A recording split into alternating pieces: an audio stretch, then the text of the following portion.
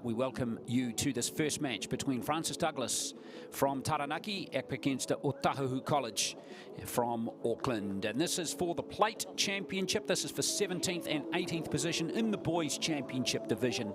And looking forward to seeing how this plays out. We had 24 teams in the championship this year.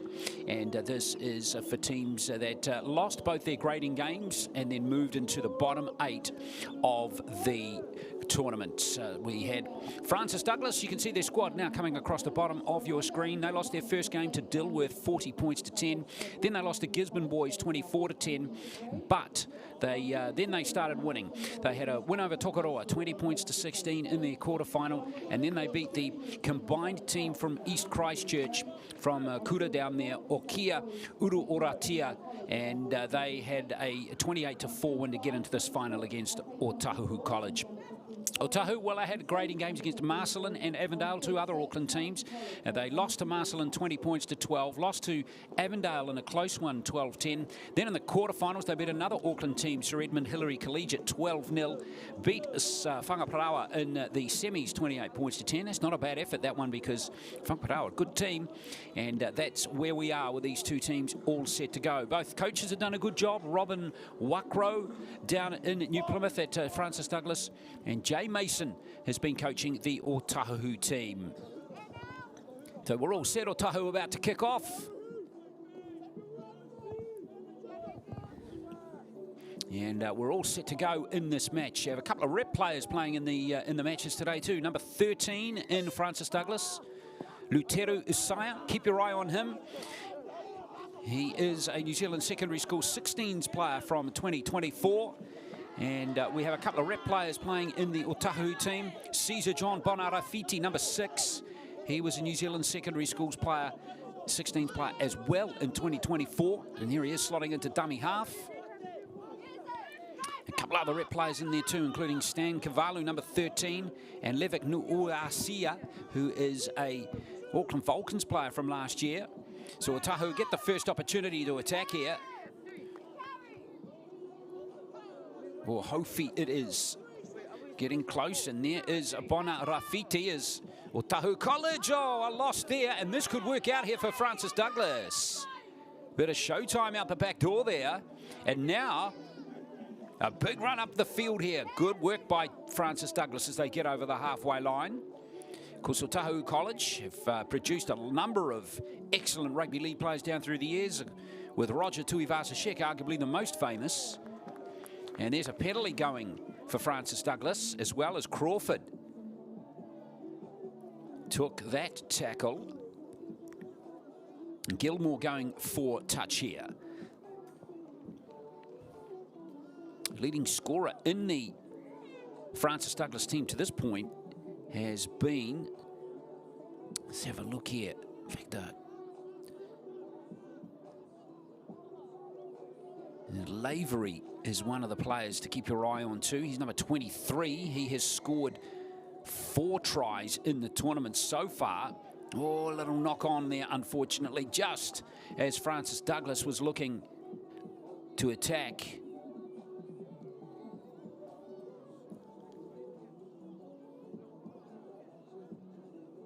So it's going to be a scrum here for Otahuhu.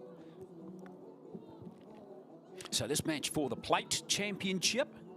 And the next match is going to be for the Bowl Championship. That's for 9th and 10th. Hamilton boys are going to play St Bede's in that game. Then we move to the Bowl final in the Girls Championship. That will feature St Mary's of Wellington up against Macaulay of Auckland. That's for 5th and 6th. And then we finish with the 3 championship matches. Dilworth and Tauranga boys in the Boys Championship final. Auckland Girls Grammar and Rotorua Girls in the Girls final. And in the Boys Premiership, it is St Paul's up against Kelston boys. All of these matches are going to be terrific.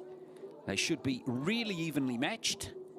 And we're going to have a wonderful final day here, finale to the last day of the NZ Secondary Schools Championship for 2025. And here is a nice run coming through here from Kavalu. County's 16s rep player last year, showing his form with that run. And a dummy half goes Bona Rafiti again. Good hands this time from Salau.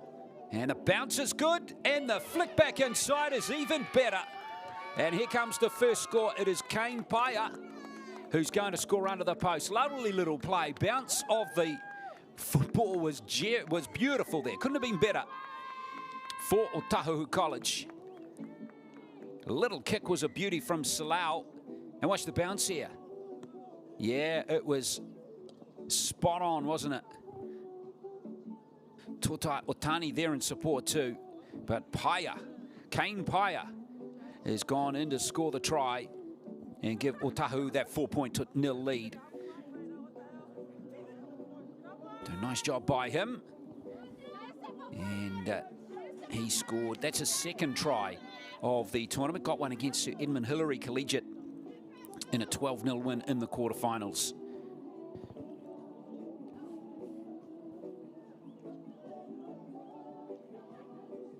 So nice handy conversion attempt here.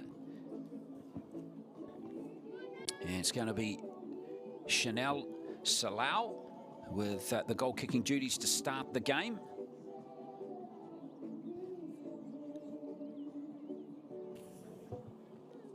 Nice and handy to the post here. So 6-0. Salau giving Otahu that early lead. 20-minute halves. If you've missed the first couple of days, we have 20-minute halves at this tournament. So reminding you too that if you do need to do pass the message on, if you know friends and whānau who want to watch the action today, pass the word on that they need to register on the NZRL website. There's no charge or anything like that, just a registration email address is required for you to get access to these live streams. And I'm sure you've done it. Well, you have to do it to get in there, but pass the word on that you have to do it. Get all your friends and whānau in today, because especially if your mate or your family member is going to be playing in finals day today. And of course, we have a whole bunch of matches on field 4, which Anthony Gallinger is bringing you again today. So check the schedule on nzrl.co.nz to see if your team and your mates are playing today. Penalty coming here for Otahu. So Francis Douglas is struggling a little bit to get possession.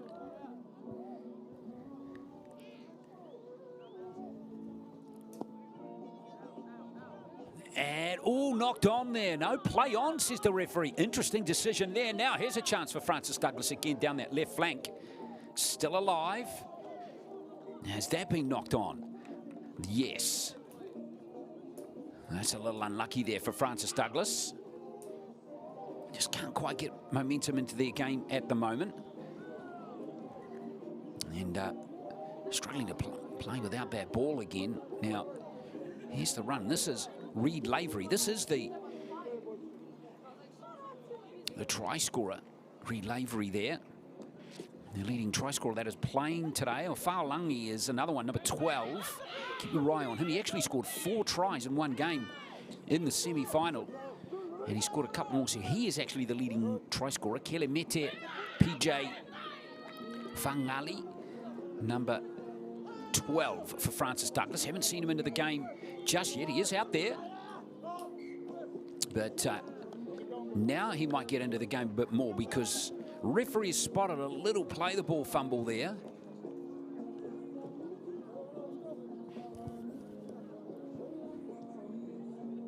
So let's see if we can pick up what happened here.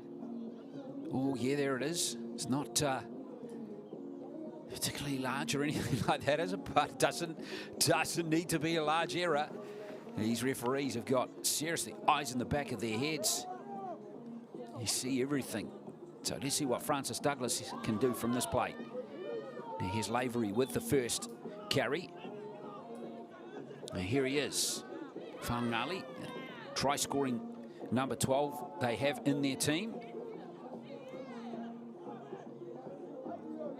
Now, Luteru Isaiah, he made the New Zealand Secondary School 16 squad last year.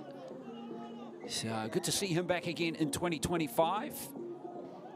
Nice eluding of that tackle there from Rukawai. Finn Rukawai over the 30 he goes. Oh, that's unfortunate. And now here's a chance for Otahuhu to counter and hunt down their second try, 8 minutes into this first half. Ota it is, with his hands on the ball now. Banarafiti continues at dummy half. Solid contact there on the winger, Ipitoa. Tough man, no, he bounced out of it. Now, Tuipolotu takes the next carry. Good post-contact meters made by him. Here's a little dab by Banarafiti. Just sensed a bit of space close to the ruck and took advantage. Kuvalu at dummy half. Now here's Salau again. He nailed that first kick to that side of the field. He's done a brilliant job again, and there's another try. Is that Leka Halasima out there? Definitely isn't Leka Halasima, but that catch was just like him. Really good score from Salau, who kicked that one. Now let's see who grabbed it. It could be Pyre again. Well, it's the winger this time. And it looks like Simon Autangavaya has got the try. And he has extended that lead for Otahuhu out to 10-0.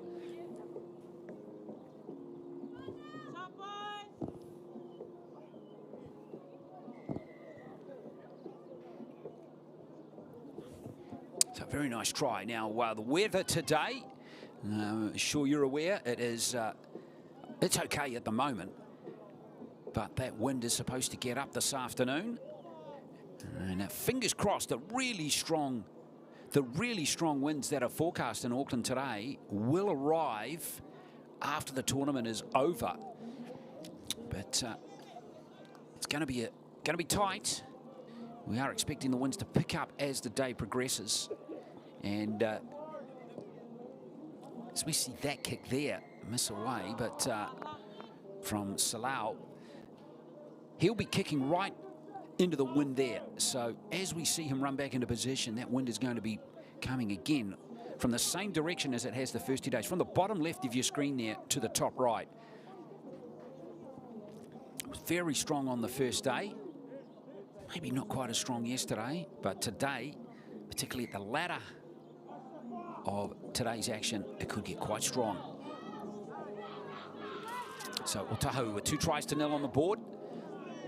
Solid start for the Auckland team as they're looking to finish this tournament strong with 3 straight wins and win the plate and finish in 17th position.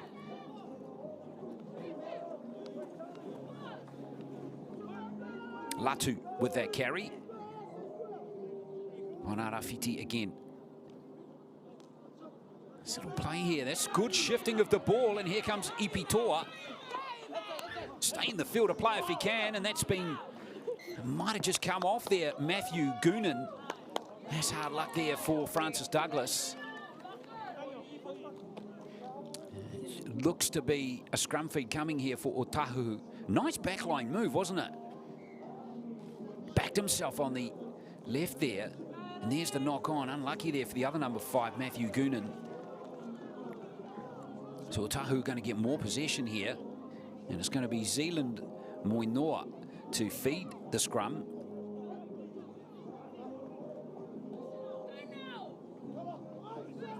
So the drop back pass to Daniel Latu. Banarafiti again. Now Paya, he got that first try. Well handled this time by the Francis Douglas defence. Kia ora to you for watching in New Plymouth or Taranaki today. Hopefully your team can get a bit more ball. It's been a bit of a battle so far to get possession, hasn't it? But now they've got some ball because we've got an obstruction call there. And we have Francis Douglas able to get downfield. They are playing with this breeze in the first half as well. You can see Tuipolotu it was just getting forward of the ball carrier. So let's see if Francis Douglas can build on this play. Get to the end of their set. Put an attacking kick in. should be able to, if they get to the end of their set, might have Otahu a bit on the back foot here. Whittington it is at dummy half, and now here's a good run from Fergus. Penalty for a high tackle on Luca Fergus. So that will help the cause for Francis Douglas as well as they look to bounce back here after conceding the first 2 tries.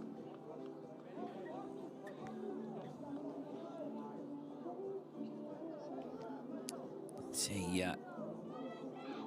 not much in that really, but enough. They've been very strict on that, the referees. There's another one that's high. So just a little bit sloppy with their tackling technique there, as we see Nu'u Asala.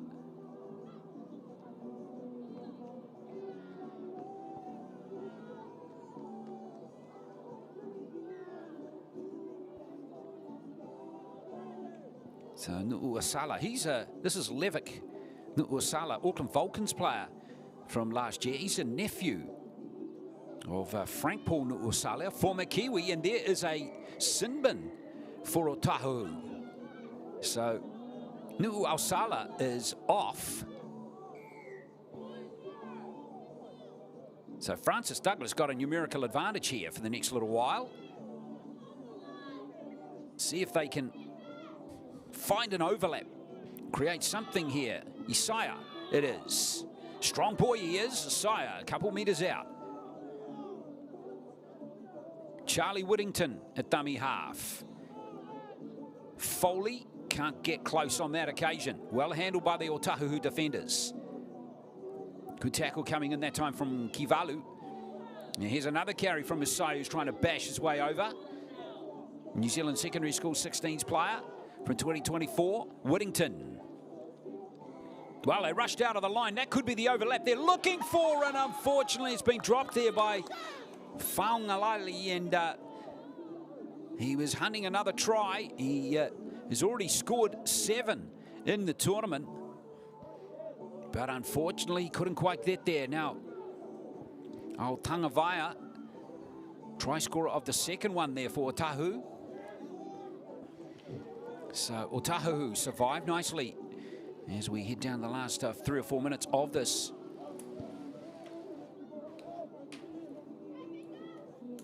This first half. Nicely out to this impressive winger again, Ipitoa. He's been strong with his carries so far. Oh, he's getting close to the touchline.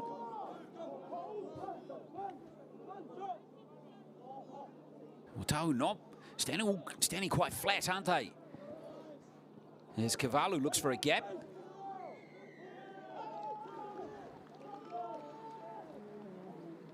And they haven't really made good meters there, unfortunately, as we see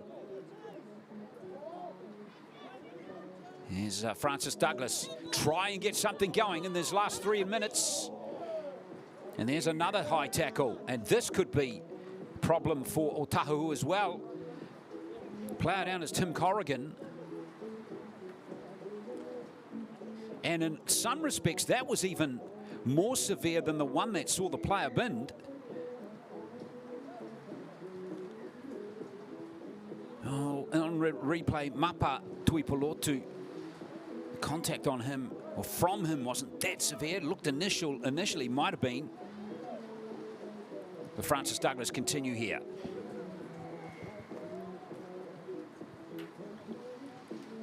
As they push forward here. Here he goes again, this time.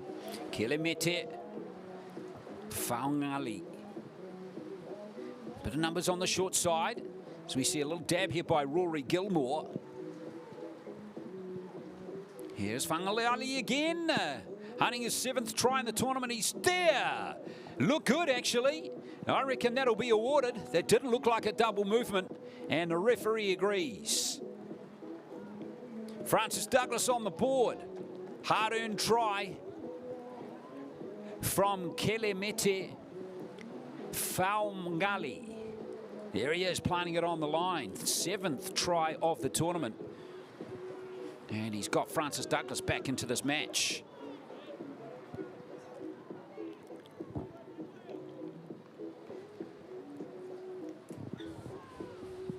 Well, goal kicking becomes important now.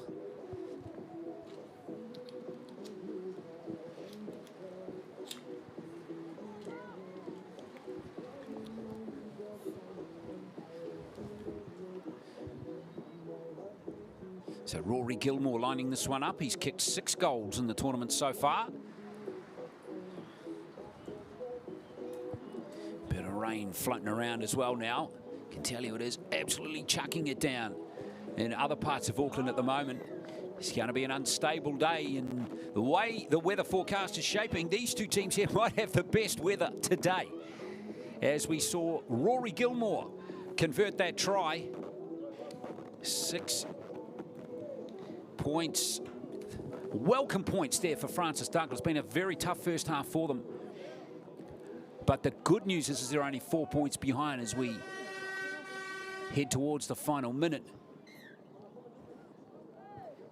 of the first half. In the plate final, you're watching the plate final for 2025. Otahuhu up against Francis Douglas from New Plymouth. Francis Douglas, can they get something going here in these last 30 seconds? Isaiah, once again, playing the ball as they look to keep it left. Here's the try scorer, Whangali, and he's bursting through again. Couldn't quite get it to Lavery. A lot of tries for Francis Douglas in this tournament have come down that left flank. 7 tries to Whangali, and what's that? Let's have a look here. 4 for Lavery, and he's on the left wing. Playing outside the impressive second rower. So there's the halftime hooter. Can Francis Douglas create something here on the buzzer? They'll look to keep it alive here. Nice hands from Pryor, and that's been knocked on by Pryor. In fact, play on's the call.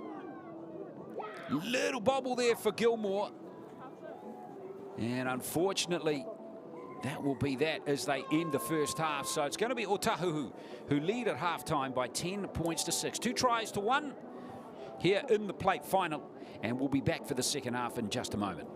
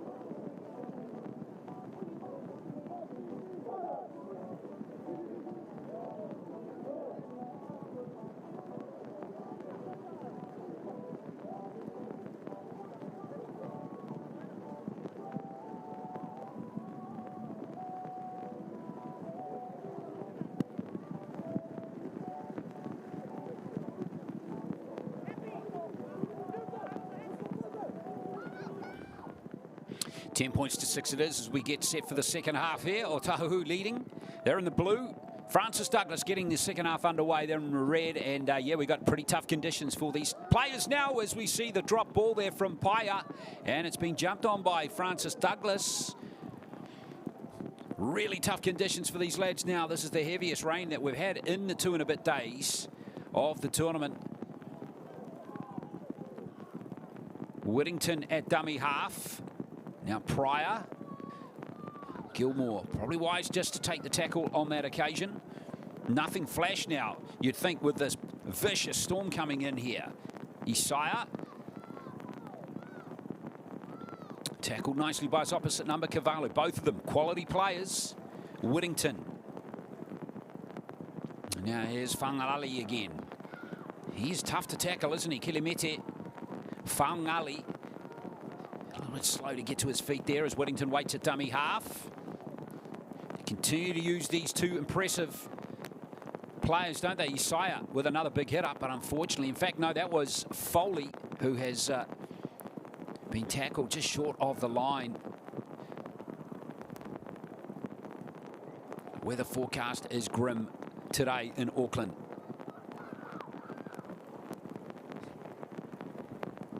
Fingers crossed, though, this is just a light passing shower. Here is Otahu. Yes, my use of the word light was not wise there. As we see Tuapolotu. Almost too quick for the dummy half there, who's Palema Tova now. Nice little kick there. Good management there from Otahu as they give the ball back and back their defence against this Francis Douglas Memorial College team.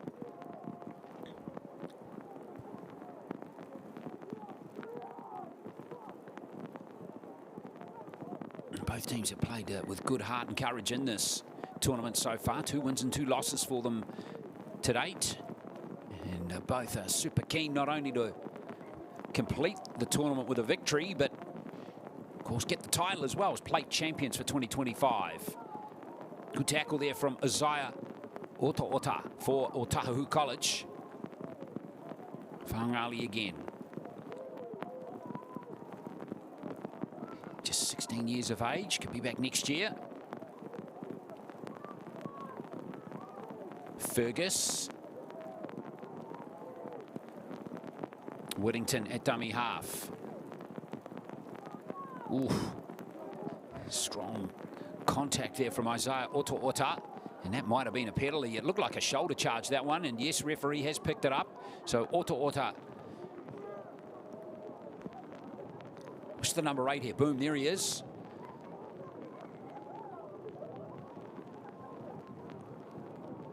So that's a little stinger there for the Francis Douglas Memorial player. It's the standoff prior. Tough boys though from Taranaki, aren't they?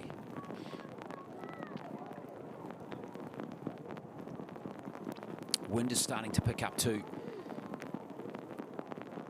Yeah, it's going to be very nasty weather today.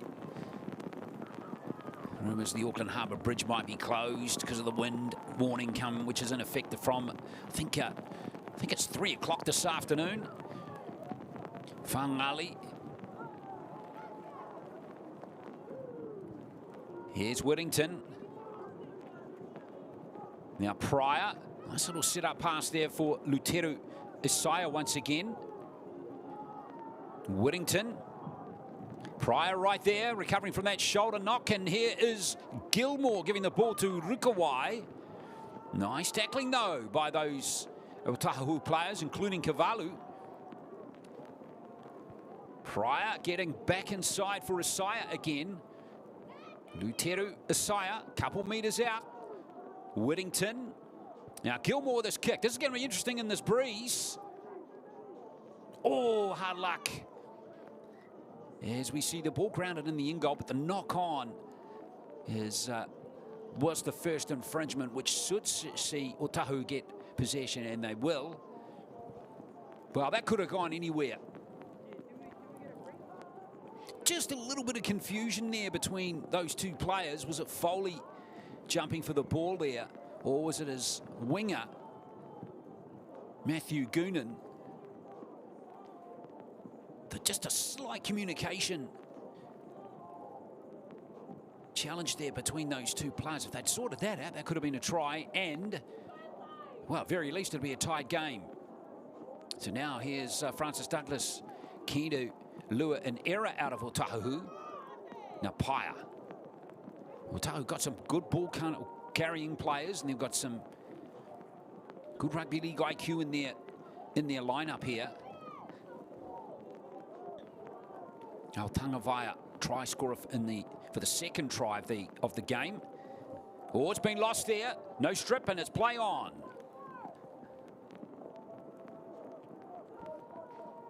Well, that could be just the ticket here for Francis Douglas. They got good possession here in a good part of the field. There's Whangali again asking questions. Gets to speed quickly off the mark. Oh, it's gone backwards. That should be play on. No, referee says it's a knock on. It looked like it went backwards, that one. Referee doesn't agree, though.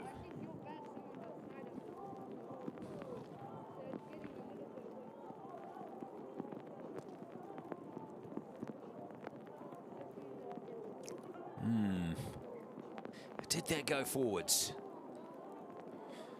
Don't text me with your answer, because I have a feeling I know what you're going to say. Here is Otahuhu. Now, let's see if Otahuhu can get to their set. It's been a tough second half for them so far.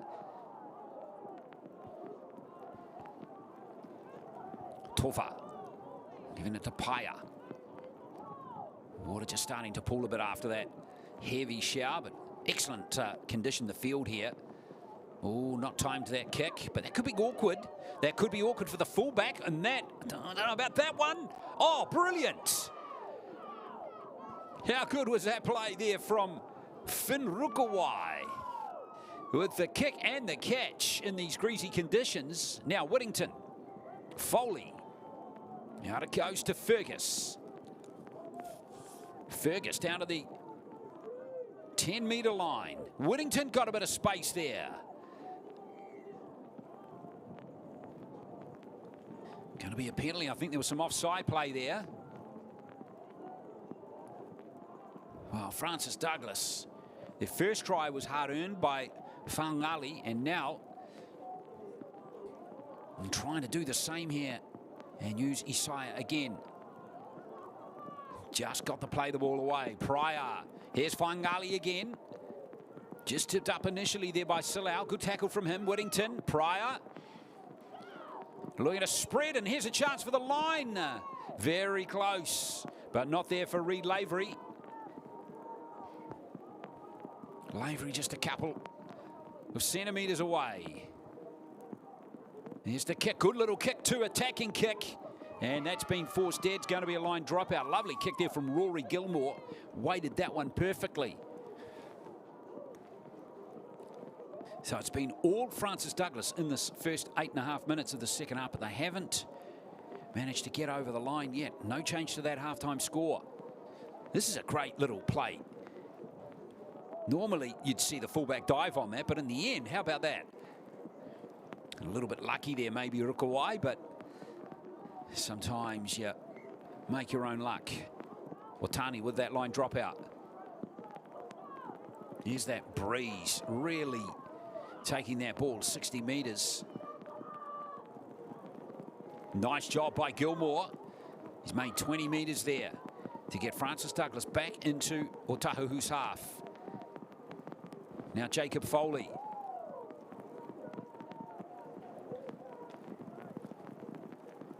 Whittington.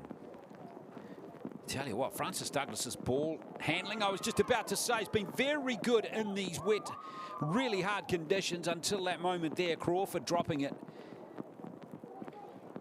And that might just be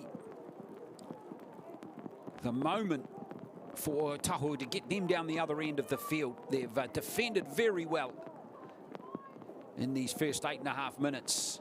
And responsible for that tackle was Daniel Latu,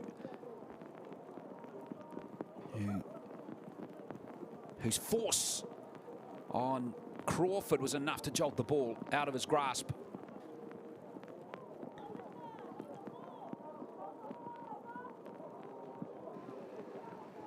Torva with that run and kick early in the count here.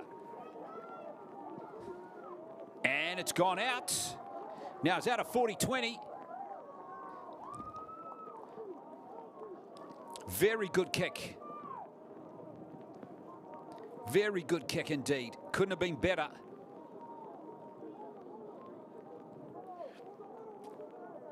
So he was well inside the 40. Great kick from Salau. It's just outside the 30. Used the breeze superbly there. So here's Otahu on the attack.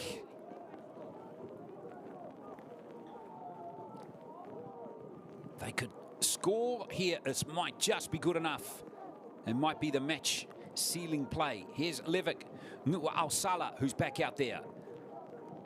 The number 10, nephew of a former Kiwis player. Back on the inside comes Kavalu. Kavalu! Is he there? He's just short. Stan Kavalu.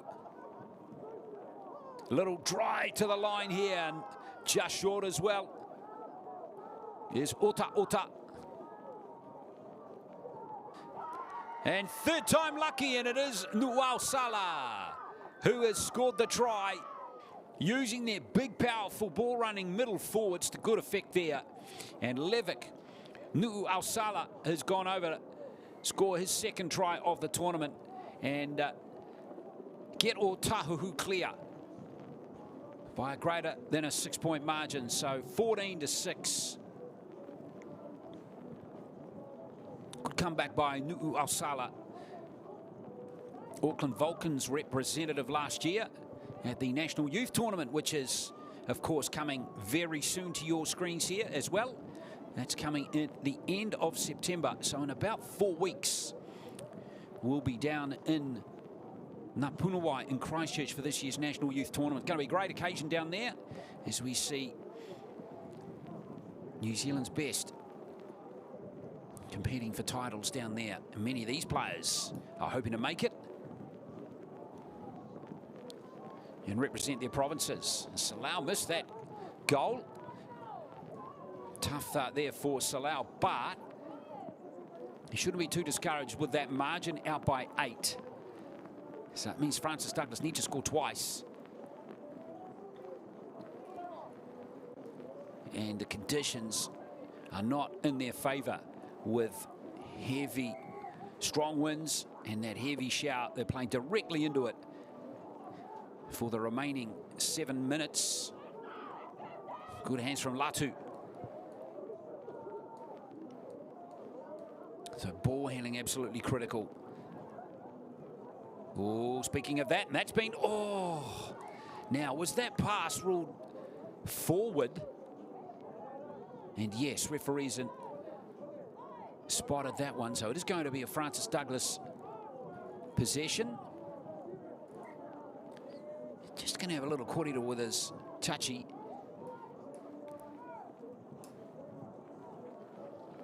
Yeah, well, it's definitely gone forward. The wind blew it forward. Well, what they've ruled there is that it was the old out the back of the hands kind of scenario there. I reckon they've ruled there that when the ball left his hands, it was a flat pass and the wind has blown it forward. So under the rules, they say it's not forward. One of those ones. Yeah, I'm turning my phone off. Here is Otahuhu College. Ipitoa. Oh, a little messy there for Otahuhu. And so maybe a bit of justice there for Francis Douglas. See their coach in the background there, Robin Wackrow. She's done a great job coaching this team. And just things have conspired against them in this match, as it's turned out, particularly the weather. But like all the teams that we've seen over the last 2 and a bit days, Francis Douglas are playing with a lot of heart and courage, and they're giving it 100% in this plate final against Otahuhu. Not only does the winner get a trophy, but the winner secures 17th spot out of the 24 teams that were here in Auckland this weekend. We'll get the final for playoff for 9th and 10th in our next game, by the way, which is Hamilton Boys against St Bede's. St Bede's, of course, from Christchurch. So that one will be our next game for you. And then after that, we've got a girls' bowl final match for you between St Mary's of Wellington and Macaulay High School of Auckland. So Francis Douglas with 4.5 minutes to play. They really need to score from the set.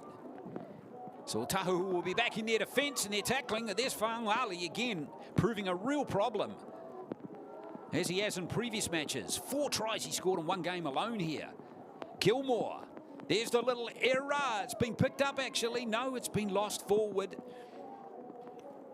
Well, the kicking game of Otahu's halves, rather of Francis Douglas's halves, has been excellent in this game from Pryor and Gilmore. That kick came through from Gilmore in particular.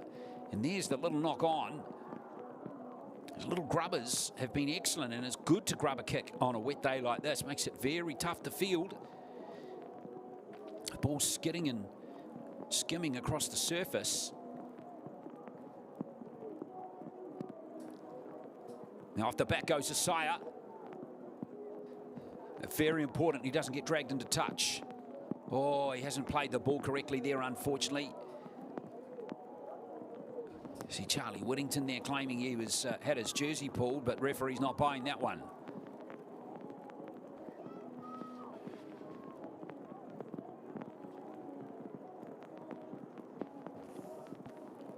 Unfortunately here the rep player from last year just couldn't quite get to his feet there and look for that quick play the ball. Hard luck for him. That rain comes in again. Yeah, it's the big thick jackets today, isn't it? Those brollies are going to get a big test as to whether they can handle everything today. Now off the back of the scrum, come on, Otahu. They really just got to get to the end of the set here, and they should see their victory secured in this tough match. 3 tries to 1 it is.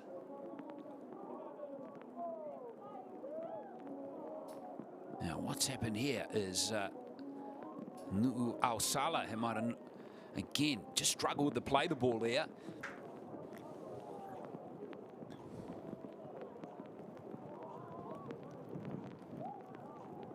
Yep, there's the not in control of the play the ball there, Nu'u Al-Salah.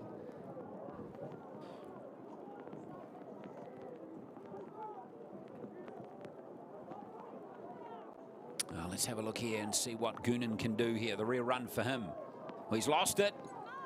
Spilled it out. Good tackle coming in there from Mapa Tuipolotu. Yeah, Goonan frustrated.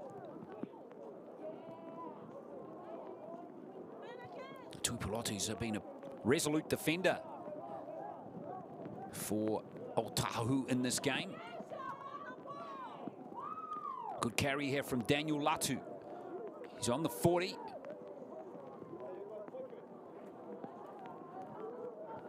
Now here comes Oto Ota. He's on the halfway line. He's lost it as well. Rolled a strip out of the hands there of the big front rower, so still going to be Otahu. So it is a penalty for that strip. But all they need to do is keep the ball. Oto Ata Ota with less than a minute to play. Nu'u Al-Salah again.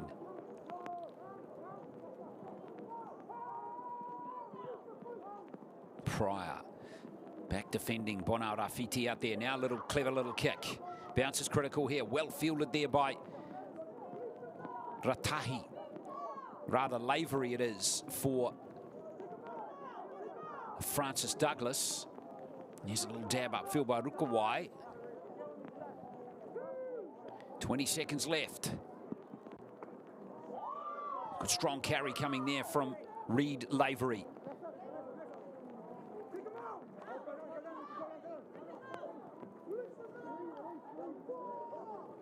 Oh, good carry again from Fergus. Charge down, play on's the call. There's the Lahuda. Going back to salvage that one, Goonan. Goonan getting through a few tackles there. Nice job by Goonan, but he's tackled, and that'll be Otahu who'll get the plate, win the plate final for Otahu College. Really tough match for them in these brutally tough conditions there for both teams, but in the end, 3 tries to 1, Otahu get the job done with Paia, Altangavaya and Nu'u Al-Salah getting the scores for Otahu. 1 goal kicked by Salau, and the try scorer for Francis Douglas was Faungali, and he's had a good tournament, 7 tries. His try was converted by Rory Gilmore. So there we are. Congratulations to Otahu and congratulations to Francis Douglas playing out an entertaining plate final with the Otahu College team winning by 14 points to 6. Next match coming up on the live stream kicks off at just after 10 and it'll be the bowl final between sides from Hamilton Boys and St Bede's from Christchurch. Make sure you stay with us.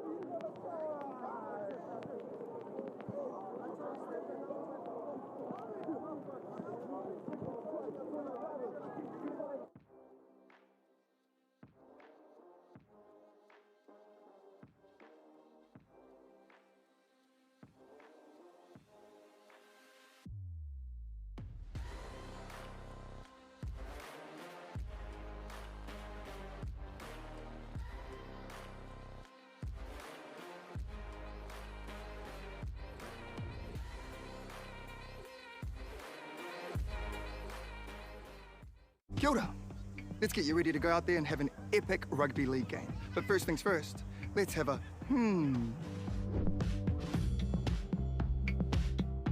A simple warm-up is a game changer. Not only will it improve your performance, but it will reduce the chances of you getting an injury. And if you want to skip the sore muscles, don't skip the cool down. Now, tackling is a big part of the game, so don't cheat on the technique. A good tackle technique will help keep everyone safe. Collisions happen all the time, so it's important to know how to spot a concussion and what to do if it happens to you or a teammate. Sweet as, have a then go get into it.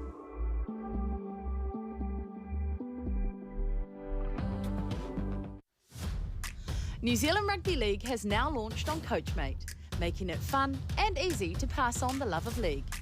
Enjoy a variety of ready-made engaging practice plans and easy-to-follow activities that help players build skills, confidence and a lifelong passion for the game. With bite-sized videos and animations, learning a new activity takes less than 90 seconds.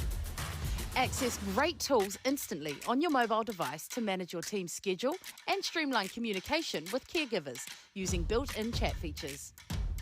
Whether you're new to rugby league or a seasoned coach looking for fresh ideas, Coachmate is here to support a great experience for every player. Download the free Coachmate app now to save time and coach smarter.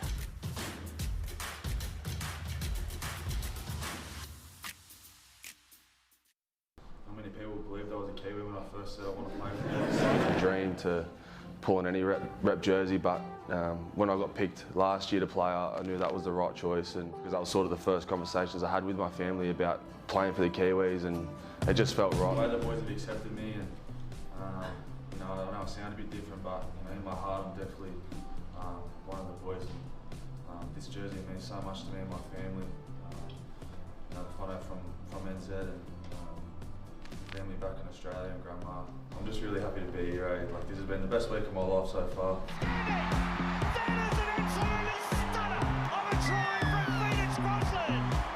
I'm pretty nervous, to be honest. I remember I was getting my ankle strapped before the game, and you know, usually sitting there thinking over the game plan, but I was sitting there watching the haka that the boys did the year before, because that was probably what I was more nervous of, was making sure I nailed that. But yeah, to be honest, once you're like amongst it, you just got to go hard, and yeah, it all just sort of happened. It was unreal. Hopefully, you know, fingers crossed I can come to a few more of these camps and grow each time, and you know, hopefully one day be a leader here, and there's going to be a new crop of boys coming through, so help them out hopefully one day.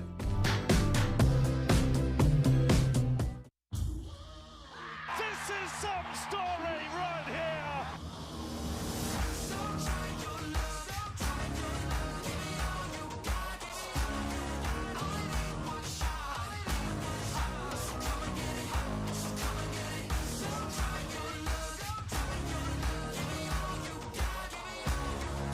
It's glorious. It's an absolute feast. Hey, kia tere mai koe taune. Aia. Tēnā koe, Auntie. Hey, I see your shoulder is still sore from that fall you had last week. Tēnā, e noho. I've got this laundry. I don't know who that boy is, but his laundry skills are next level.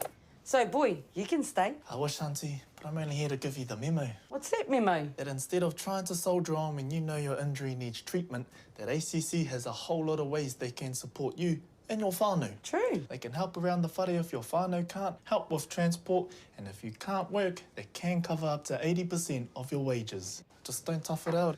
Tai hoake and get help. Taumā, ko taumā te pahi mo te kura. Come on. Out you go. Alrighty, taiti. Have a good day. See you later. Introducing the star of our show. His name is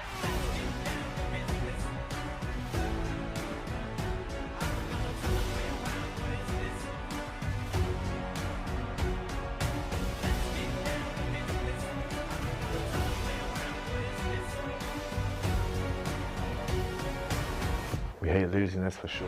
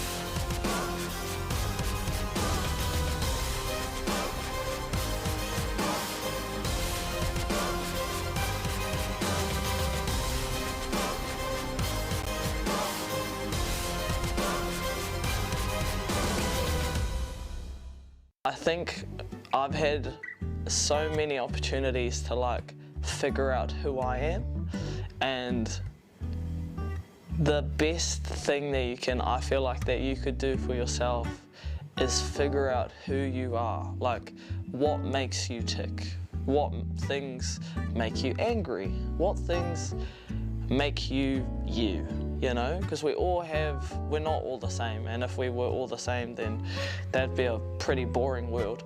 But it's just all about being authentic, like, you know, like there's only one of me.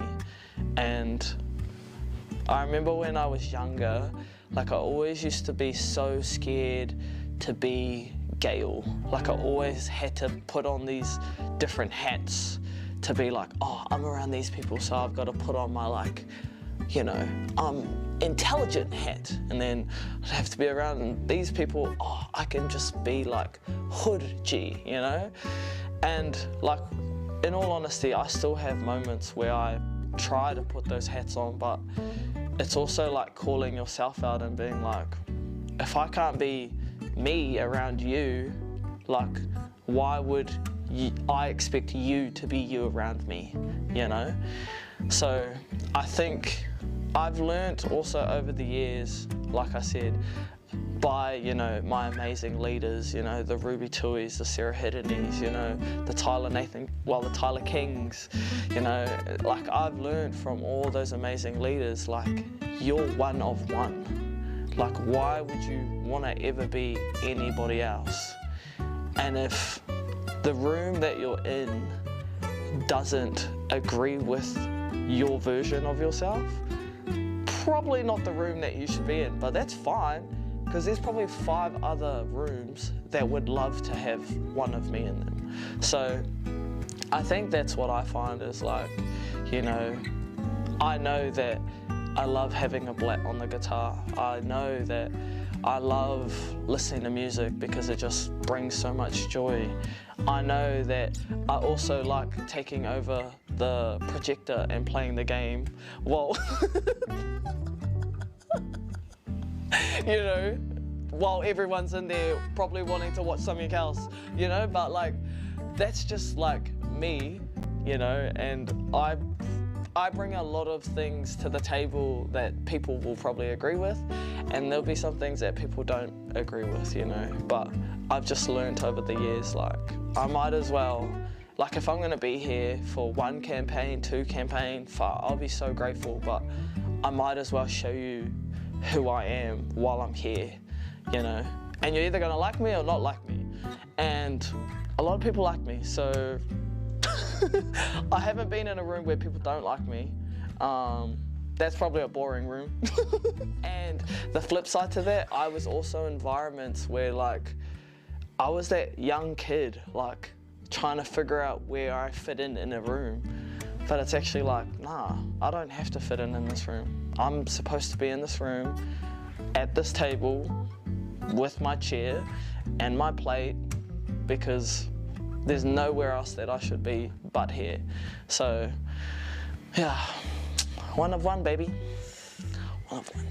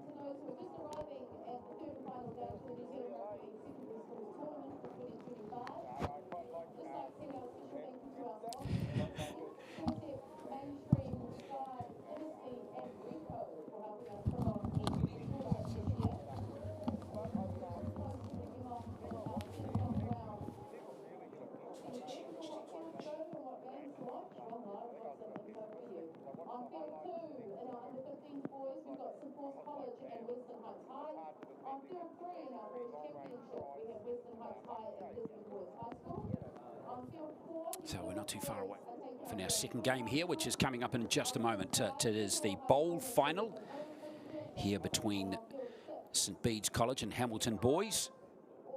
Hamilton Boys are in the red, and we're going to have St Bede's in the black.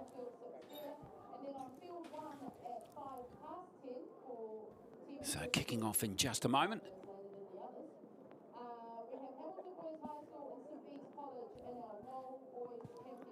So the beauty about this game is, as we look at the Hamilton Boys squad going across the bottom of your screen now, is that these two have actually played before in this tournament. They opened the tournament playing against each other, and Hamilton Boys won that by 26 points to 6. So a convincing victory for the team in red. Hamilton Boys then lost their second game to Tauranga Boys, who have made the final of the Boys Championship 14-4. Bounced back though to beat Marcelin 30-4, and then Western Heights with Rotorua 26-20. So Hamilton Boys coming into this game with just the one loss, and that was to Tauranga Boys. And St Bede's, well, they're coming into this game also with just the one loss, and it is to the team that they play in this game, Hamilton Boys. They bounced back to beat Aukia Ururoatia 34-4, Shirley Boys 40-14, and then beat Gisborne Boys 12-10 to get into this bowl final. The winner will finish in 9th place in the tournament this year, but more importantly perhaps, will finish the tournament with 4 wins and just 1 loss. So both teams will be very hungry to come over the top and actually achieve that here. Now we can see the weather is pretty gnarly for finals day today. Thankfully it's stopped raining for the meantime, but we had a heavy shower in our previous game, of course, won by Otahuhu over Francis Douglas by 14 points to 6. So it's going to be challenging conditions here for not only these two teams, but all the other teams coming, because we've got 4 more matches to come today.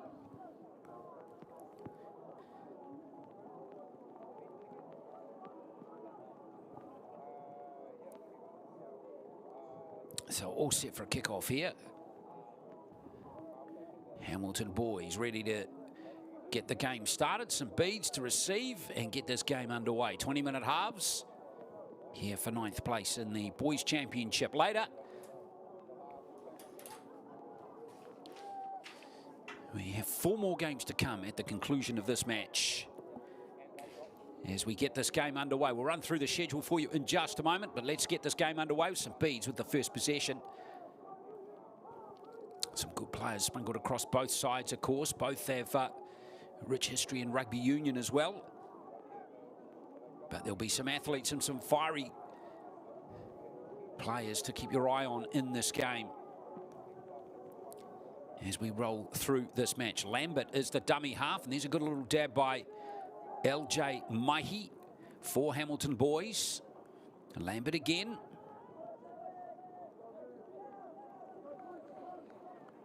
And Hokura Lunjevic is over the halfway line here. Nice play there from Nordstrom, it was.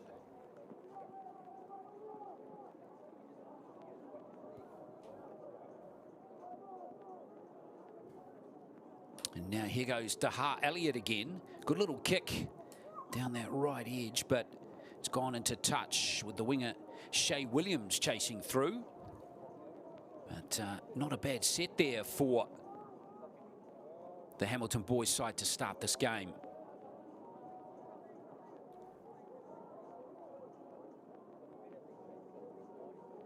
Couple of good halves in this Hamilton Boys lineup.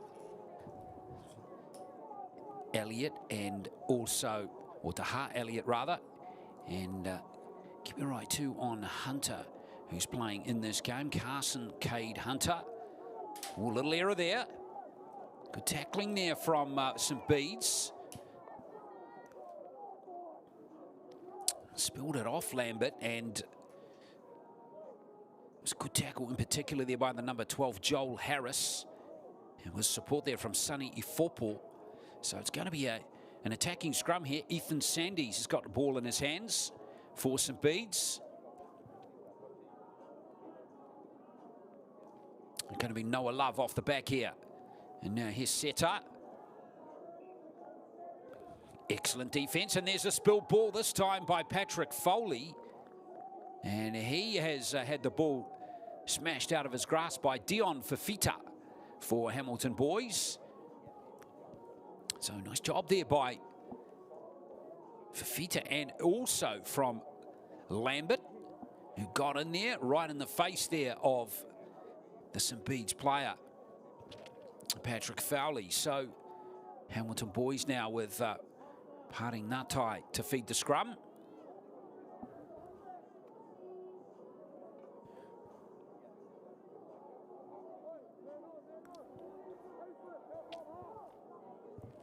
So here's Hamilton boys hoping to fire up here, and they'll get those arms free. That might have been interesting if that offload was able to be secured or executed.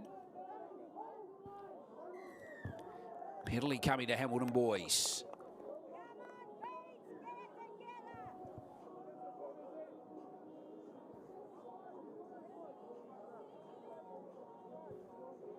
So they'll be happy to get into the half here of St Bede's, playing with the wind in the first half.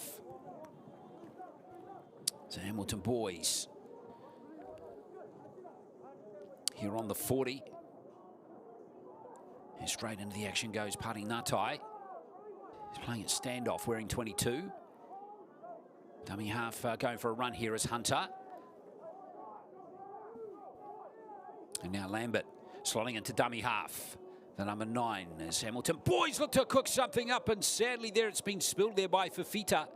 And it could be one of these games where the ball is going to be wet and handling is going to be critical in this game. But even though that wasn't executed, the idea to set up the hard charging Fafita was good.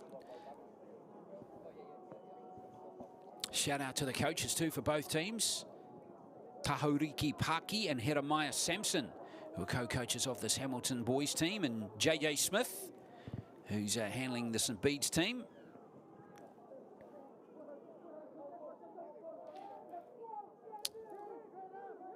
Yeah, it's going to be a game, I think, of uncomplicated tactics here. Just get to your sets, execute, get your team, get the opposition into the part of the football field where you can force an error and then take advantage.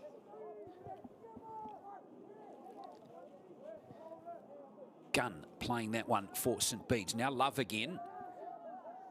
Good run from Noah Love. Smith at dummy half. And now another run from Jack Gunn. Good carry there from him. And this is how to play in these wet conditions. Just one off running, and now see what your kick can do here. Create some uncertainty. As Seta just couldn't quite get the timing on that kick and wanted really probably a bit more depth on it.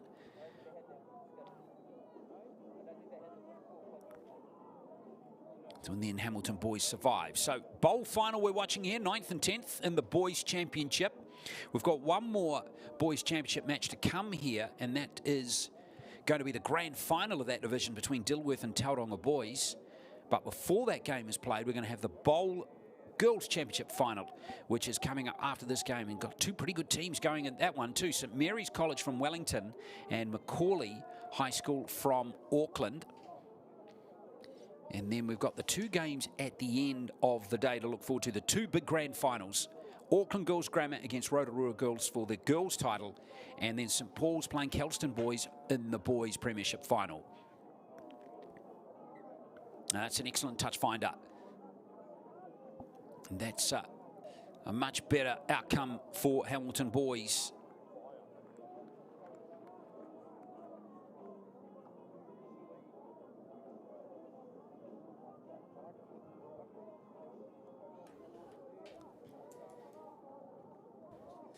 And now here comes Hamilton boys through Maihi. Now Fafita. Good charge by Dion Fafita.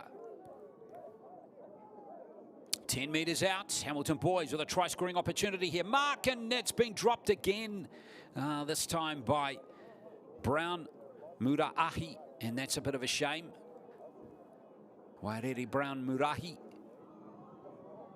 That was all set up there as Hunter looked to utilise the skills of Brown Murahi, but unable to do so on that occasion.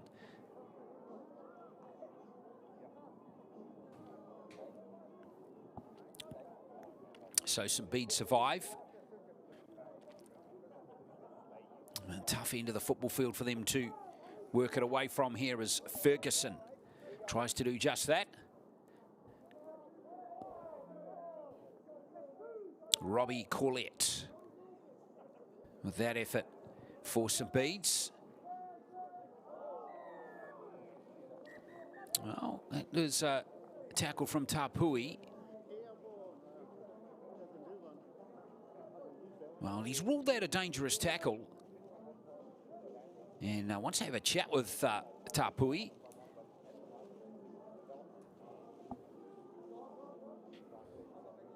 Samasoni Tapui has been read the right act there. Didn't look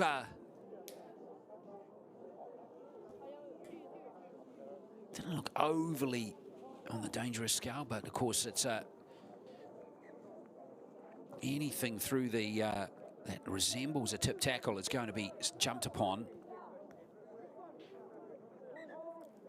So just a lifting of the legs there, really. So St Bede's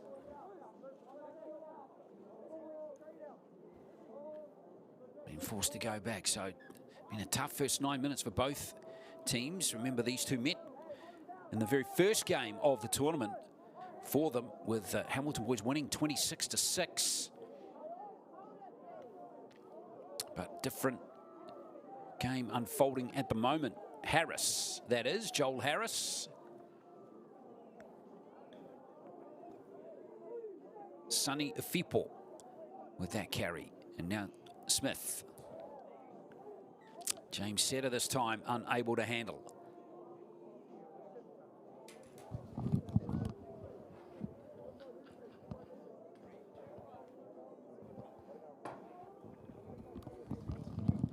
Pass a little low around the knees, but you'd expect James Setter probably to catch that one and move the ball forward for his team.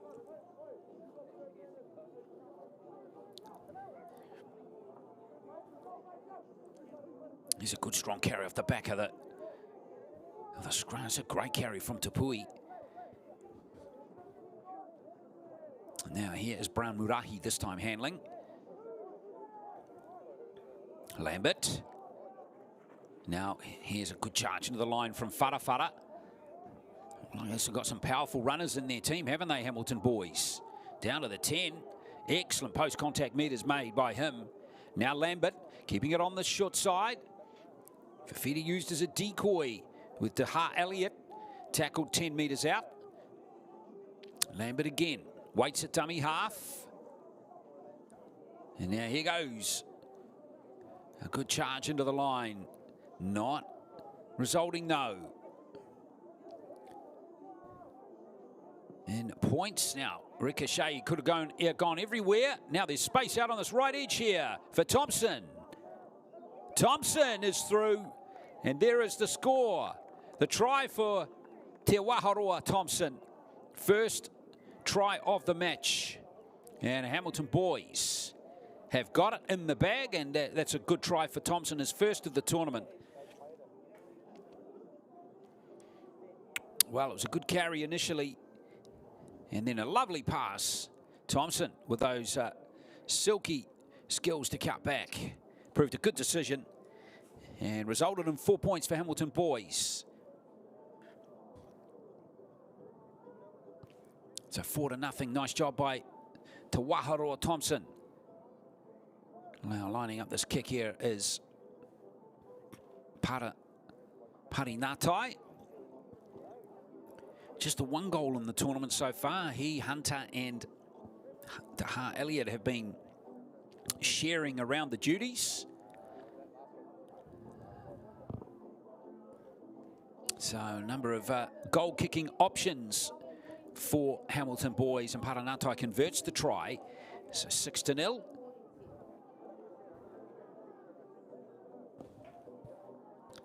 Now, good work by Thompson. And a wonderful pass to him as well.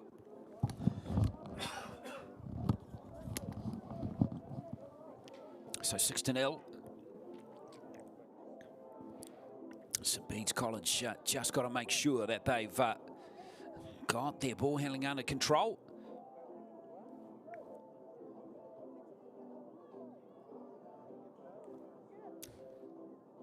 Make sure that they keep their error rate to an absolute minimum in these tough conditions.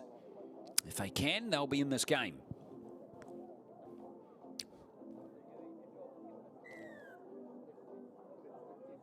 So there's the restart there from James Setter. Oh, and there's an opportunity. Straight off the back as Tamati Te Aho has dropped it. And it's going to be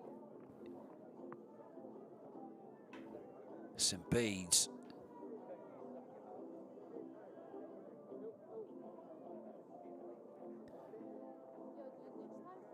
So Te Aho there, not handling that one.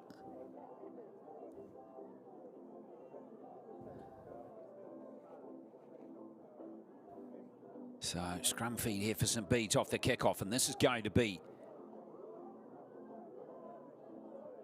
an opportunity for them.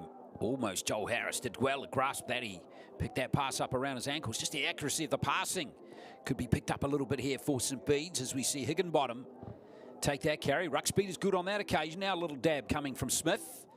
Smith having a run at the line here. And these Hamilton boys defenders. Harrison at dummy half for St Bede's. Now a drive towards the line here from Ifopo. Isaiah Smith again. Oh, look back here for Joel Harris, who just decides to put his foot down in the end. Smith again. Oh, little hand in there. Now, who's knocked that on? It might have come off Te Aho there. What's the referee going to rule here? Oh, it looks like he's going to rule the first infringement, or as it's come off St Bede's. Yes, well, that's interesting.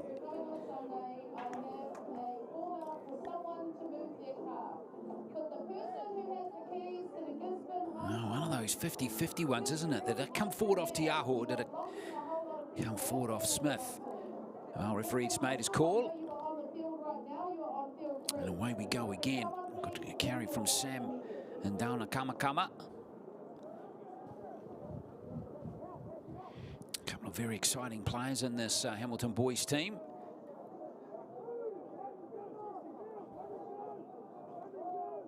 Lambert goes into dummy half. And here's the Aho again.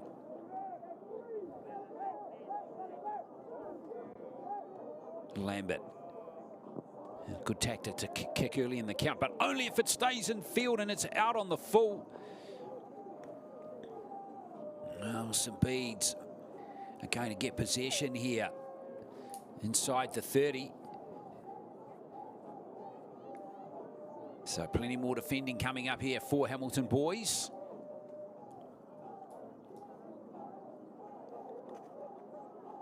St Bede's have got 4 minutes to try and look for this. Look, get something out of this first half here in this bowl final.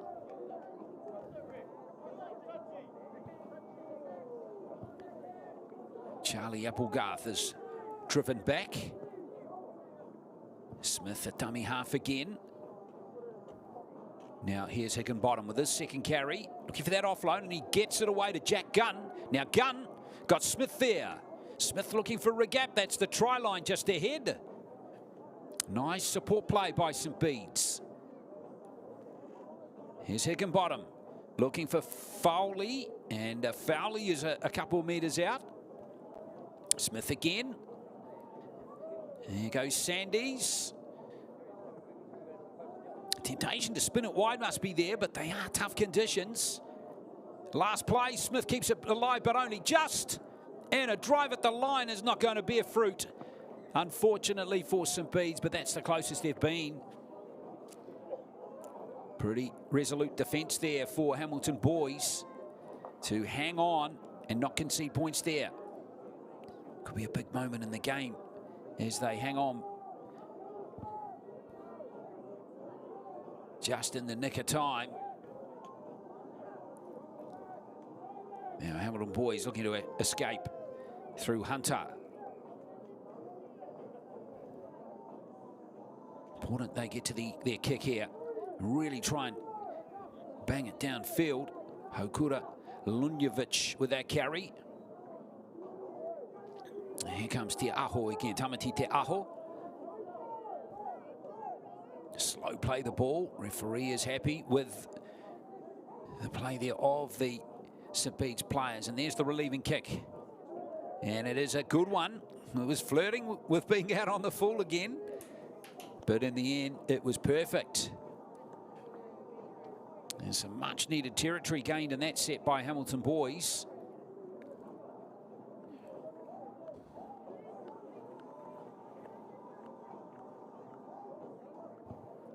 So gun to play it here.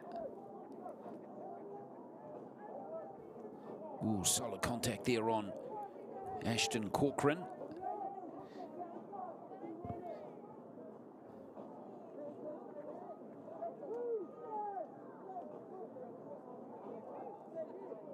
Smith again.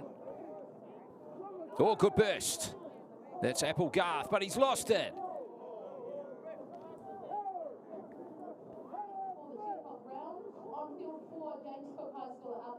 Now we got Wairere Brown Murahi. Slow to that one after cocking one around the face. A little high contact there from Ndana Kamakama. Ndana Kamakama plays that one. Now Te Aho again.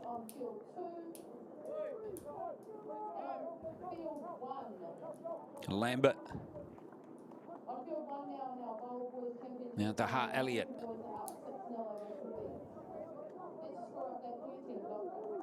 Here's Lambert again. Thompson. Good set here from Hamilton boys. This is a challenging kick. Oh, nicely taken. Composed play by Corcoran over there, but can he stay in the field of play here? He can't. Now, that might be a penalty against Hamilton boys anyway. Corcoran, that was a good kick right to the corner. How many times have we seen that in rugby league? If you get that kick into the corner after your set, it's tough. In the end, Corcoran tried to keep it in the field of play, but it might not have it matter anyway. With half-time up, almost here in this match, and that is half-time. So just the one try in the first half in these tough conditions with the Hamilton boys winger Te Waharoa Thompson scoring the try, which was converted by Paring Ngatai. 6 points to 0 to Hamilton boys at half-time in the bowl final. Second half coming up shortly.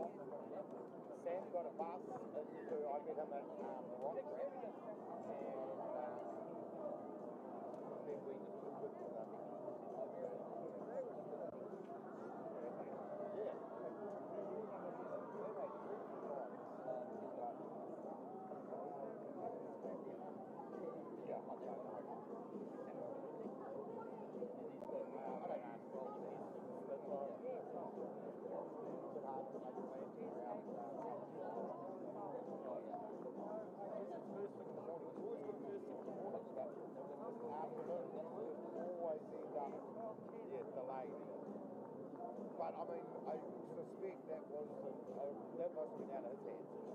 Sam was pushing down. So yeah, at like 4:30 or something like that, I checked in, done my stuff, went to the casino, had a couple of beers there, had a couple of beers at the run track, and at 4:30 said, "Oh, we're coming home." Yep. Keep it low. That way, put it on. Oh, I don't think I was paying much attention to my phone, but I got too much craft beer. Yeah. Oh, you know? And then Kenny was laughing his ass off, and I'm just sitting there feeding my face full of popcorn and beer and gin. It was pretty dusty old night. I think we got back to it.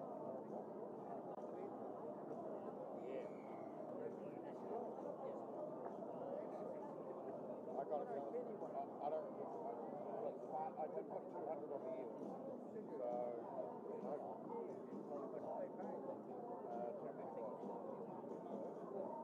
I would rather do it. But a lot of those ones quite often just back the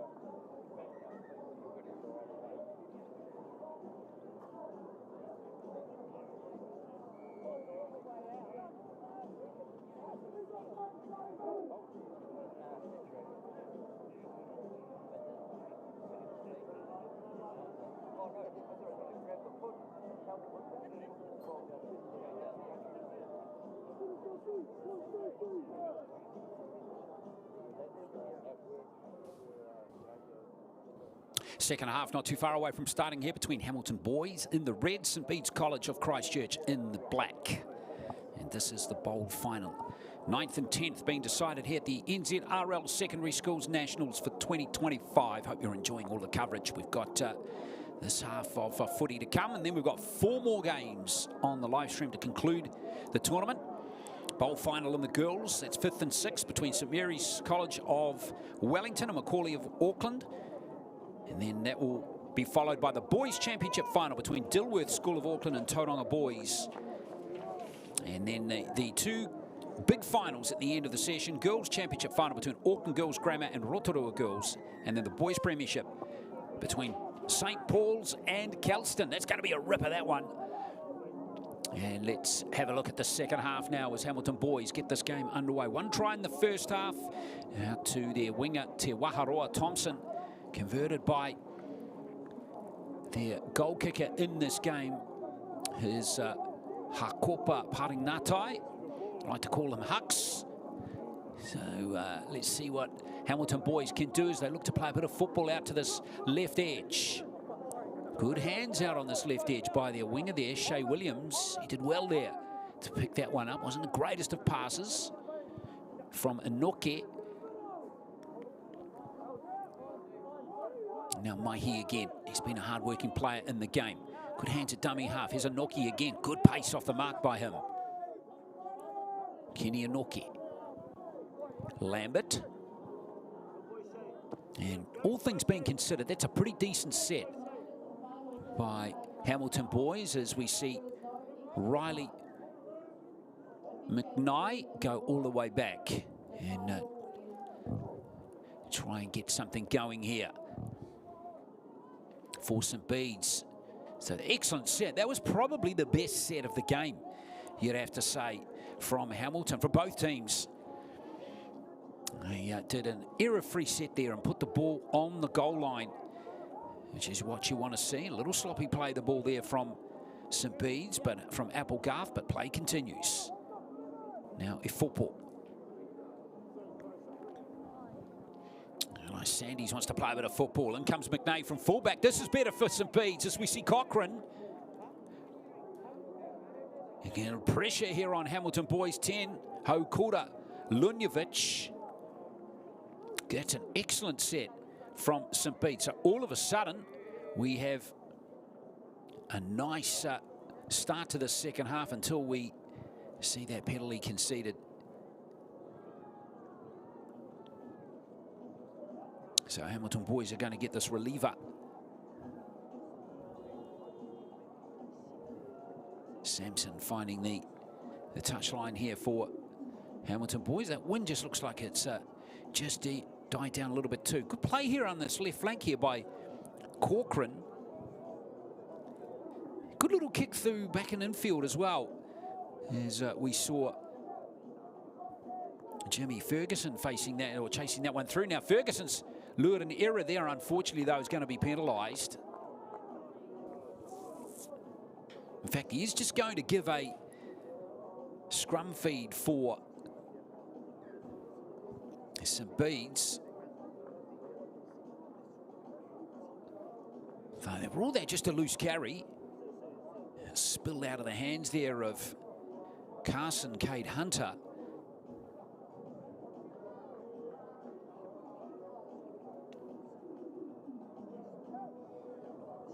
Well, Tiaho, he's offside there. He's just tried to pull a little sneaky on the short side there.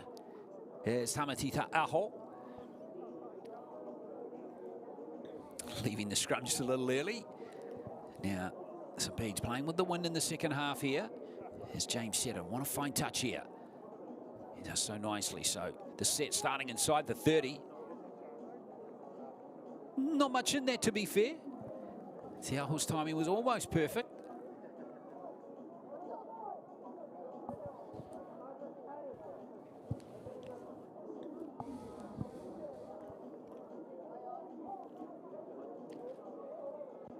Now it's about execution for the team from Christchurch.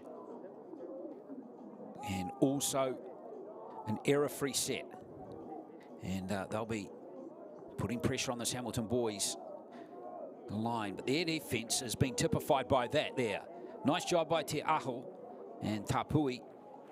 St Bede's have found it difficult to burst through that initial line of defence and in doing so create faster ruck speed. Here's Smith. Looking to fool his opposite number, Lambert. Lambert got him. Ifopo. Going close there with Sandys. Smith again, a dummy half. A little tap at the line by James Setter. But again, easy defending there for Hamilton boys. And unfortunately, they couldn't get that attacking kick through these greasy conditions. So once again, Hamilton boys able to survive. So this game being played out, quite a different game to when these two teams met earlier on in the tournament when Hamilton boys won 26-6. Much tighter in this one. Mind you, the conditions have been particularly tough, particularly at the start of the game when we had quite a bit of rain still on the field from the heavy shower in the previous match, which was won by Otahu, 14 points to 6 against Francis Douglas. With Otahu winning the plate final. The Hamilton boys have started this first 6 minutes pretty strongly. Again, they're getting to their kick. Holding up in the breeze, that one. And Corcoran's dropped it. Well, well, well. Hard luck there for Ashton Corcoran. He knows that those errors are going to be not the order of the day for St Bede's College. You can tell he's furious with himself. And Ashton, mate, I feel for you, because if I was out there doing that, I'd feel exactly the same about myself. But now, nothing you can do about it. Put it behind you. Make your tackles.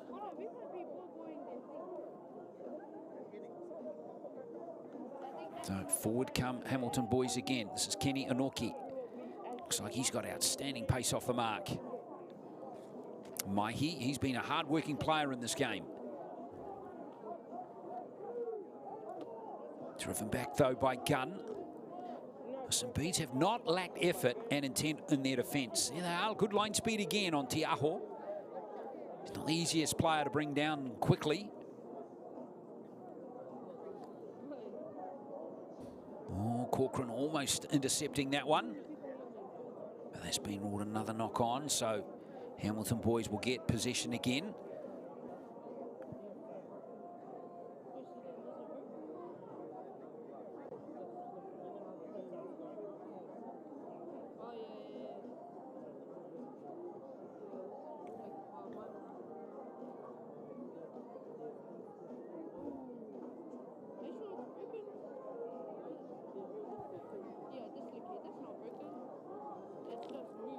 So here's Hamilton boys again.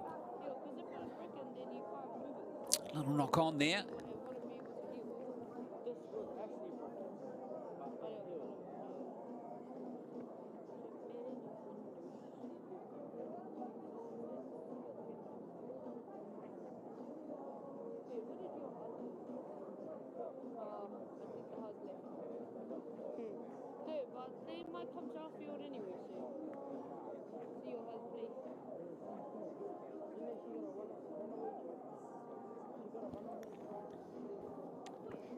Here's Corcoran with that carry. Beautiful tackling again. This has been the feature of the game, hasn't it? Hamilton boys working really hard off the ball. There it is again. Sealing the ball off, making sure there's no chance of an offload, driving the player back, slowing the ruck down again. There it is again. Well coached. Good tackling technique. JJ Smith done a good job here, the coach. Well, it's been had his challenges rather for St Bede's to nullify that. Good coaching rather from Tahoriki Paki and Jeremiah Sampson on how to tackle. Here's another example of that. Dion Fafita getting in, putting that player on his back, slowing the ruck down. That was Higginbottom that time. Kick coming from Ethan Sandys. Straight down the throat there of Hokura Lunjevic, the fullback, wearing the 10 jumper, but playing at fullback in this game for Hamilton boys. 10 minutes, just over 10 minutes to play. No change to the halftime score, still 6 points to 0 with Thompson, the only try scorer in the game. And Harinatai getting that conversion. Here comes Cyrus Mark, the 13 now for Hamilton boys. And forced to go back to play this one.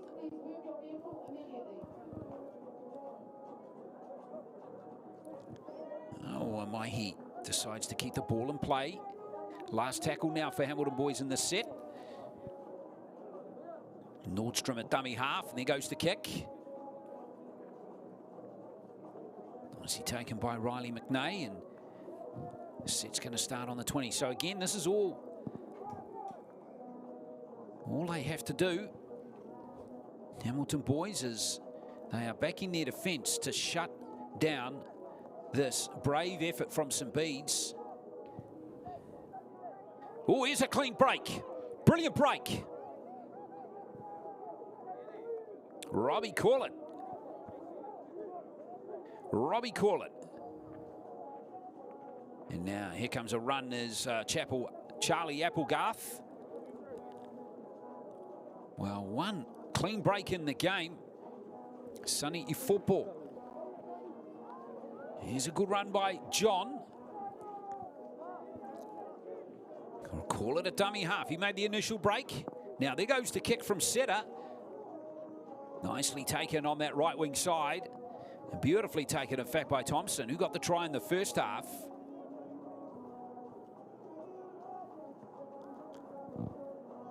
Now Hamilton boys looking likely up the middle.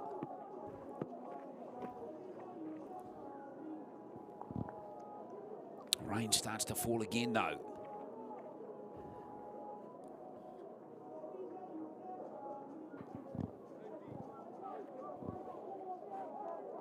Hamilton boys working away, 9 minutes to play. Nordstrom again, a dummy half, putting that kick downfield. And that's a good set from Hamilton boys. They've really picked up their completion rate in the second half.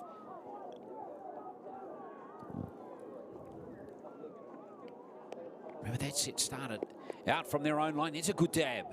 Ifopo. Now front foot running ball for Smith. Now St Bede's just starting to make a few inroads into this Hamilton boys defence. Smith again. Here's Yerome. Oh, done about that play the ball. And yep, the ref agrees. Well, if only the weather was as bright as that umbrella. Not the one from Placemakers next door. That was more apt with a hammer on it. Yeah, not placing the ball there. Probably was Yerome. So, with it right in the faces again of Hamilton boys, who are grimly hanging on to this narrow lead. Signs, positive signs for St Bede's in the last few minutes with that line break earlier by Call It, and then another really good run there from Ifopo. Here comes Thompson for Hamilton boys, and he's not completed there, but he keeps it in field superbly. How good was that from Thompson? Tackle now for Carson Cade Hunter on the halfway line. Good strong direct running there from Farafara. That was a good carry from Jeremiah Dan Farafara. Yeah, Hamilton boys got good shape, good depth to their line there, but unfortunately that offload was ill-advised, and Corlett has picked it up for St Bede's again. Still chime for them here. They've just got to dig really deep.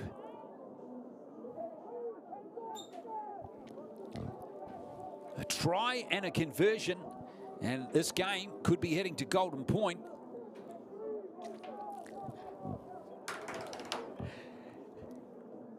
That's all they need, and there's Smith with a great run. Here's Isaiah Smith. This could be the moment in the game. Great chasing back there and a tackle there from the 23 for Hamilton boys. Really good job. And now here comes Applegarth looking for a gap up the middle. Not happening for him.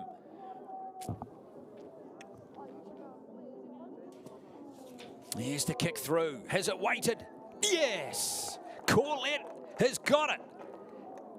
And he deserves a try after that break. Terrific rugby league there from St Bede's. And it is game on here big time as they finally get over the line and score a very good try.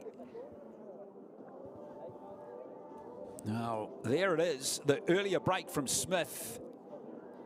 Sonny Ofopo just cut down there by Brown Murahi. And then the kick was a beauty from Seta and finished off just in the nick of time by Robbie Corlett, number 20. And it is 6-4. Well, if you're watching in Christchurch, your friends and whānau of Robbie Corlett and the team, well, showing a lot of heart and courage to fight their way back into this match. So, big kick here. Not going to be easy here for James Seta. Seta, though, has kicked 14 goals. His goal kicking has been very good in this tournament. He's been one of the better goal kickers here. But now he's got a really tough one. He's kicking with the wind, though. So if he just starts this out to the left upright, the wind is going to nail it. Or it has actually going to bring it back. It's not, just missed. Not a bad effort there from Seta. So 6-4, they're going to need to score again. Seta, excellent kick. And that bounce just holding up there for Corlett, who went over to score the try, his first of the tournament. So 6-4 with 3 and a bit to play.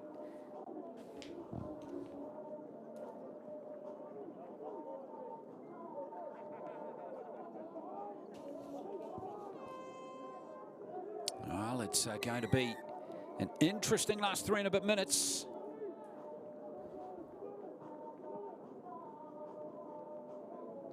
Good tackle.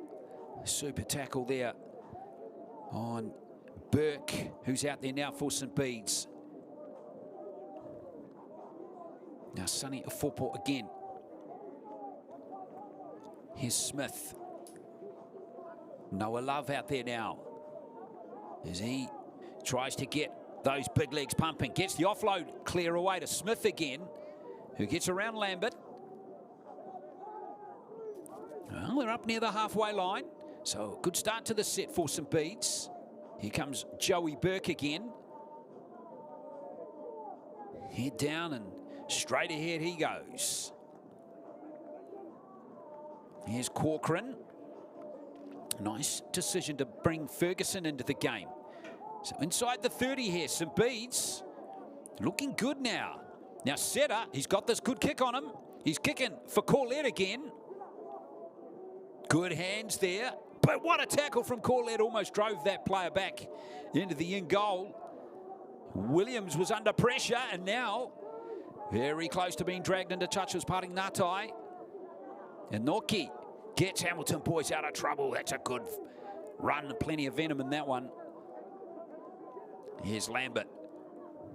Nice hands coming from Lunjevic.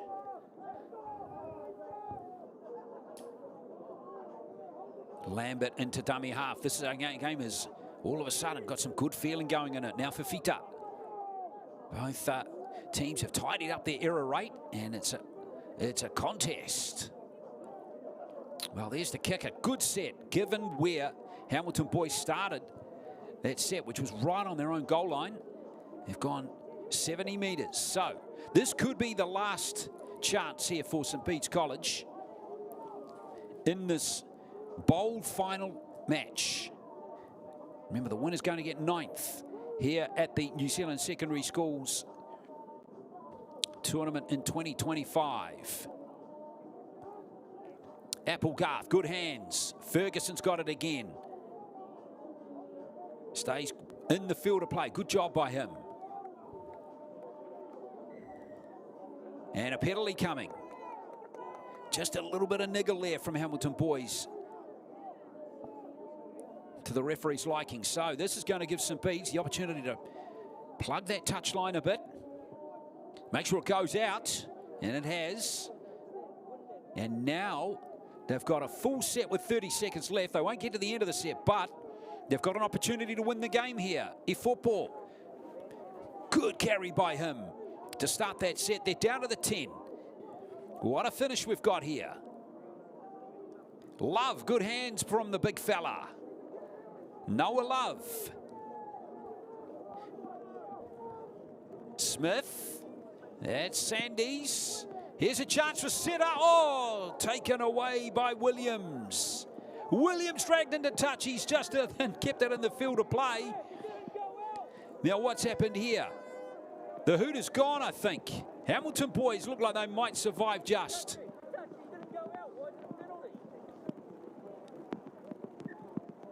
And that is the end of the game. Hamilton Boys survived by the skin of their teeth. They did brilliant to hang on there with some brutal defence most of the way through that game. So just the one try each with Paring Ngatai. That conversion of the Thompson try in the first half proving the difference, but a brave effort by St Bede's College has come up just short. So Hamilton Boys win the bowl final and claim 9th here at the NZRL Secondary Schools Nationals for 2025. Just pipping St Bede's from Christchurch by 6 points to 4 in that game. Well, next up, we have a girls' bowl final coming between St Mary's and Macaulay. And that will be kicking off at around 11 o'clock. So stay with us for the next match.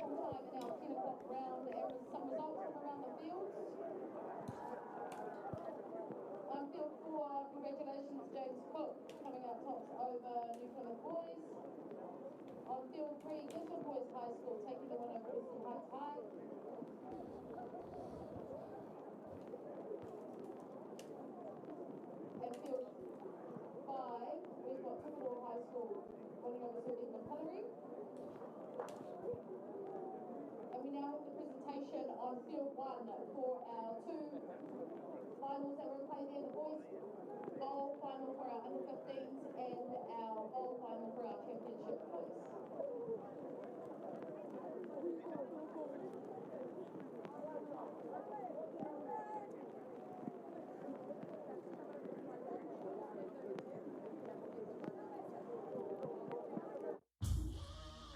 This is some story right here.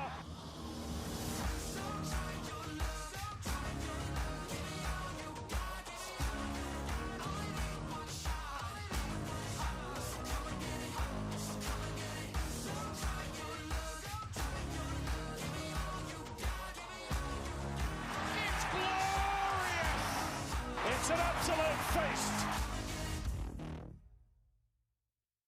So I'm just going to give you some suggestions on my breakfast ideas. And so I'm just going to make a shake that I used to do all the time with the ice, the water, the yogurt, which is your dairy, your berries, which is your fruit, your spinach, which is your vegetables, another banana, which is your fruit.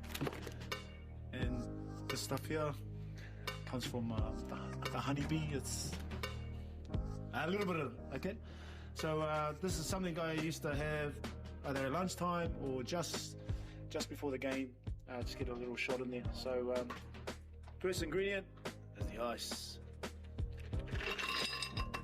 So add our water, H2O.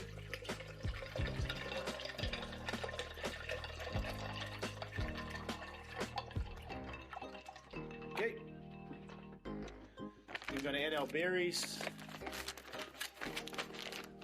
Doesn't matter how much you put in. Just go with feeling. Yeah, I feel it. Bit of spinach, some greens. That's gonna be it. Hopefully it all stays in. Banana. So when you're peeling a banana, which way do you go from? There end or this end? It's this end. You watch the monkeys and the gorillas? That's how they do it. Voila.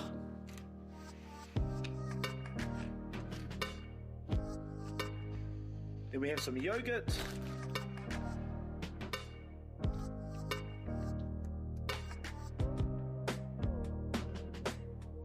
And then finish with the honeybee. Totally on you guys. Totally on you. I got a sweet tooth. All right. And that'll keep you trucking along during the game, but still, you know, we big emphasis on the hydration part of things. And even if in the game your runners have Powerade or Gatorade with some electrolytes, because water only can take you so far, you need a little stimulant, so the Gatorade or Powerade will help you through. All right, here we go.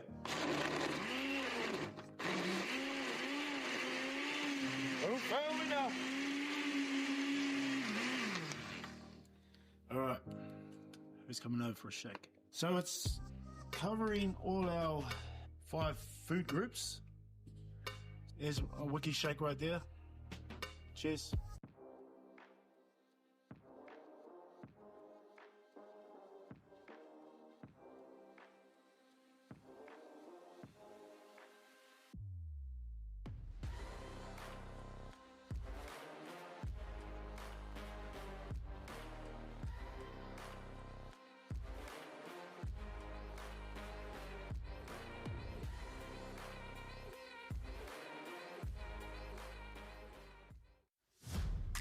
New Zealand Rugby League has now launched on Coachmate, making it fun and easy to pass on the love of league.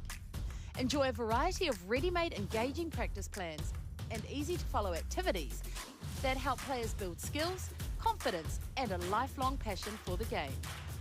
With bite-sized videos and animations, learning a new activity takes less than 90 seconds. Access great tools instantly on your mobile device to manage your team's schedule and streamline communication with caregivers using built-in chat features. Whether you're new to rugby league or a seasoned coach looking for fresh ideas, Coachmate is here to support a great experience for every player. Download the free Coachmate app now to save time and coach smarter.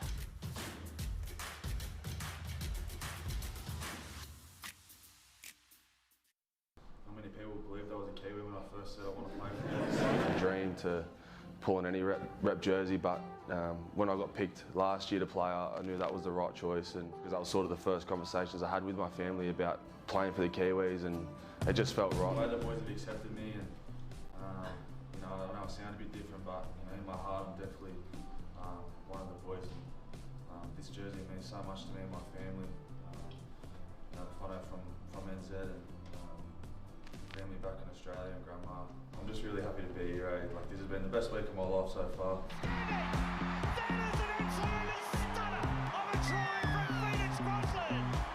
Yeah, I'm pretty nervous, to be honest. I I remember I was getting my ankle strapped before the game and, you know, usually sitting there thinking over the game plan, but I was sitting there watching the haka that the boys did the year before, because that was probably what I was more nervous of, was making sure I nailed that. But yeah, to be honest, once you're like amongst it, you just got to go hard, and yeah, it all just sort of happened. It was unreal.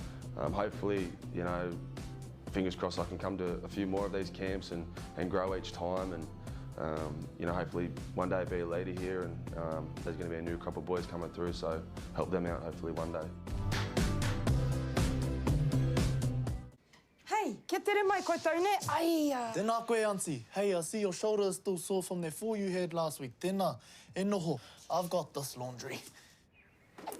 I don't know who that boy is, but his laundry skills are next level.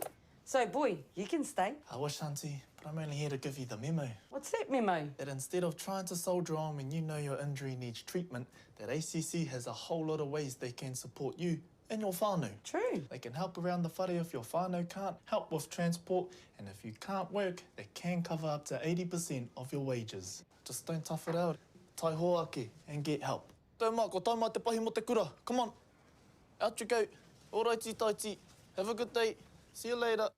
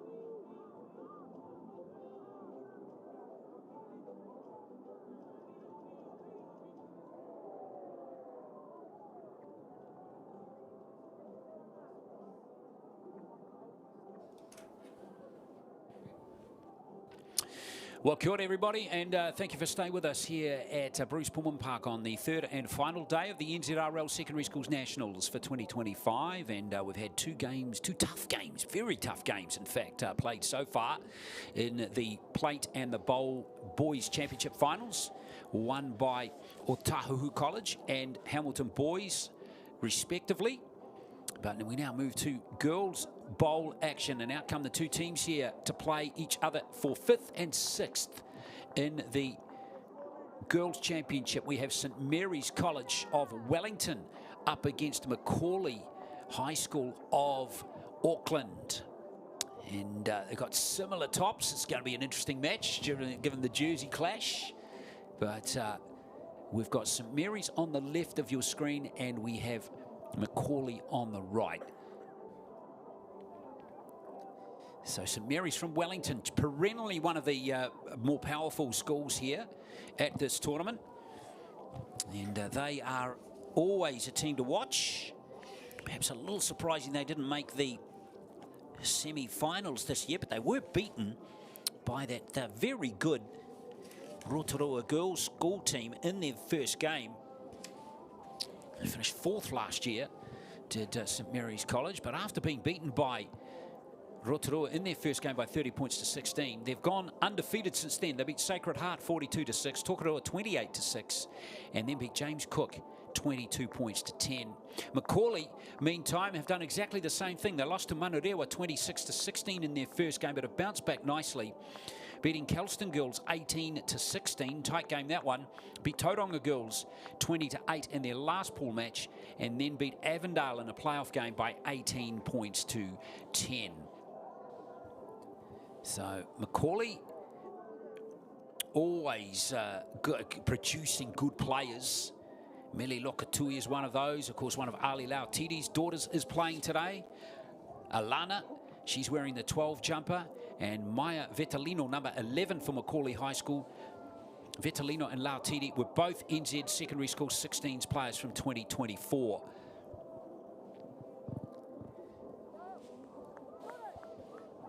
Good support for both of these two teams. Now it's a pleasure to welcome in former Kiwi Ferns captain Crystal Rota into the commentary today. Nice to see you again, Crystal. And yes. It's going to be a great match, this one, with this one. Well, flip a coin, I reckon. It could be an evenly matched game, this one.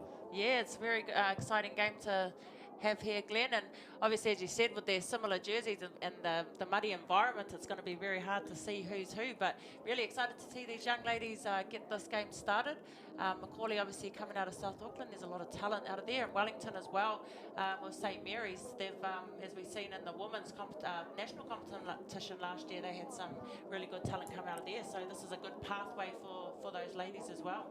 Yeah, plenty of rep talent in the St Mary's team today. We have a good 9 or 10 of them in the 19 that have been named here for St Mary's who have played for Wellington in rep football, and a few have gone on to play for New Zealand Secondary Schools lineups as well. There's 2 players in their lineup that have reached that. Keep your eye on Tirakura Liafe, number 8 for St Mary's. And the other player who's reached rep level is Jordan Page Mano Petro, number 20. So that's for St Mary's, who are in possession at the moment. Anna Kerr into dummy half. The Randwick King Queen Fishers player. So St Mary's getting this game underway. Always a very well-rounded team. But Macaulay, certainly physical enough and skilled enough to repel the challenge. So this one, we're expecting to be close. Of course, this is the 3rd of 6 games here on the live stream today. Following this game, we have all the championship matches coming, starting with the boys championship, Dilworth and Tauranga boys. And then the girls championship will be played between Auckland Girls Grammar and Rotorua Girls. And then we have the boys premiership final between St Paul's and Kelston. There goes the kick there from St Mary's Ualese. And has that been knocked forward? It's play. No, it isn't play on. A little nudge forward there off the kick, but a challenging little kick there from Ualese. So Macaulay are going to get possession.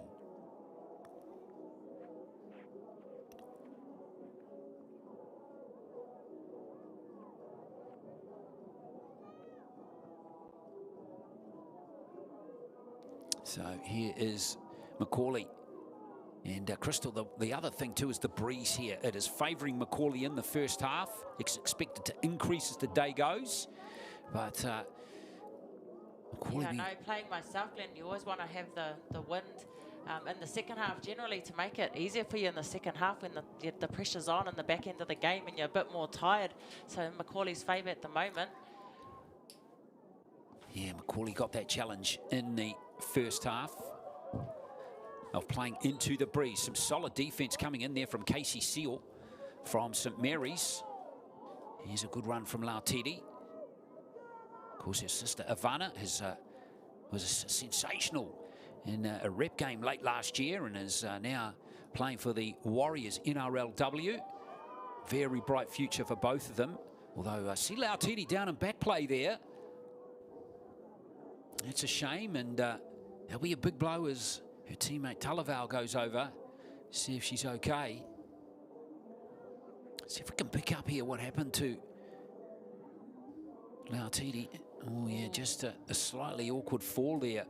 She was brought to deck there, Crystal. Yeah, just got a bit of weight put through that ankle. Obviously, it's causing her a lot of pain. It'll be a massive loss for Macaulay. As we know, very talented family. She's a very talented player. Be one of their strengths in this Macaulay side.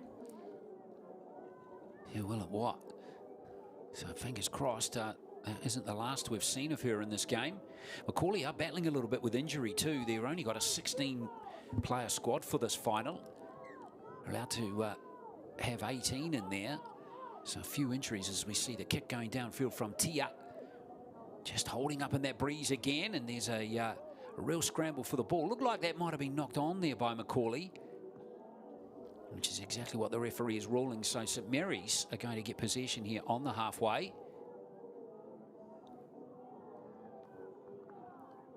Three and a half minutes played, 20-minute halves. Watching the bowl final here.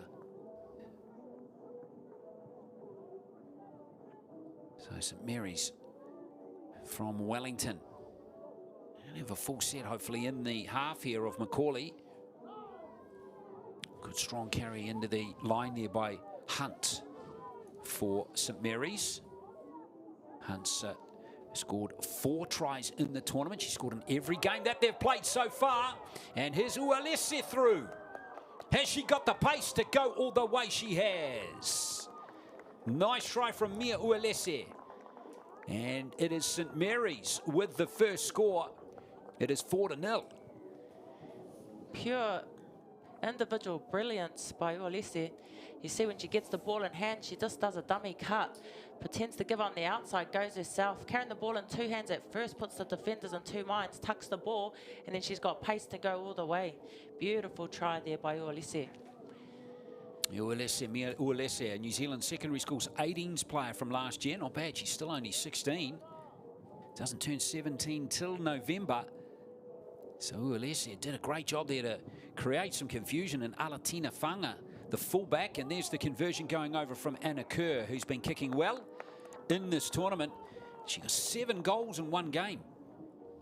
Earlier on against Sacred Heart.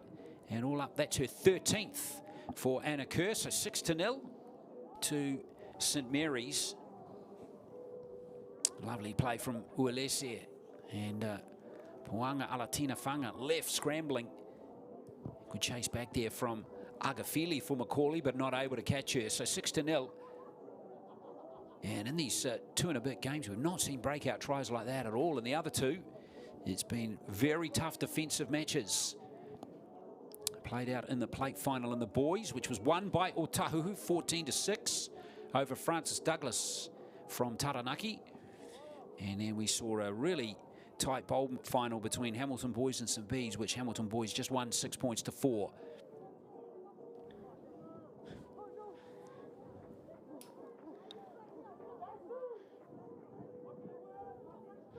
Yeah, you can see the conditions of the ground there, Glenn. So muddy. Sometimes makes it so hard to defend. Your feet get stuck in the mud to stay on your toes all the time. To be fair, Crystal, the field's in pretty good nick, given it's just that middle bit there. The rest of it's held up pretty well, given the huge shower of rain we particularly got in that Otahuhu Francis Douglas game earlier on. It was a prolonged, heavy downpour. Now Casey Seal playing the ball, but she's just messed up to play the ball there. She's been a bit frustrated there, Casey Seal. Yeah, you could see the frustration in her face, that little thumb ball.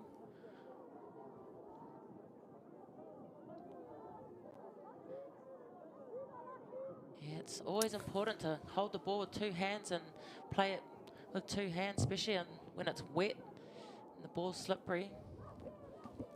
Yeah, and especially in that part of the field too, where Macaulay now got a full set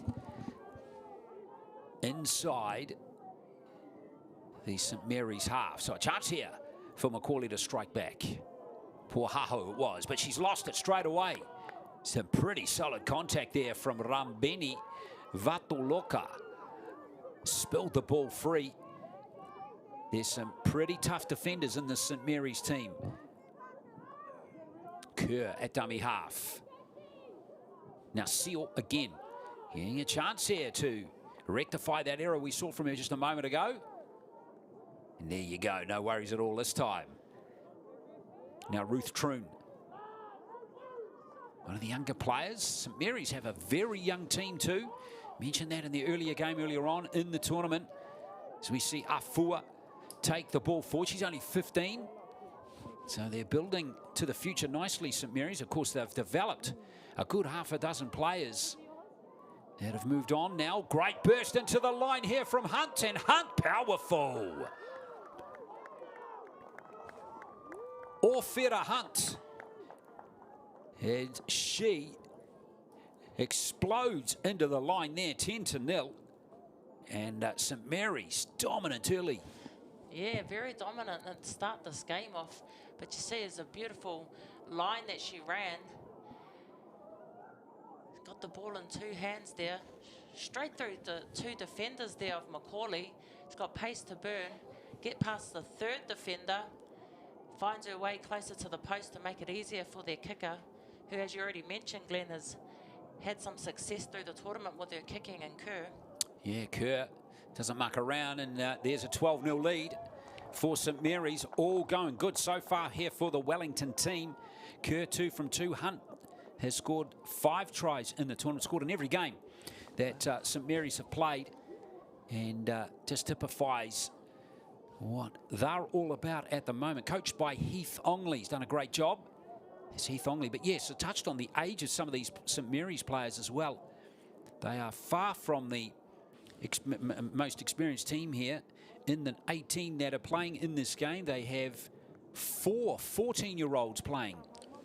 And they also have 1, 2, 3, 4 15-year-olds playing as well. So there's some exciting talent coming out of St Mary's College in Wellington.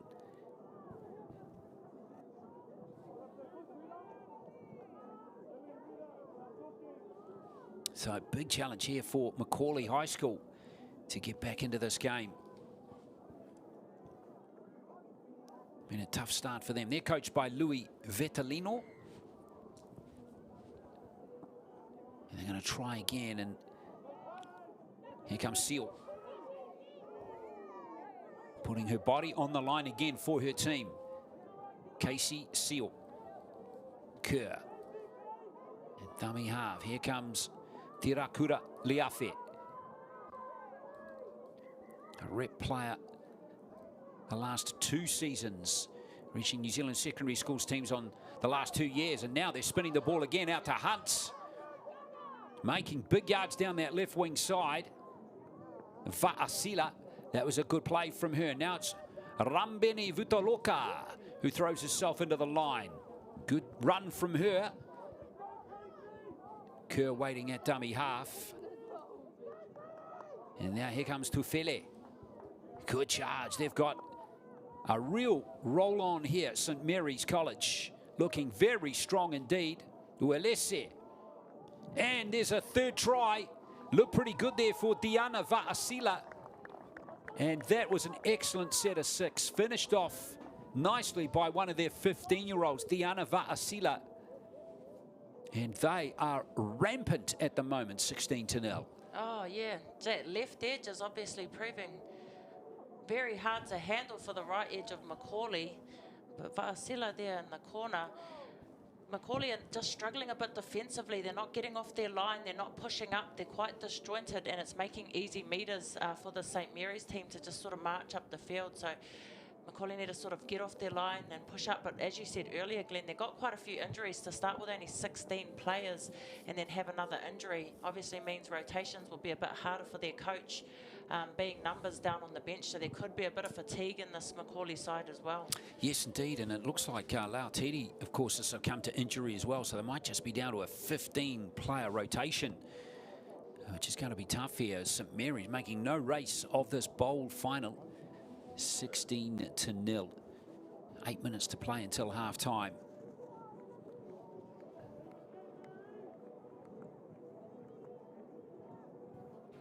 Oh, my, Vitellino coming forward to restart play here, but, well, there's nowhere to hide on a footy field, Crystal. You just got to fire up and pull your socks up and get on with it. Yeah, absolutely you do. There's no hiding spots anywhere out there, not even in that little muddy patch. Definitely no hiding spots there.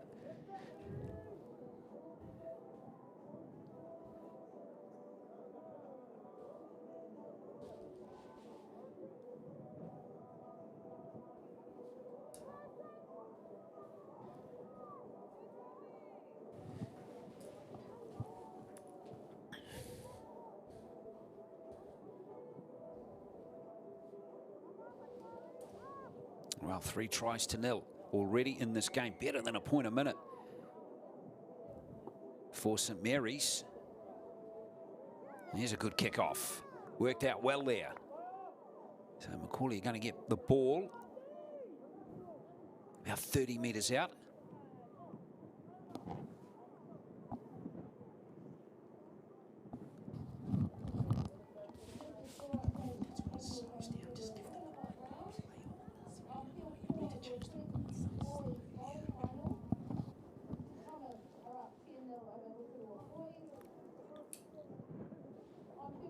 So Macaulay now with the scrum opportunity.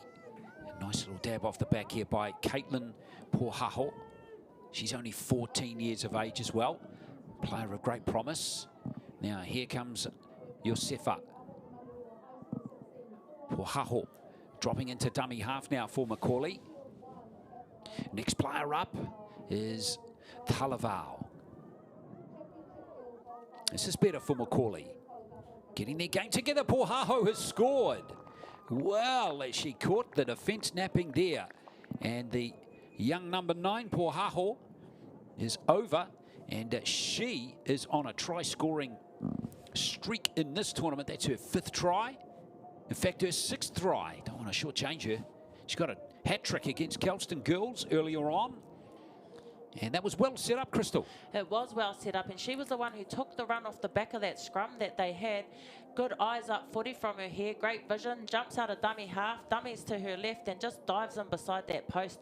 I know as a hooker myself, it's always a good spot to be trying to score tries because you've got one defender on one side of the post that's going to have to make their way around, and then if there's a gap there, she spotted that and she took it. What a great try there by Pohaho. So 16-4, and here is Maya Vitellino to line up this conversion. She has kicked 6 goals in the tournament to date. And all of these points are going to be needed for Macaulay to come back into this game. Good to see a little bit of blue sky. That's the weather. That's the direction the weather is coming from. Vitellino kicking right into the where the weather system is coming this afternoon. And over it goes, so 16-6. Macaulay be very happy to get on the board here with 4 minutes to play until half-time. So the bowl final between St. Mary's and Macaulay. First of the grand finals has actually been played at the moment as well. We'll update you on that. It's the under-15s boys section, which we can tell you about. We'll give you a score update on that soon. The final has been played between St. Paul's and Manurewa. But we're watching the bowl final And here comes Macaulay again. Vitalino with the carry. It's straight into the action now as Mere Lesavua. Good run from her. Pohaho. Oh, good hands at dummy half there, not to knock that on. He's playing ball back pretty fast there to Lesavua. And very tough for the hooker, but she did well. Here's Talavao playing that one. Corley's starting to get their game on a bit now, which is good. Yosefa now with that play. And they're getting good ruck speed too, putting St Mary's back on their heels a little bit here. Nice run there from Yaramo. But unfortunately, that's the end of the set. But still, while they didn't get to their kick there, they're starting to get their game going. Crystal showing signs here. Yes, they've definitely stepped it up a level, and off that first hitter, she got a good barnstorming run, and then it just set the platform for the rest to follow. Seen some strong carries by the middles of this Macaulay side. Good line run here, but then she drops the ball, unfortunately. Looks like Macaulay have found their second win, though. Well, let's see what St Mary's can do here. They haven't had possession for a little while. 2 minutes left until half-time. Here's Kerr again. So on the 40.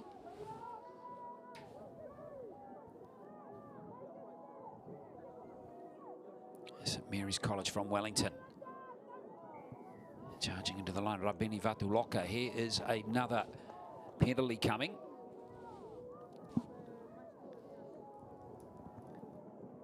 So a chance here for Kerr to push the ball down the field, but they're just going to take the tap. Te Raukura Liafe, good run. High tackle though against her, or on her.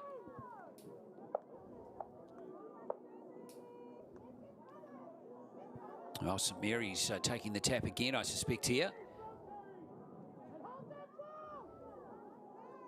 So here is Tufele with that first carry. Kerr. Good tackle coming in there from Yosefa. Nice carry too from Sung Tufale. And now here is Troon. Rangy back rower. Down to the 20, St Mary's. Macaulay be desperate not to concede another try here. Here is Sung Tufale again. Whoops, a little messy play. The ball, the referee's not going to miss that one. Yeah, very unfortunate for St Mary's. They had a roll on there. They were in a good attacking position. Looked like they were going to hit that left edge where they found success earlier on in this game.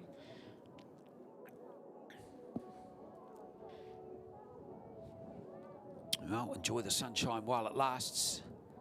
And that breeze is strengthening. Again, it's blowing across the field towards the corner post on the far side of the field. So this will be the last play of the first half. Here comes Pohaho again. Can we see a miracle from Macaulay on this last play?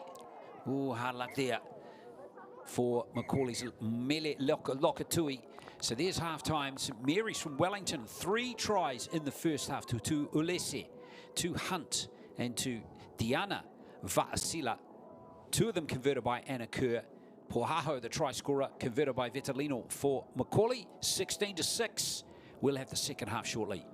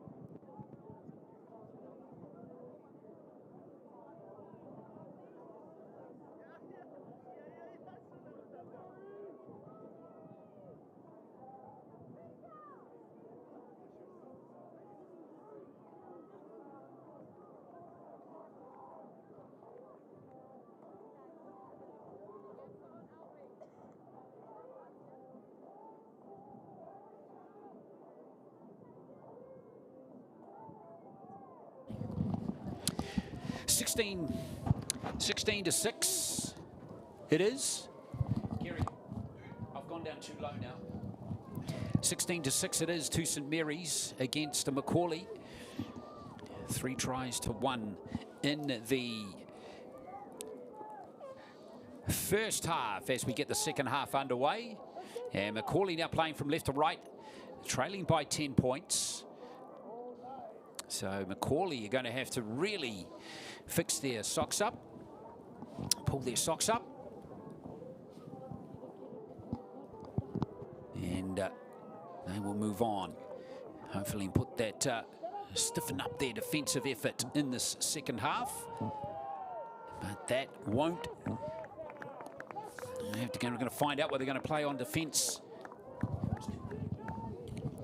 Again, right now, Crystal, aren't they, with that error, putting St Mary's into an attacking position. It was a beautiful try from Kerr. She just got low, got under the ball, popped the ball out. Well, let's see what St Mary's are going to do now. Very keen to reassert their dominance over this Macaulay team. In this bold final, great ball to Hunt again. Ooh, that's a good tackle. Puahaho it is making that tackle.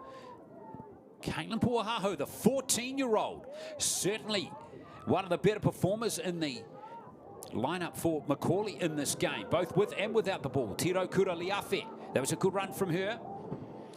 Now St Mary's back on the inside comes Glenys Afua. Afua driving. The tackle still not completed. Now she is finally put on her backside. Now Anna Kerr. Nice hands there from Urupe. But that's good line speed off the goal line there from Macaulay's defenders. They still have it. St Mary's. Nice shift of the ball out here to Fule for St Mary's. Kerr waits that dummy half once more. And then have a crack on the short side here. No luck there for April Va'asila. In fact, it was Riley Tafui out on that right wing side for St Mary's, and that's a pretty good defensive effort from Macaulay. Yeah, beautiful goal line defense from Macaulay. You could see their desperation. There's one point there, someone was charging over the line, seeing them all come in and support each other. And here we see Kerr returning the favour from St Mary's there. Yeah, she's a gutsy player, Anna Kerr. And now here goes Puahaho again.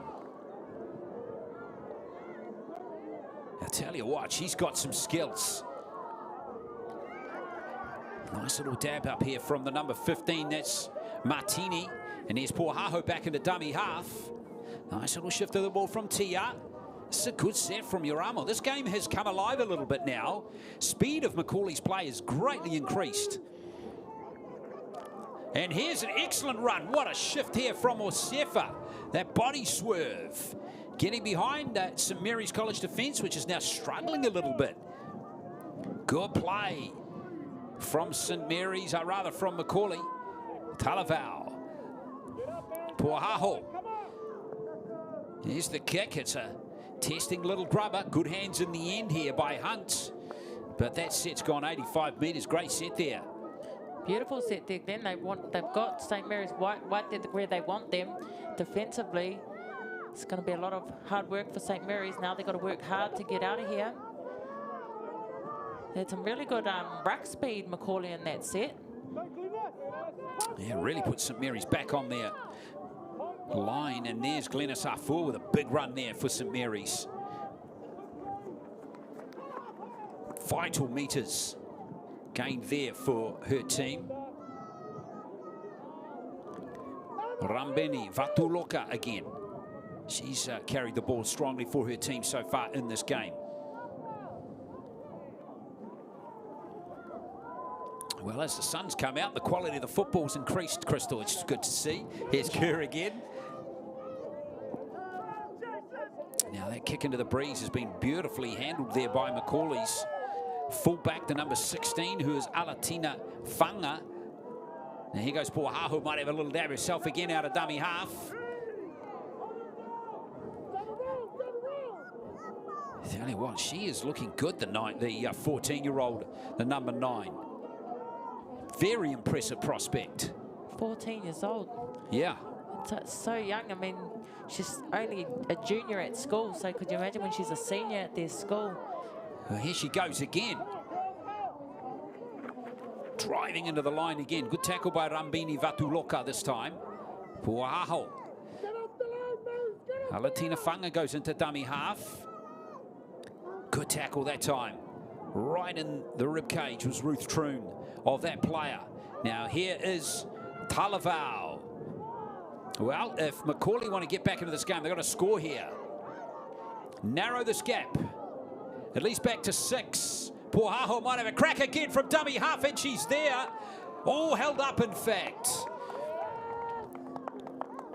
Oh, the vision was there. That's exactly how she scored for them in the first half. She thought she'd give it another crack, but great defense there from St. Mary's to hold her out.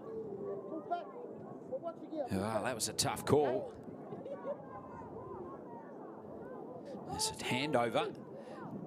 After that was the last play, so Puaho just within a whisker of her second try.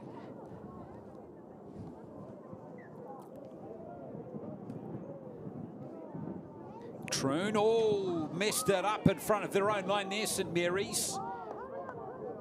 Oh, is it play on?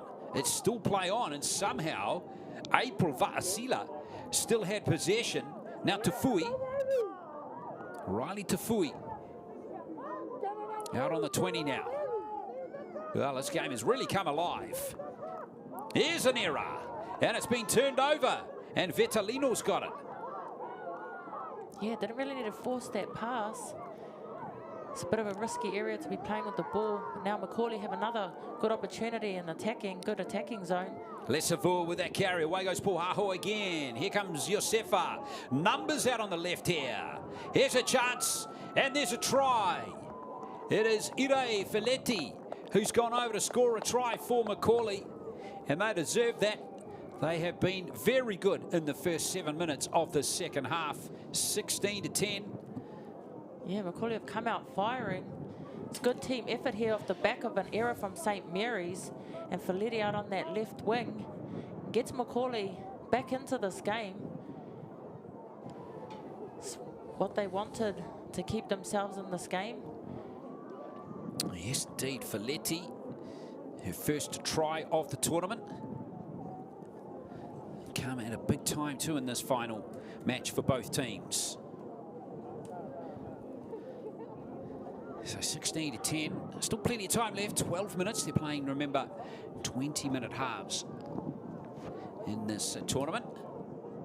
Reminding you, our next match is the Boys Championship Final between Dilworth School and Tauranga Boys. And that will be followed by the Girls' Championship Grand Final between Auckland Girls Grammar and Rotorua Girls, and then the Boys' Premiership Final to end proceedings today, St. Paul's and Kelston Boys.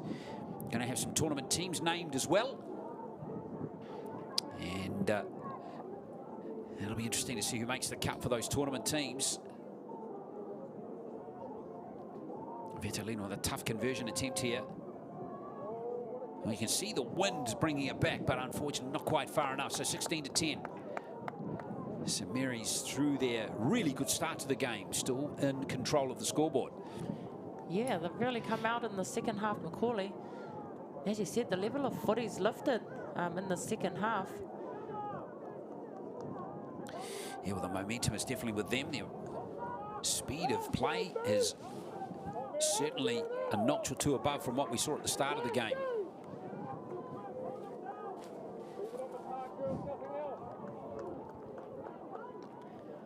So Anna Kerr to kick off here for St. Mary's. Anything can happen in these next 6 minutes. Oh, there's a regather from the kickoff for St. Mary's. How about that? Just as you said, anything can happen. They regain the ball back. 100%. And we've seen kickoffs being an issue for a number of teams in this tournament this year. So let's see what St. Mary's can do from this. Tufele, it is playing the ball. Now here comes Casey Seal again. Her runs have been very good in the game.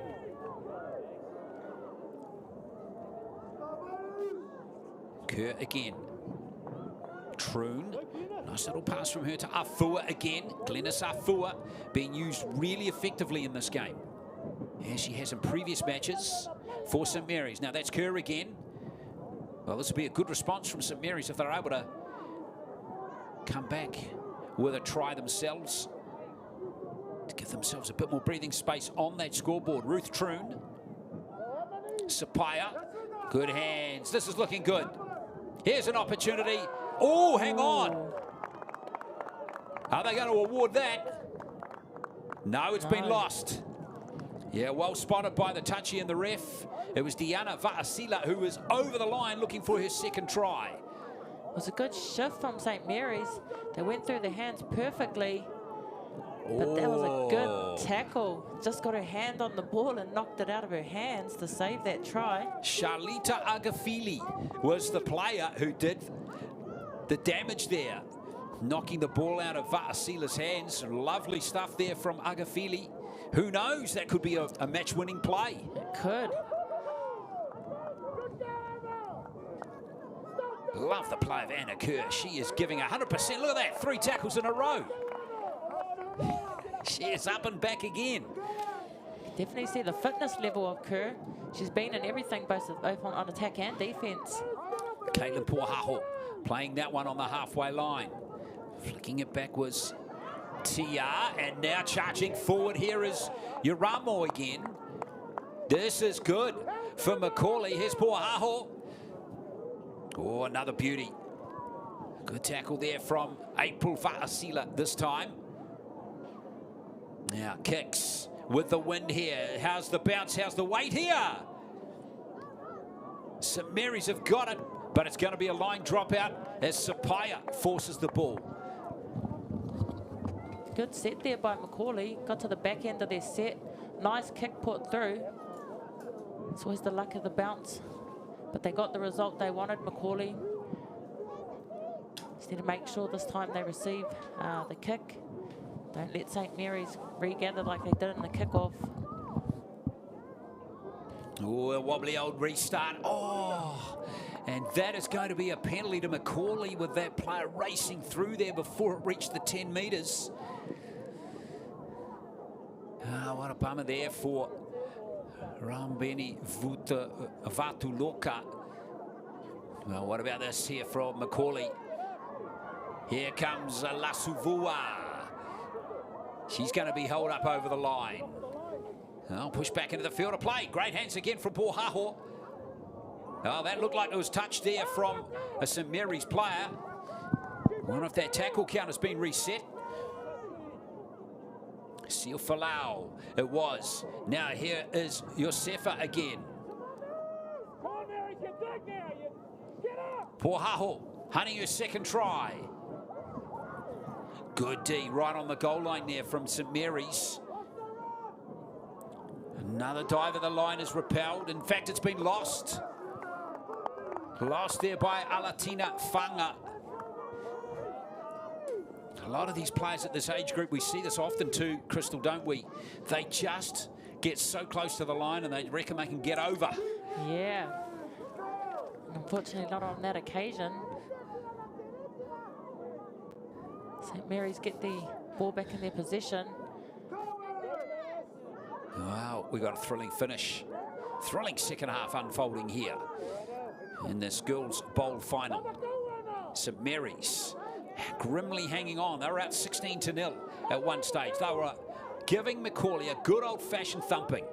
But Macaulay are playing different now. Yeah, a little mousetrap play. We've seen that in effect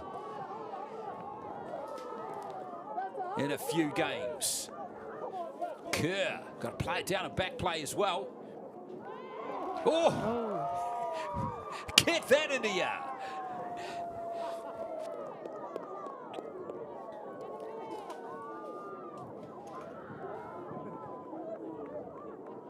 What a tackle. Lisa Paya is going to feel that one tomorrow. And what a tackle from Mere Lasuvua.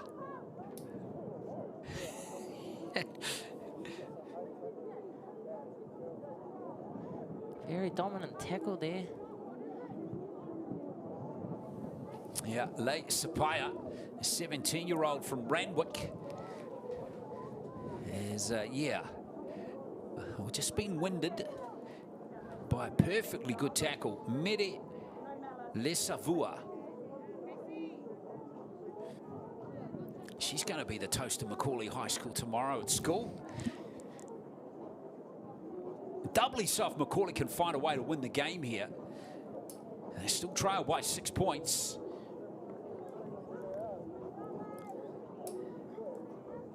She's been around in the rep scene for a little while now. She's been a player on several occasions at the District 9s tournament on this field at Easter. And she also made the New Zealand secondary schools team, the Aotearoa Whanui team, back in 2023 as well. She's going to be okay to continue. Unfortunately, I was just going to say, unfortunately for Macaulay, that's taken up a lot of time off the clock. But that there may be a bit of justice for Macaulay as we see the knock on coming off the hands there of Casey Seal. Yeah, now we can say, is that going to be the turning point in this game? With that big hit, she's definitely lifted her team here. Well, 16-10, the score. About 4 minutes to play. Remember, if Macaulay can find a converted try in their repertoire, we could be heading to Golden Point. Agafili with that scrum feed. Now Pohaho off the back again. Good tackle from Hunt.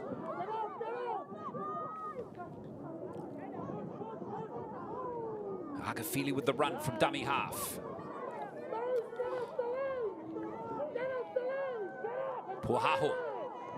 Here comes Lesavua, dominant with that big tackle a moment ago, looking for equal dominance with the ball this time. Pohaho, again, great hands. A little short ball is good. Well, the offload. Has it been knocked on? I don't think it has. It has. In fact, the referee says, well, that was a close call. Unfortunately there from Makerita Tia. There's the pass there. Her pass was fine. It's this one here. Maybe Yorama should have taken the tackle. Easy to say in hindsight when the blood's pumping, though. Wasted opportunity there for Macaulay. But yeah, in the heat of the moment, you think there's an opportunity to get your teammates continuing to play for a try, push that pass, and sometimes it doesn't pay off. And in this instance, it hasn't paid off for Macaulay. St. Mary's back in position. Oh. Take two. Didn't realise we're allowed to take two, but there you go. Here's St. Mary's with Hunt again. Well, the way the game's going here, you think St. Mary's get to their kick here and able to get some territory. That might just be good enough, but you never know. There could be a moment of brilliance coming in this Macaulay team. Here's Seal. Vitalino with that tackle to finish it off. Kerr. Nice little flap back on the inside. Good coaching there and structure from Heath Ongley's side. Kerr again. Oh, there is the mistake. And you wouldn't expect that out of Tiarakura Liafe, who is their most experienced player. Now Macaulay have got the chance. And they've rolled up field pretty well in their sets in the second half here, Crystal. Let's see if they can do it again. Yeah, if they can get a good play off the back of the scrum, get a couple of their middles, strong middles, to get them down into good ball, finish with a good play. As you said, could be heading into Golden Point. Oh, all prospects are at play at the moment. I can tell you, Kelston Boys High School, by the way, have won the under-15s title. They have beaten Manurewa in the grand final in that division, 26 points to 8. Oh, there's an error, and it's play on. Well, that could be the match winner. Well, the match-deciding play. Is there drama still coming? Seal, good pass. Hunt for St. Mary's. Stay staying in the field of play, but just, only just, Diana Vaasila at dummy half here for St Mary's. Here's Kerr. Going to take the carry herself. Anna Kerr weaving some magic, and that there is going to seal it. For St Mary's, a superb solo try from Anna Kerr. And she's been one of their best in this game. Certainly one of the more hard-working players. Oh, she's been a standout the whole game. See the little jig here off her right foot, straight through the gap. Thought she was going to lose her feet, steps off her left, gets around the back of the ref, dives for a well-deserved try. Kerr, she's been outstanding this whole game. Her defensive effort, she's not the biggest body, but she just puts her body on the line. And now she's got herself a try, a well-deserved one at that. Well, both hookers have been great in this game. Both different types of players, but here's Kerr, and great effort from her. She got a try against Rotorua Girls in the first game. Another one against Sacred Heart. So her third try of the tournament to go with all her excellent goal kicking. 14 goals, going for a 15th goal here. So 3 tries and 15 goals. Not a bad effort for Anna Kerr in this game. She might be a contender for the tournament team, which is going to be named at the conclusion of the next game. And Kerr is going to nail that conversion as well. Great effort from Anna Kerr. And there is a 22-10 scoreline. And it's over, of course, with the game. So St Mary's finish off with a victory, and they're going to be finishing in 5th place. Too good for Macaulay, winning this one by 22 points to 10.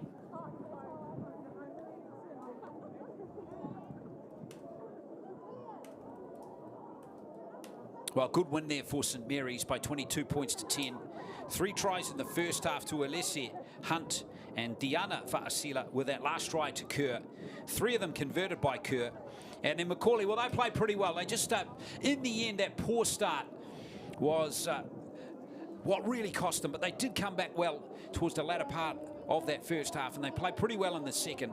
Pohaho and Filetti with a try scores, with Verratino getting the goal. So 5th to 6th has been decided. The Bowl Championship has been won by St Mary's College of Wellington.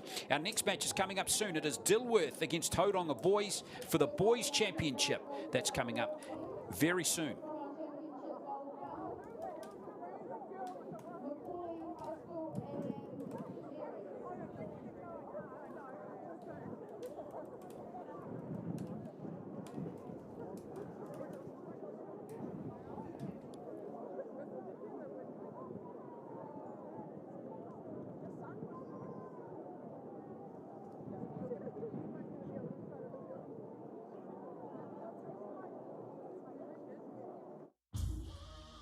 This is some story right here.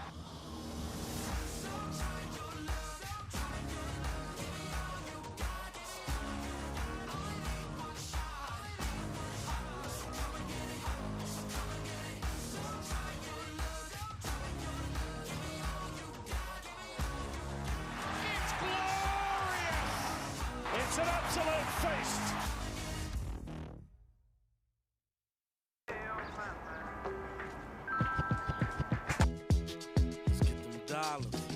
Let's get this money.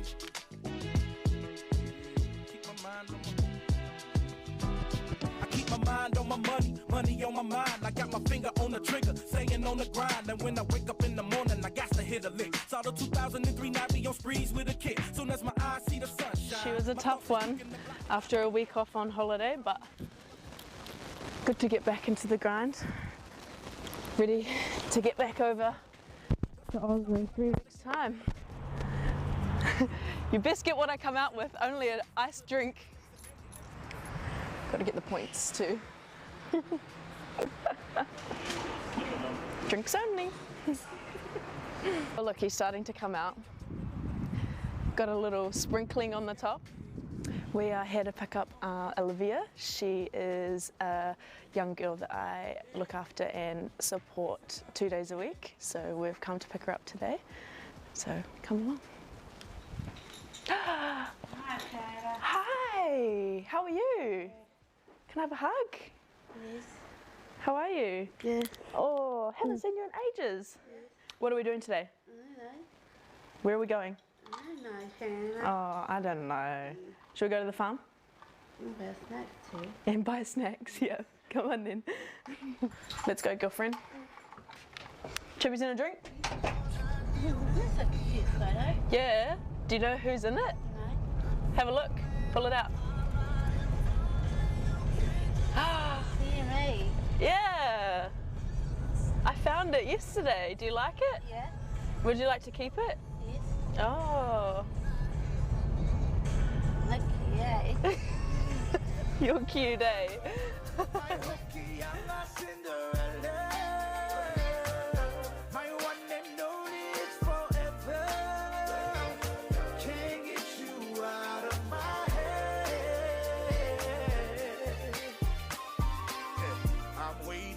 I'm waiting. Got me in my fears, my lady. This moment that we share is written in the stars, my baby. As you see that Say hi, Maddie. Hi, Maddie. came into my life when I was a mess in the dirt. My white man girl be calling. I can't stop thinking about you. Yeah, we've moved around quite a lot with the growing up on the farm, but. Oh, so we've had a few homes, but wherever mum and dad are, and my brother and sister's home, so yeah. This is home for now. Cow. She looks like Maddie. Do you remember Maddie? Do you remember Madison? Yes. Yeah. You know the one that died? Yes. Maddie. Oh, she's so crazy. Bro, it's been like 2 months. Too soon, Maddie. Too soon. What are you going to do when Tiana leaves? I don't know. Should I look after you? No. You're so nice. No. Okay then. No, don't want. No, say no thank you, Maddie. Hey mate. Sure. How are you? Good. Who's that? What are you doing here? Hi, Justin. So hello, Olivia. I'm going to the cows. Looking at the cows. Yeah. The cows that you're going to buy. Cows that you're going to buy? Really? With all your money? Really? Yeah, she's gone through the catalogue 3 times. Tiana to take her. Did you bring me some money? No. Why not? She's bored. She bought you a lalami pizza. Ride on the bike, eh? That's fine. Yep. Shy for. Because you're here. You ain't like this at the beach. You're within close proximity of her. She's a bit whakama. Being a support worker, I really enjoy having that sense of giving back, and especially being with Olivia, we have such a good relationship. I feel like I can help bring a positive impact by getting her out into the community and exploring and giving her different experiences, as well as creating memories with her and for me as well.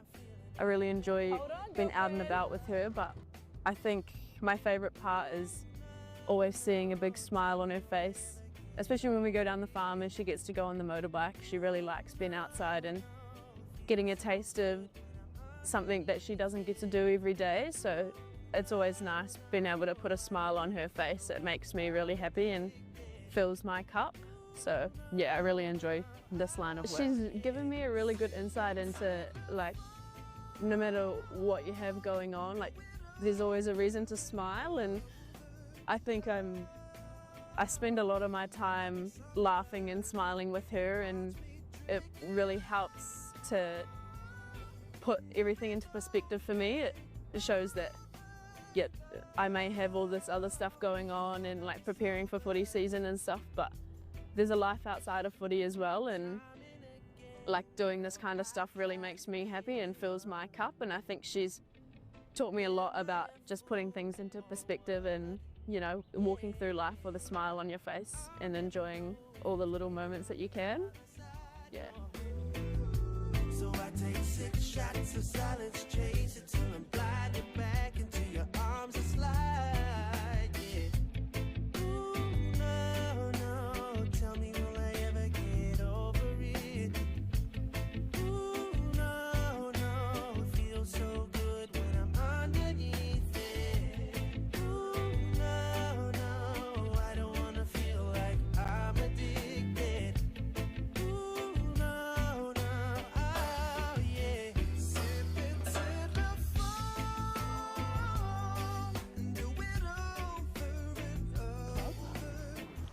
club and field. We're called the Waitara Bears, honey for the bears. That's what our little slogan is. Yeah, which is cool. It's old on the outside, but you new in the Yeah, it's old on the outside, but has a lot of character on the outside, but a lot of love on the inside. One. Just one. You beat me? No, you didn't.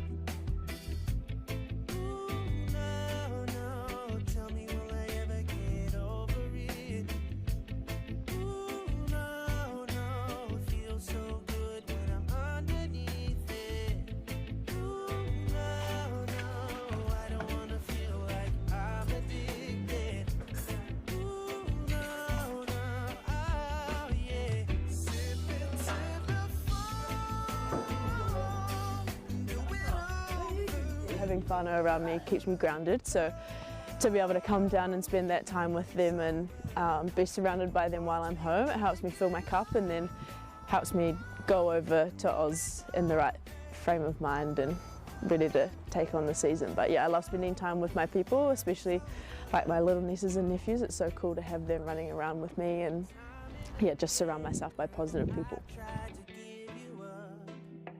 When you always reconnect with the Kiwi girls, you're just like, it's just that difference, like that whānau feeling and just that home feeling, and the culture is different, and I think it's so important to us as a team. And I think when we're enjoying our off the field footy, it's just a good feeling and everyone's happy, and I think that's why it's so important for us. Being around each other, you know, seeing each other again. Yesterday when we came in, it was like I had never left, even though I wasn't here last year.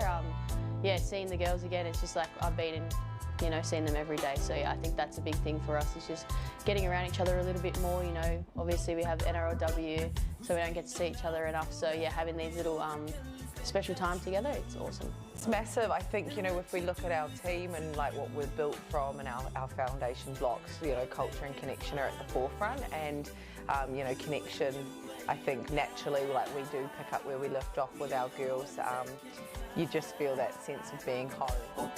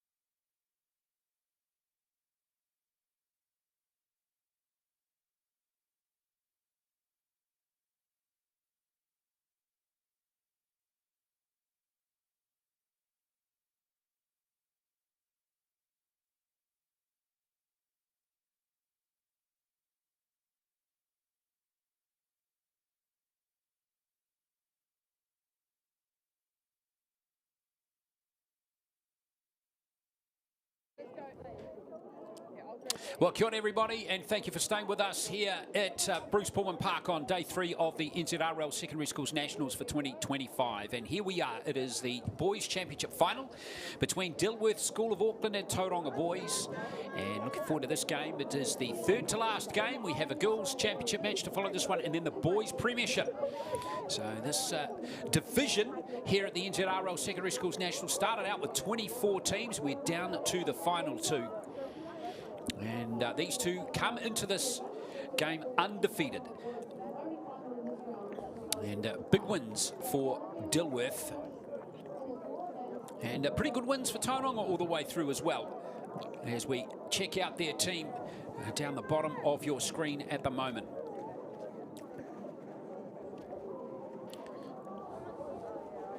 So Tauranga Boys, first win for them in the tournament over the composite kura team from Christchurch, Okia Ururoatia, 28-14. Beat Hamilton Boys in their second grading game, 14-4. Won their quarter final against Tamaki, 16-4. Beat James Cook in the semis, 20-8.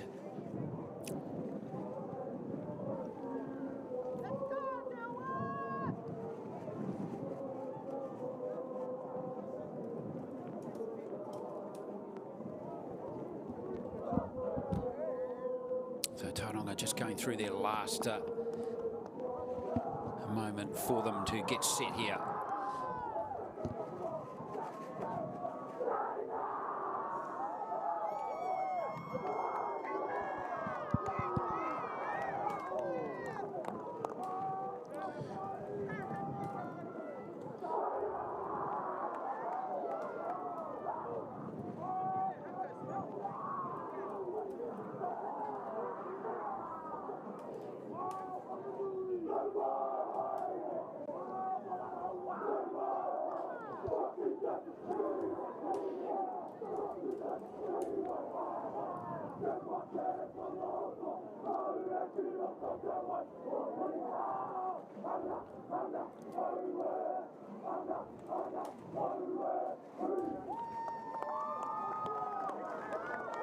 A nice job by the Tauranga Boys team. Let's have a look at the Dilworth school team now. And they have had wins over Francis Douglas from Taranaki, 40-10. They beat Wesley 28-10 in their second grading game. Then they knocked out the defending champion Westlake Boys team 24-4 in the quarterfinals. Thumped New Plymouth in the final 26-0. So big wins coming from Dilworth all the way through. They're well coached by Luke Laban. Tauranga Boys are coached by Howard Harris. So really interesting game coming up here. Tauranga Boys have 2 rep players in their team.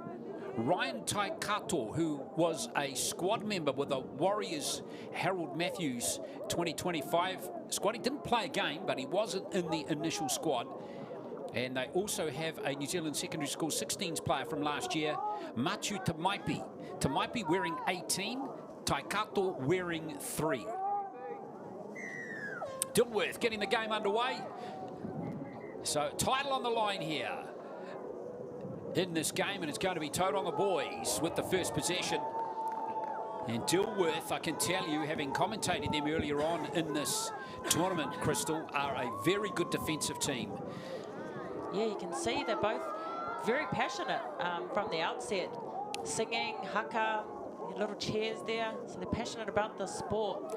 And to come through to this final after with so many teams, as you said earlier, Glenn, shows the effort it's taken from both these sides, especially with Dilworth being unbeaten. I think this Tauranga Boys team won't be easy to beat, though. Remember, they're also unbeaten. And they play tough as well. Almost skipping through the tackle for Tauranga Boys there was Tamaipi. There goes the kick there from Rapotene. Just waded in front of the fullback there. And it's nicely taken by Massey. Now, he's a good player as well. Hiroki. I like to call him Rocky.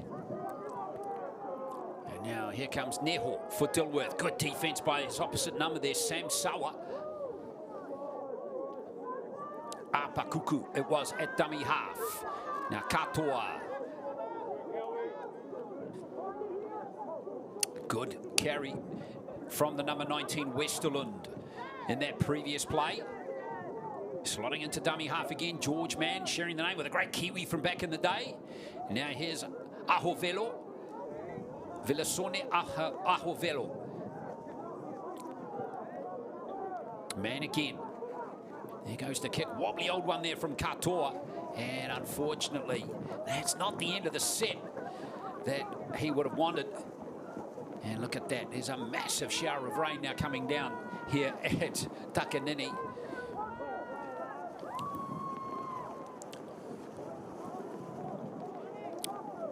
Yeah, brutally tough conditions, particularly for Tauranga boys who are playing into that weather system. In the first half, a little fumble there by Tavalu, and it's picked up and play on. Dilworth now in position here to push for the first points of this game. Ball handling, though, is going to be critical. Aho Velo, it is again. Man keeping it on that short side. Bit of space out on the left edge if they can free the ball there. And there is the try. Dilworth the rover. Look like Mona Westerlund has got the try for Dilworth. The big strapping back rower. And Dilworth 4-0 ahead. You could see that the defense there of the Tauranga boys side on that right edge for the left edge of Dilworth was lacking. They tried to come in, but they created that overlap on the edge. Westerlund in to get Dilworth on the board first. 5th try of the tournament for Mona Westerlund. Now they have a good... And they are... got one of the best goal kickers in the competition here as well in Vila Katoa. Katoa, 6 goals in the first game, 4 in the second, 2 in the third, 3 in the fourth. So he has kicked 15 to this point in the tournament. There won't be many who have kicked more than that, if any at all.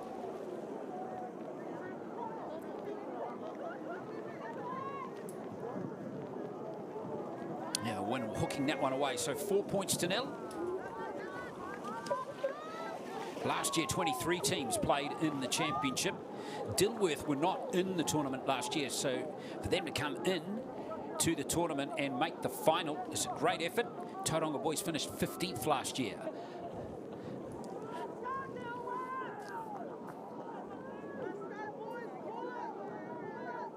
So this is the first championship game. And reminding you that we have the 2 big championship matches coming after this one, with the girls' title to be decided by Auckland Girls Grammar and Rotorua Girls, and St Paul's and Kelston fighting out the boys' premiership, the top grade here.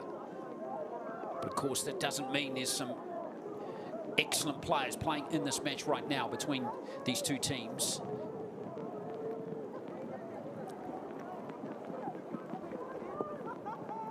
Tavalu with the restart. Oh, what a return of the football here. There's Katoa.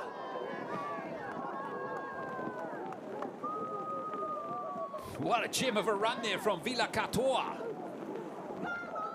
Oh, strong carry there from Molly for Dilworth as it really starts intensifying. Just when you think it can't get any heavier, it does. Here's Neho.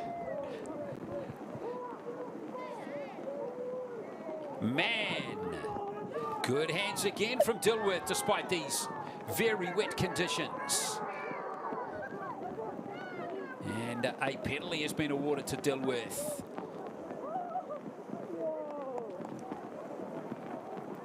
Papa Kuku it is.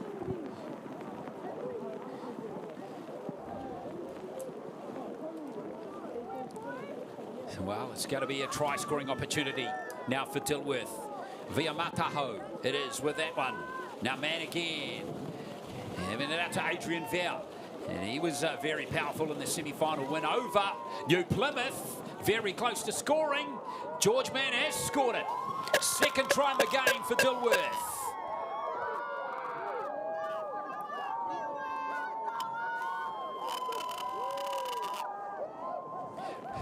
Good support for Dilworth here as well. Yeah, as any good hooker does, jumps out of dummy half, drops a strong runner under. You can see him scanning. Just goes straight in over the try line, dives in, man, gets Dilworth another try. We've got to give it to cut off that back fence run when they had the kickoff. Had a strong, powerful run which laid the foundation for the Dilworth side to then roll down the field. Then off the back of a penalty, they've scored. Great work from Dilworth. Well, their ball handling has been exceptional so far, Crystal, despite this rain coming in sideways. Yeah, they played very smart, kept it quite tight, which is really important when it's wet weather footy. Don't want to be too expansive. Obviously, the ball's slippery, so keeping it nice and tight, just a bit safer. Now, Katoa not mucking around as he takes the conversion. And remember, the weather is expected to worsen through the day here with we're under a severe wind warning from 3 o'clock this afternoon. All we can do is hope that the worst of the weather will be arriving at after this tournament has finished. With that grand final between Pelston and St Paul's coming up, that could feature the worst of the weather today, which would be a great shame because those two teams both of them are excellent. Tavalu restarts for Tauranga boys. No luck for them, but they are playing, remember, into the conditions, but you've got to hand it to Dilworth so far. They've been very, very good in the game.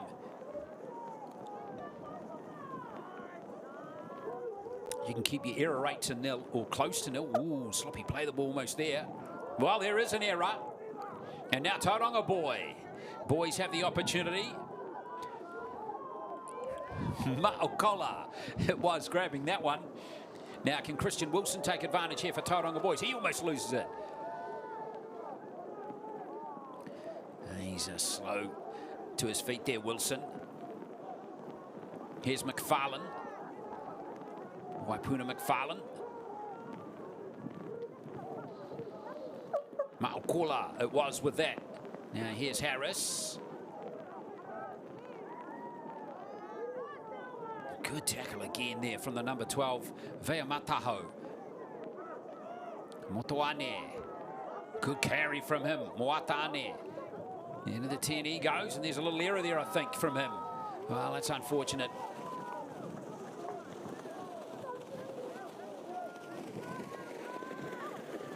Well, the errors when it's wet like this and challenging conditions, Crystal, that's where that amplified these errors. There it is there. There's no stripping motion there. It's just a straight loose carry. Yeah, it's just so slippery, holding the ball in one hand, and any little impact on the body sometimes just slips the ball right out because of how wet it is, and also having a wet jersey and a wet ball is just the result of high error count generally. Exactly, and throw in the wind as well. Yes. It's just literally the perfect storm. Here's Dilworth. Looking to flank him on the outside. It's Westerlund again. Westerlund! Oh! Tavalu just got him. Oh, and he's lost it in the tackle there. Now it's play on. Extraordinary. Well, well, well. Well done for Tavalu. I thought Westerlund would just had him on the outside there, but he came back again. Here's Ahovelo. Tauranga boys under the pump here in this match. George Mann, bit of space there. Big pass, unable to be gathered by Dilworth. And it is Live Luatua on that left edge who's come on. He's a big try-scoring player as well, the number 9. But here's Westerlund. He's quite the sight here, Crystal. Oh, he's got pace to burn. I actually thought he was going all the way, but he had a good start to the set for Dilworth. The ball actually from Mann was a great ball and good vision, but unable to reach the hands of the winger. Well done to Tavalu. That was a try-saving effort from him. Now Atua playing the ball. But again, Tauranga boys back on their heels as Moata'ane has a crack. Rapetone is tackled.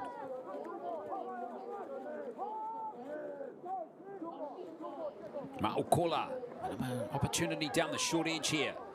Te Maipe.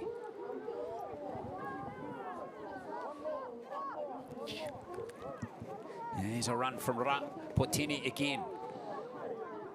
Yeah, a bit of one-off running there. No real desire from his teammates there to help him out on that occasion. There goes the kick from inside the 30 from Howard Harris.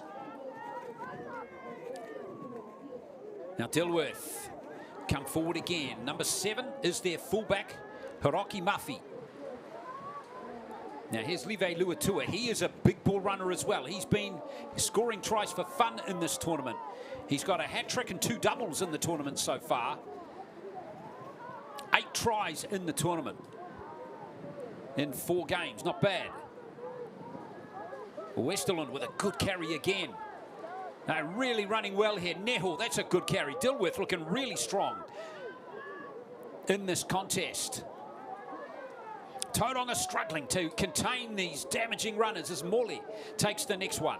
And now George Mann with an opportunity on this left edge again. Ooh, a little hand in there from Tauranga. It's a restarted tackle count though. So close was Westerland and Live Luatua, who has a crack from dummy half.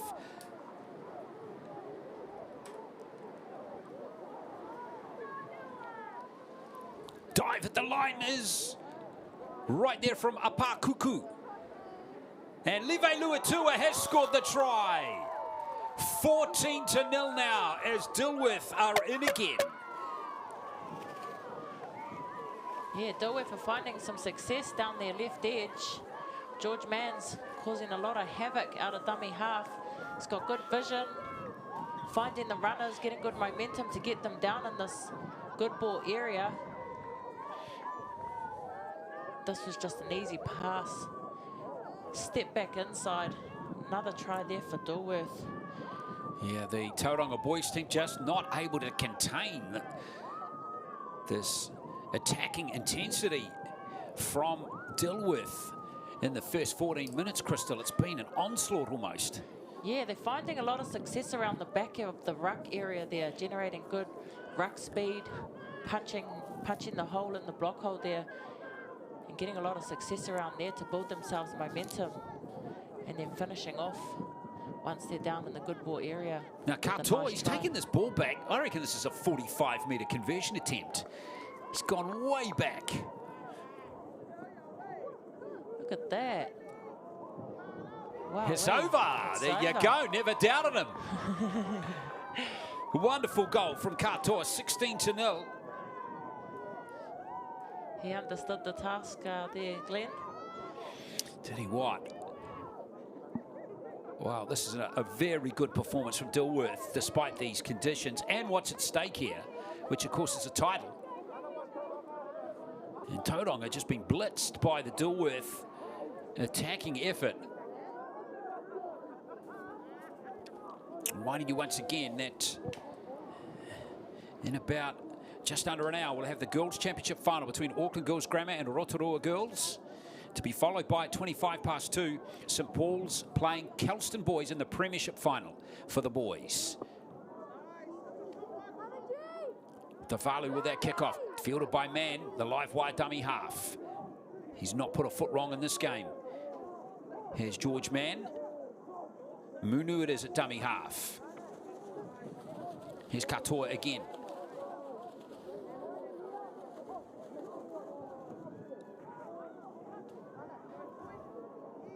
Charging into the line is Munu. Tell you, the impact off the bench too has been very good for Dilworth in this tournament. Here's Molly. That line speed from Tauranga again, under pressure. And there's a high tackle. So a penalty coming Dilworth's way. Might be a little bit of fatigue setting in with the defence, getting a little bit sloppy and slipping up there. Yeah, a bit of a, maybe a shoulder charge there from Sawa, number 11.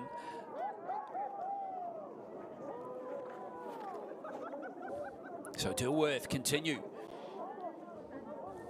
to punish and pressure this Tauranga team. Man. Nice little step off that foot from Gideon Munu, but he's lost it. That was a beauty of a tackle right there from Moata Ane. He got him. Big time. Collision. Ball went flying. See it here. Just from the side. Wow. Heavy contact. Dislodges the ball out.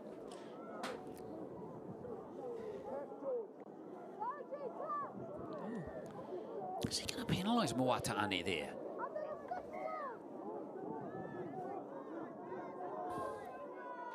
Oh, wow, that's an interesting decision. So they are going to take the kick for goal here. This could well be one of the last sacks of this first half.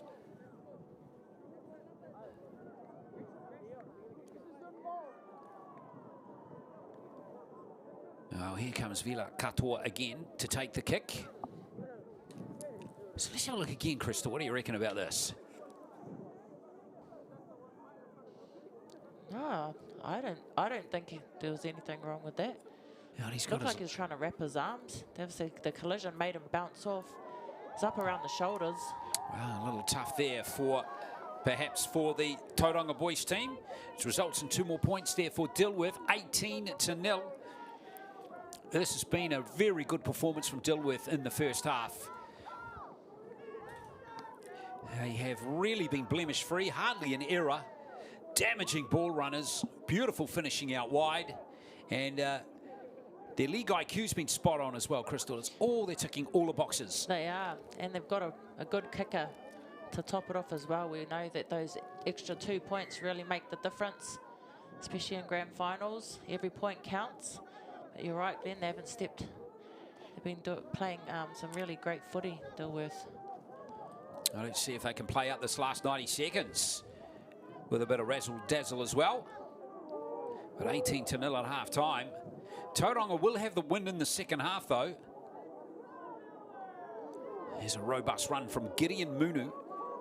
Over the halfway line he goes.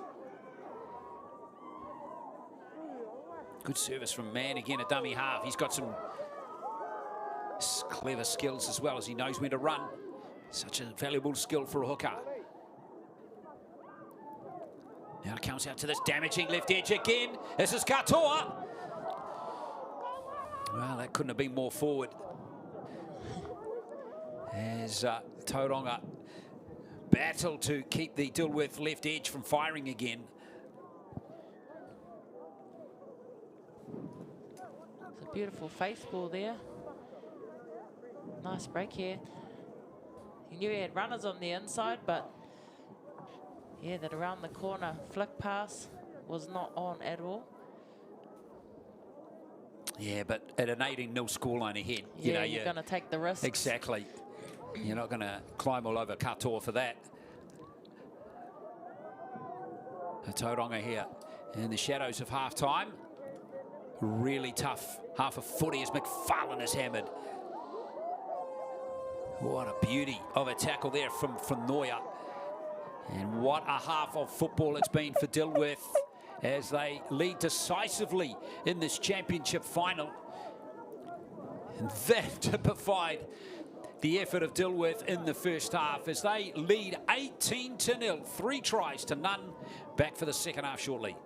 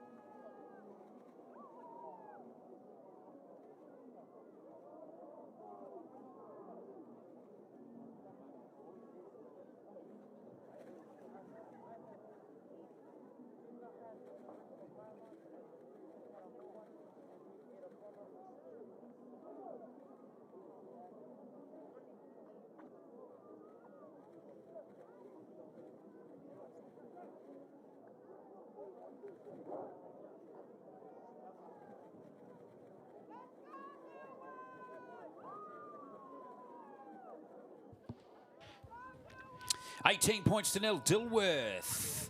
Here in the final of the Boys Championship for 2025 at the National Secondary Schools Championships here at Bruce Pulman Park. And the team in blue, Tauranga boys, battling to contain the Dilworth team with tries in the first half to Westerland, to Mann and to Live Luatua, who has been scoring tries for fun, as they say, 4, 6, 8, and now 9 tries in the tournament.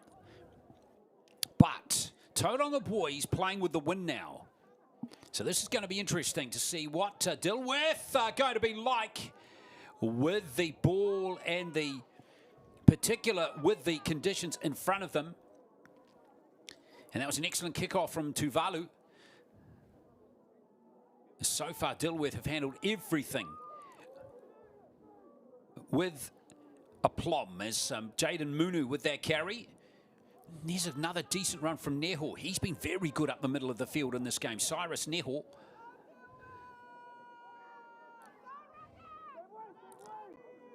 So up to the 40 as Mann directs the traffic again. There's an error from Rohorua.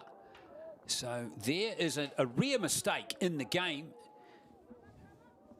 And let's have a look at how Tauranga are going to respond to this. Yeah, they haven't had a whole lot of possession, Tauranga. They've done a lot of defence in this game. Then a good attacking position here. See what opportunity they take from this. Well, they've got to take an opportunity here to get back into this contest. Well, they've got one of the best ball runners in the back of the scrum there, Fine Moataane. Well, he's going to play the ball, shift it. Maybe he's going to take the next carry. Let's see. As Macaulay goes into dummy half. Moatane's got some ball playing skills. That's McFarlane. Waipuna McFarlane. Passing is good from Harris.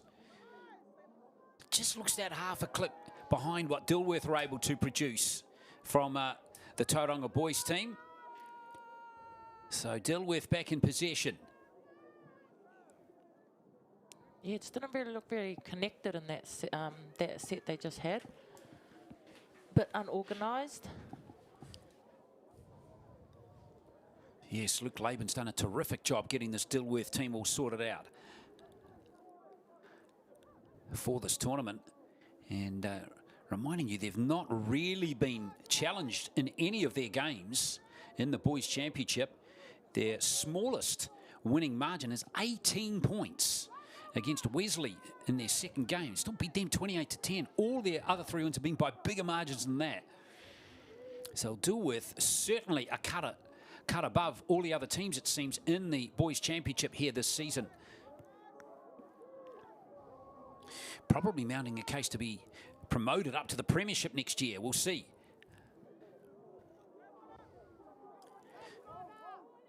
Here is lovely. Well, unfortunately, that's been lost. Live Luatua.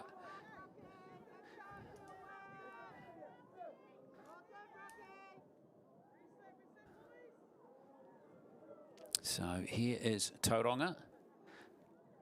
Lucky they got that there, because if Dilworth had executed that play, but again at 18-0, if you're Luke Laban, the coach, you're not going to be too wound up about that, are you? You're going to back your defence, which has been solid as a rock. They've only, that's the other thing too, Krista, they've only conceded 24 points in their 4 games. Wow. In this tournament to this point. Some grit on defence for sure. It's 4.5 games now that they've conceded an average of 6 games. Here's a nice little run coming through from Christian Wilson. Good bust here from Wilson. Now, can Tauranga boys get on the back of that? Romeo Macaulay in at dummy half now for Tauranga boys. Here is Taula.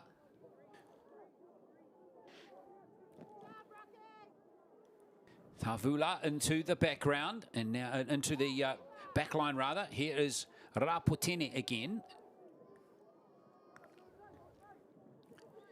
Now here's Taula, and now Moataane taking the carry, hits the turf hard. As Dilworth look to tidy up that tackle again.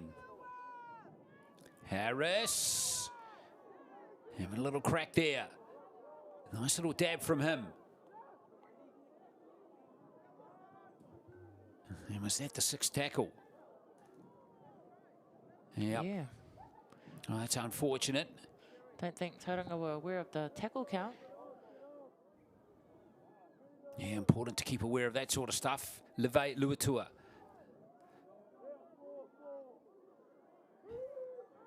Well, Moatuani is showing out nicely. He's got a good all-round skill set for rugby league. Here comes the hard-working Neho. He has been excellent in this game. Cyrus Neho, number 11. Now Jaden Munu.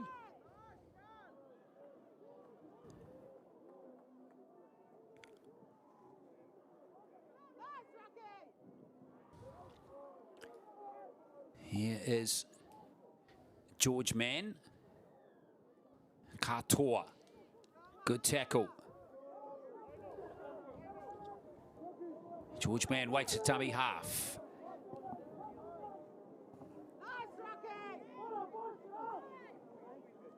Wow. Great chase. That just typifies Dilworth's effort in this game, doesn't it? It certainly does. That kind of effort. When you're a middle that's taking hard runs and you see a chaser like that, putting their body on the line, making the tackle like that, you know, it just shows the work and the effort you're willing to do for each other. And that's what Dilworth had showed this whole game. They're really showing up for each other. They're very connected. And that's the result they get with what's on the scoreboard. Unfortunately, a penalty here for Dilworth, though. But an opportunity for Tauranga boys. But look at this chase. Yeah, Beautiful wonderful effort.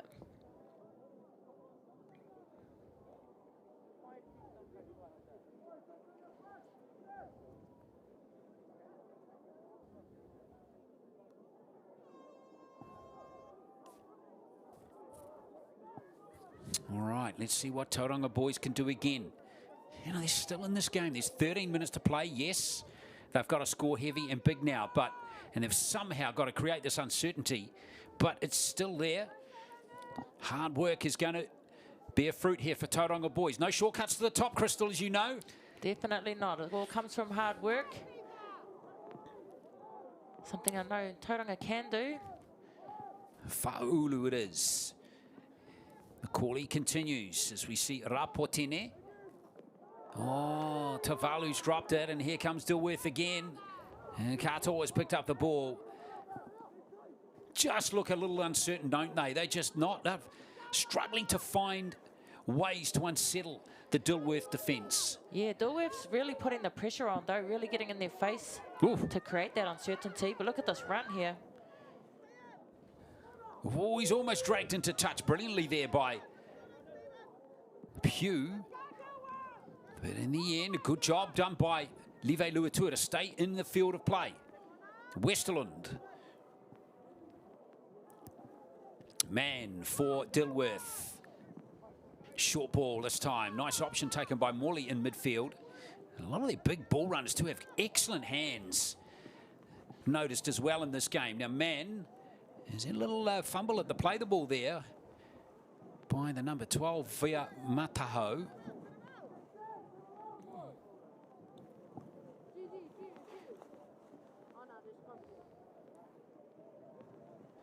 Yeah, a little bobble there. You always think as a player when you just fumble like that, the smallest of little fumbles, oh, I hope no one saw it. I hope no one saw it. But they do every time, don't they, Crystal? Every time. Although we saw a little fumble in the Warriors game on Friday night, didn't we? Which that Parramatta Eels player got away with. Oh, yes. Yes. Very rare that the officials miss something like that. Now here's Tamaipi for Tauranga. And a penalty coming this time.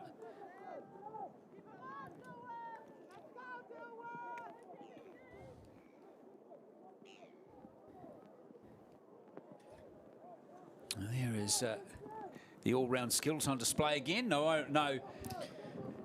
Also, he's got great hitting up ability. Good tackler. We've seen his hands too. And now he can kick for touch. The big fella, Fine Motuatane. Here is Sam Sawa starting off this next set for Tauranga. Into the action again is Tamaipi. Can they get something going in this game? This Tauranga boys team.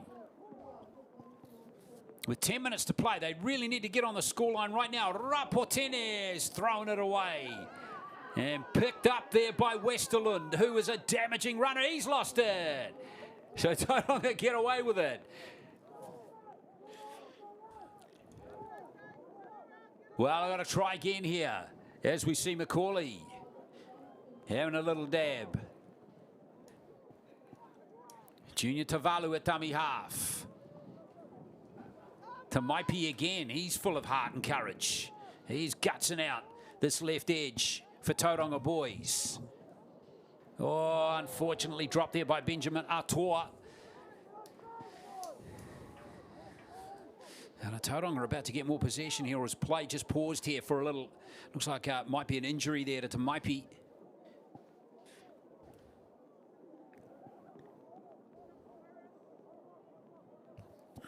To Tamaipi. He's been clutching at that hamstring for quite some time now. He'll take a run, grab it, then have another run. It's obviously proving he's too battling. much.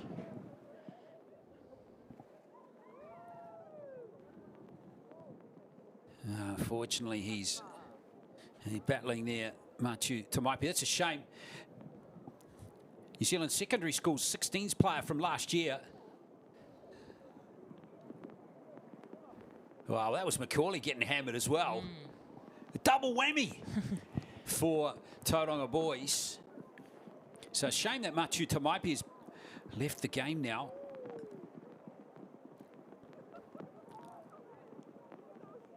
So straight back into the action comes Sam Sawa.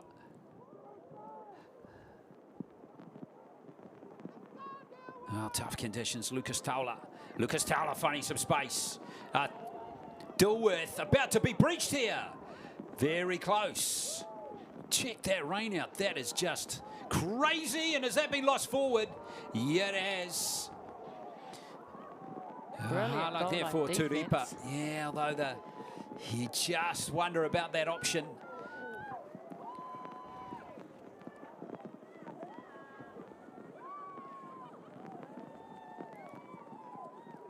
It's just that temptations we touched on before, Crystal. So many players at this age just can't resist the temptation to have a crack. That definitely wasn't the right option with how many defenders were right there. Bit of white line fever. That's it, the white line fever. So Dilworth survive and they keep their clean sheet. Now Live Luatua.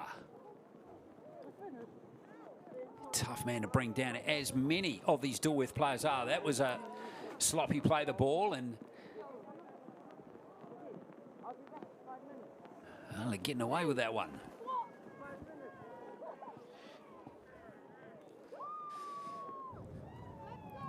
Now charge upfield by Ahovelo. 7 minutes to play, so no change to that halftime score, 18-0. Here's Neho again. He's been excellent. Massive work rate on him. Yeah, he comes and looks for the work. Gets himself involved. Don't forget the girls' finals coming up at the end of this match between Auckland Girls Grammar and Rotorua Girls. And then we have the boys' premiership between St Paul's and Kelston. Oh, man. Has dropped the ball. Man, oh, man. Yeah, man did a good job, though. He got back to his feet quickly. Here's Tauranga, throw it away. It's just they're chasing the game now. Now, Live Luatua! Live Luatua! Oh, shut it. There's another try coming down here. 22-0. He's got a double in the game now. And Dilworth. Really too strong for Tauranga in this match. Yeah, off the back of an error, Luatua just picks the ball up, pins his ears back, and goes all the way. You already spoke of him earlier, Glenn, and how many tries he scored this tournament. He's just added to that tally. He's a brilliant young player in Luatua.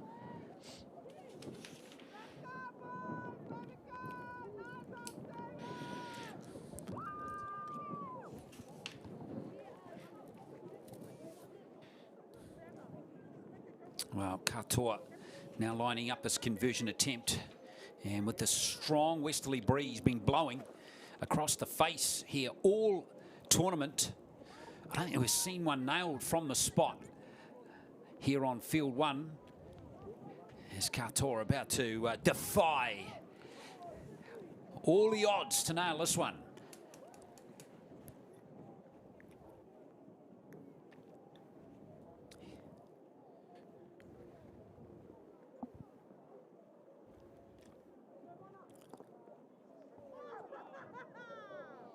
No, not to be for Vili Katoa, but 22-0, all smiles in that Dilworth camp as they take another step towards claiming this boys' championship here at the NZRL Secondary Schools Nationals. It'll be interesting to see how many of these Dilworth boys actually make the tournament team too, which is going to be confirmed at the end of the tournament. Only a few contenders, but it'll be hard to knock out a lot of St Paul's and Kelston players. They look just that little bit faster and slicker than most of the players that we have seen in this tournament. But that's not taking away the efforts from any of these players that are playing this game, Crystal. Yeah, definitely not. Some gutsy efforts from a lot of players over the whole tournament. There's a lot of physical contact over the last 3 days. A lot of effort put in by a lot of these players that have participated in this tournament. And that was nicely taken off the kickoff. 3.5 to play. Getting excited for the girls' final coming up between Auckland Girls Grammar and Rotorua Girls. Crystal? Yes, very excited. Yeah, that's going to be a heck of a match, that one. Rotorua Girls, after commentating their first game on Friday against St Mary's, where they beat them 30-16, and we have immediately saw they are going to be a contender in this tournament. St Mary's have bounced back, of course, to finish in 5th place, losing just that one game in the tournament. Here's Tamaipi again. Remember, he left the field with that leg injury, but he's still playing and he's still being hampered by it. He's showing a bit of guts, isn't he? Yeah, he keeps clutching at that hamstring, but he's still continuing on. You can see why. He made the New Zealand Secondary School 16s last year.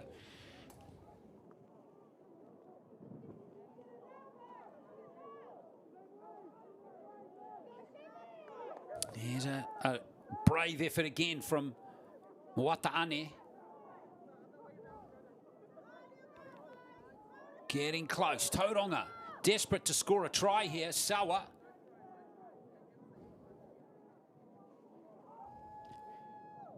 Gone backwards, and here's a chance, and a score is finally there for Isaiah Reipotene. Finally some joy in this game for Tauranga boys. Yeah, I think they'll be happy just to get some points on the board and not finish the game without a try. Thought there was a bit of an error there. Was scooped up, finds space and scores right under the post. Well, nicely done there, and he converts his own try as well. So happy days for Dilworth fans. Yeah, they're giving you the impression, what weather? What's the problem? 22-6, but, well, that's a hard-earned 6 points for Tauranga in this game.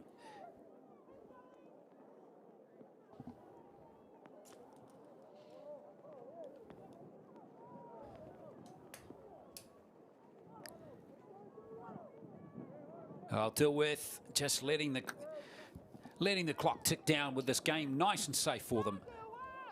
And, well, we've got to congratulate all of the players who have given 100%.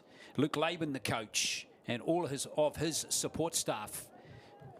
They have come here after not having a team here at the Nationals last year and have proved, I think, well and truly that they're the best team in the Boys' Championship, which started with 24 teams. Yeah, wow. That speaks volumes. to come in for their first year and do things like this. Molly out to Live Luatua again. Yeah, wonderful effort. 1,400 players, remember, at this year's tournament across all of the teams, which is magnificent. This tournament continues to grow each year. Now, maybe one more try here for Dilworth right at the end of the game as Worcesterland goes very close. Here's Mann. I think he's there, and he's got a double. George Mann, with 2 tries in the game, thoroughly deserves it. He's been one of Dilworth's best players. And 26-6. Oh, he's been a standout the whole game, man. And see him scanning there, finds some space, gets a double. But he's just been brilliant this whole game. He's really directed the forward pack around from dummy half. His distribution from dummy half has been really, really good. His defensive efforts have been there. I think he made one error there, but as soon as he made that error, he got straight back up to defend it. So he's definitely been an outstanding player in this grand final. Well, they're celebrating because the hoot is gone. Well, poor old Vila Katoa. He's still got he's missing out on all the fun. He's got to line up the kick here. So Katoa with the final act in the game here.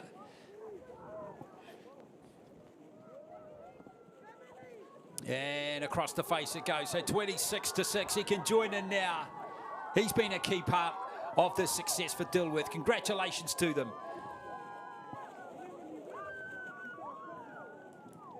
5 tries in the game. Westerland Man got 2. Live Luatua got 2 as well. And 3 goals to Katoa as they win this championship final by 26 points to 6.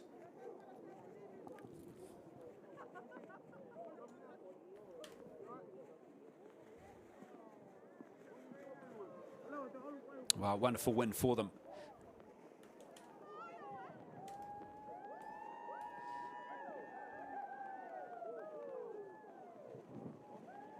And a shout out to the Tauranga boys team.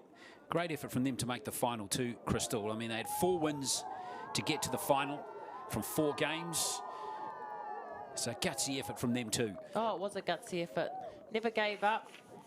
Kept pushing through. Obviously, weather wasn't on anyone's side, but as you said, Glenn, got to give praise to all the participants of the tournament, and in this grand final particularly, Tauranga boys and the champions in Dilworth boys.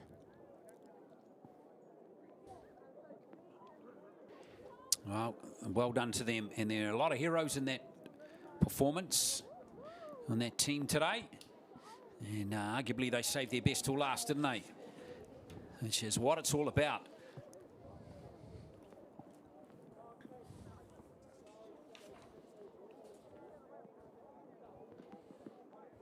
The winners are grinners, aren't they? And some nice words coming there from Luke Laban, who has coached this team to glory. And we're going to stand by and throw it down to the presentation shortly.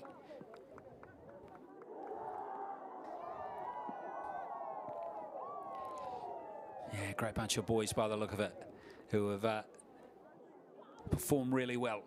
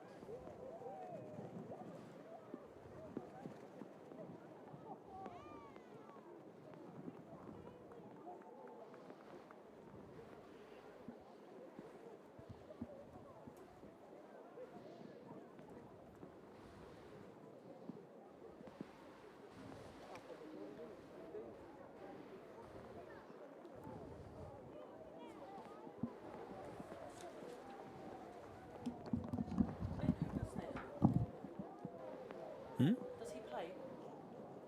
The coach? Play? Yeah, no. He doesn't play? No, okay. I don't know. There is a Laban that plays though, eh? Jacob Laban. Yeah. So they're not related. I don't know. Oh, Yeah. I just saw the name and I was like, it just looks familiar.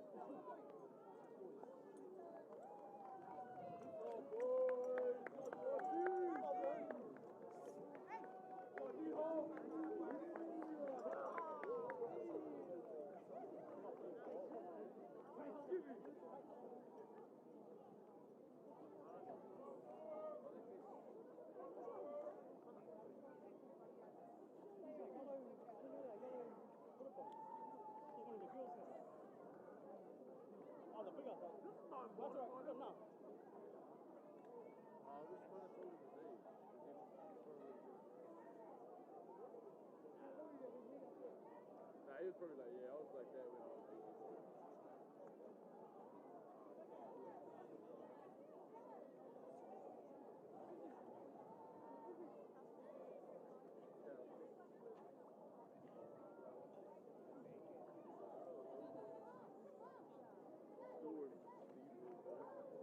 On field one, so grab yourself some food, grab a hot coffee and make yourself comfortable because the last 2 games of the day will be played on field one.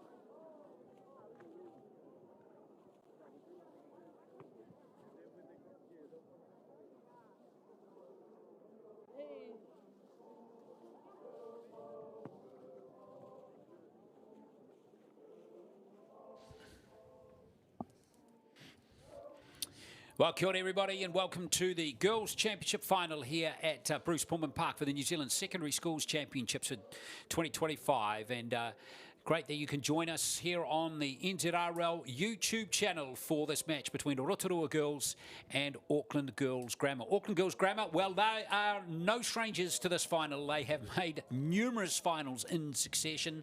They were beaten in the final last year, though, in a really terrific match, which was won by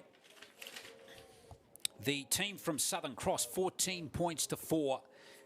Auckland Girls Grammar last tasted success in this match back in the previous year following that, 2023, where they beat Southern Cross Campus in the final 30 points to 12. Rotorua Girls, well, what a story they are. Not in the tournament last year, but they have stormed their way through, beating some very good teams on the way to reach the final. A wonderful effort from them. But Auckland Girls Grammar, after a slow start, certainly flexed their muscles in the semi-finals. Well, this one's going to be a terrific game. With me for the call today is Crystal Rota, former Kiwi Ferns captain. And this is going to be a really interesting match with a lot of rugby league experience behind that Auckland Girls Grammar team against the new guns Rotorua Girls. Yeah, it makes for an exciting game, Glenn. As we know, I think seeing this Auckland Girls Grammar team in the finals over the last couple of years, and some names leave that team and move on to do some very successful things, Black Ferns, Warriors. So it's very exciting to see what these young ladies move on to do from playing in these tournaments particularly. And very excited to see what Rotorua brings into this game against Auckland Girls today. Well, there's their squad across the bottom of the screen. They beat St Mary's College of Wellington, a very good rugby league school, 30-16 in their first game.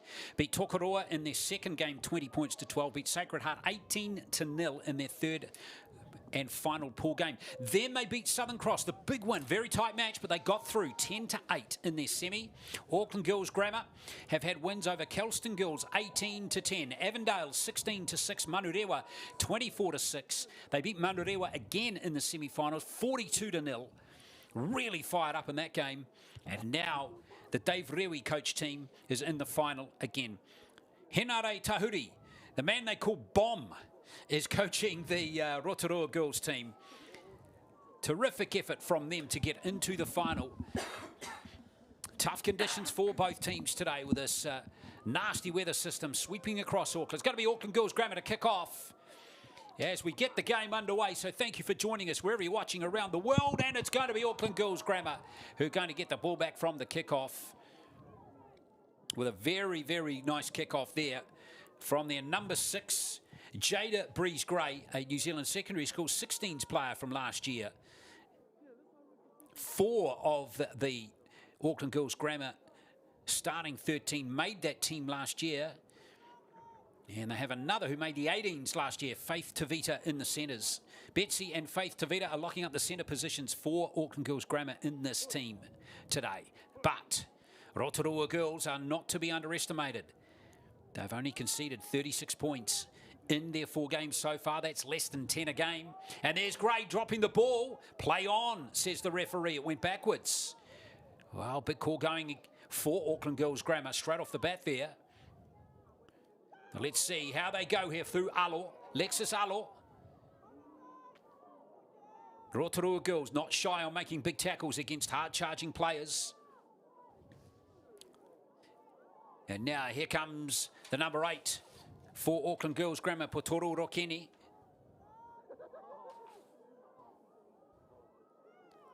Here's a chance on this left edge. Fahakola Naka getting close to the line here. Auckland Girls Grammar, what a start this will be for them if they could get over the line here. Fahakola Naka again.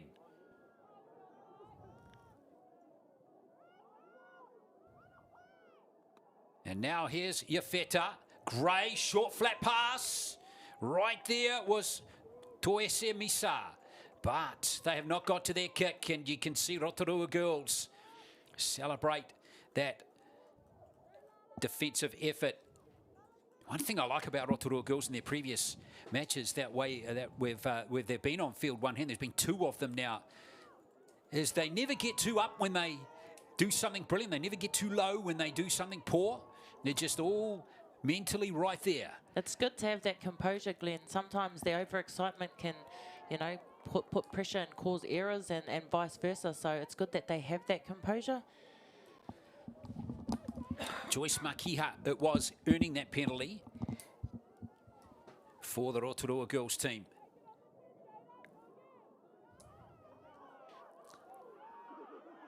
Now, Lena make a tackle straight away was great. Putting her body on the line. Interesting, they didn't go for touch there and try and carve off a few more metres, but they backed themselves. That's the other thing. They backed themselves.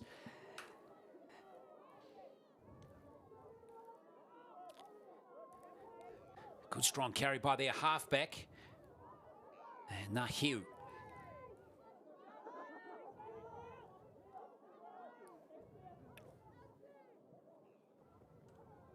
Now here's Smalley Hutch, lion-hearted front rower.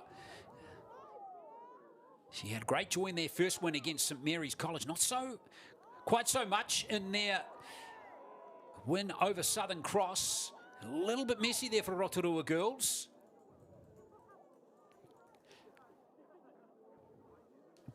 Yeah, interesting they didn't take the kick for touch, but like you said, they do back themselves to run it. Maybe they do know that kicking out or into the win is not one of their strengths. So they played it safe, took the tap.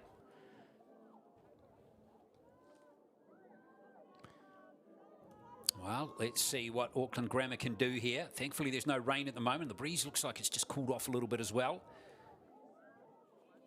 Siona Mulau Ulu is the hooker for Auckland Girls Grammar. She's done a little switch with Betsy Fafita. Now Lexus Alo again. So no ball yet really for Rotorua girls to work with here in this first half. Flat pass there to Tuese Misa. So good start here from Auckland Girls Grammar. Slow play the ball. And referees pinged Rotorua girls there for being offside.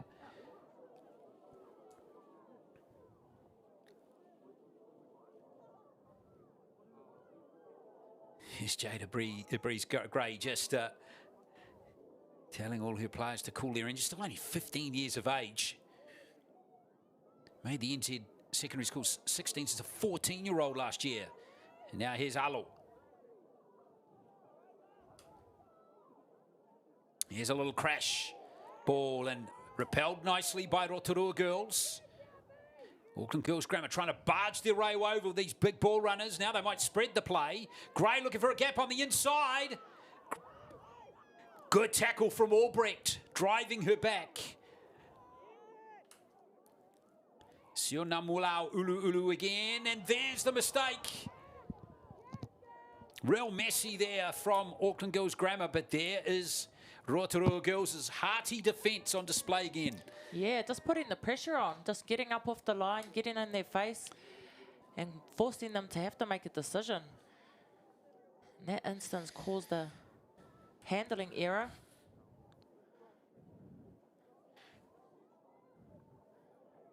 So we see here the defence of Tauranga just pushed up in her face, but she didn't look at the ball when she was about to receive it.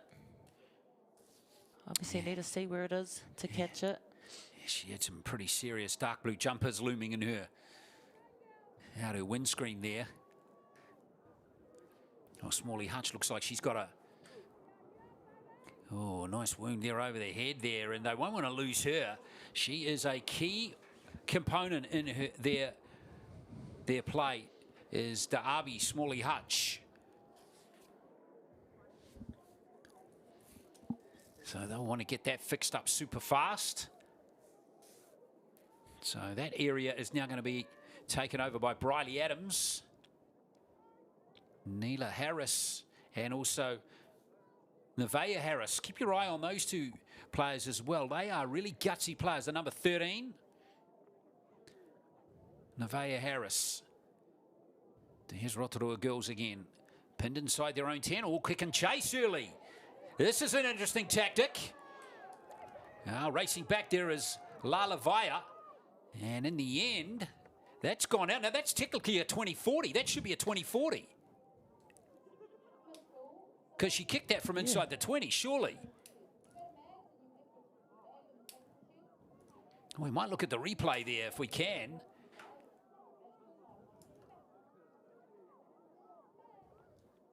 Oh, now, was she inside the 20? She's inside the 10 there. She's in the 10. Wow-wee. And that's gone, rolled out beyond the 40. It has. Oh, wow. Here's Auckland Girls Grammar. We did see a 20-40 kicked earlier in the tournament. And the officials got that one spot on. Now, Alexis Alo. So here is Yafeta for Auckland Girls Grammar. Now pass there to Toese Misa. Forward pass. And a forward pass has been ruled by the referee. Seen quite a few flat passes from the Auckland Girls Grammar side. Be quite marginal. That one's gone forward. It's a good opportunity here for Rotorua Girls. So forward pass.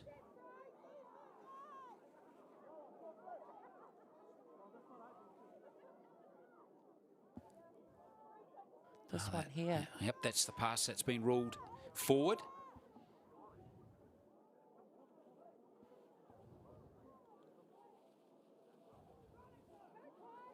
Well, Rotorua Girls trying again here through Kaiarihi Puku. She's been impressive. Mind you, most of these Rotorua Girls players have been impressive, all of them. Nahiu has not been shy on taking tough carries in previous matches. There's Puku again. Now here's Neela Harris. She's going nowhere fast. Good tackling here by Auckland Girls Grammar. They've lifted their intensity on defence. Good hands from Adams. She's hit hard.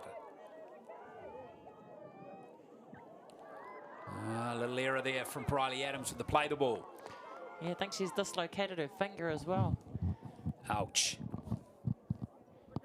Well, Darby Hutch, Smalley Hutch rather, has been lost to that head wound. And now here comes Briley Adams off. They're two big front row weapons, Crystal. Yes, they're two powerhouses. See when she gets up, her fingers out of place. Oh, yeah. Oh, she's walking off like it's all in a day's work for her.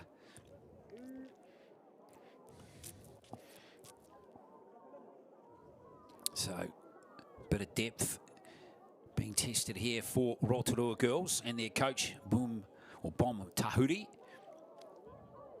So you can see, 16 is on the field. That's Amber Albrecht now. You're watching the Rotorua. Kia ora to you. Team's done brilliantly to get through to the final. Now here's Gray. Nice play. Here's a big chance for Auckland Girls Grammar. Tavita. Faith Tavita's going to be hard to handle. Great tackle from Tyler Albrecht. Good technique. Here's another chance for Betsy Fafita, but she's driven backwards.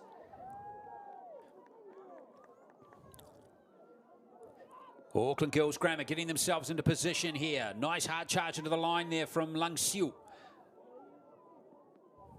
Siona Maulau Ulu at dummy half. Good shift of the ball from Yafeta. That was Vahakola Naika. Now into the line comes Vaya. Vaya Lalavaya is through to score. The New Zealand Secondary School 16s rep from last year over to score the first try in the final. And it's Auckland Girls Grammar up 4-0. Beautiful try there by Vaya. They've really had to work hard for this try. It was a good line here. Good support play by the Auckland Girls Grammar. It was a good break down this left edge. Good tackle there by the fullback and Albrecht. They shift from this edge right across to the right side of the field through their fullback and Vaya. She looks like she's going to pass out to her right. She backs herself, fends with her left and dives over to get Auckland Grammar on the board first. Good stuff from Vaya. She got a double in their win in the semi over Manurewa 42-0. Also got a try against Avondale back in the team's second game. So that's her fourth try. And Auckland Girls Grammar looking strong with the ball. They're certainly looking a better team than they were earlier on in the tournament, that's for sure. And that 42 nil shutout of Manurewa in the semis, that would have given them a lot of confidence, you think, too, Crystal? Yeah, when you get putting that many points on the board, definitely boosts the confidence within the team as well, within each other. Yeah, they have been the Melbourne Storm, really, of Auckland, of New Zealand women's secondary schools rugby league. Beaten finalists last year, champions the year before. Beaten finalists in 2022. Beaten finalists in 2021. So they are just a perennial finalists in this tournament. And here they are again in 2025.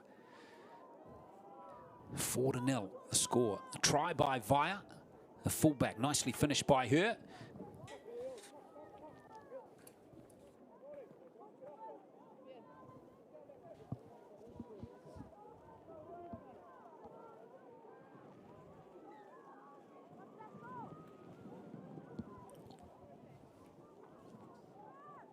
So restart here for Auckland Girls Grammar.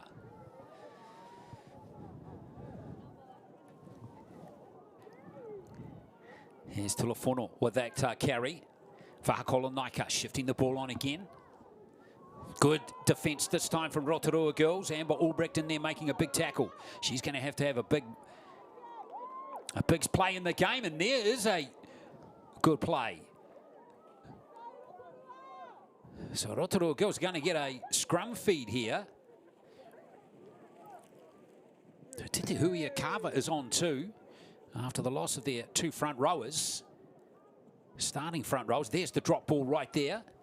And the player dropping the ball was Vito Toliafoa. So this is the first time Rotorua Girls have been down inside the 20. This is going to be interesting here to see if they can take advantage here. Here's Puku. Oh! Almost run straight over the top there of Gray. Good work from Gray. She's gutsy.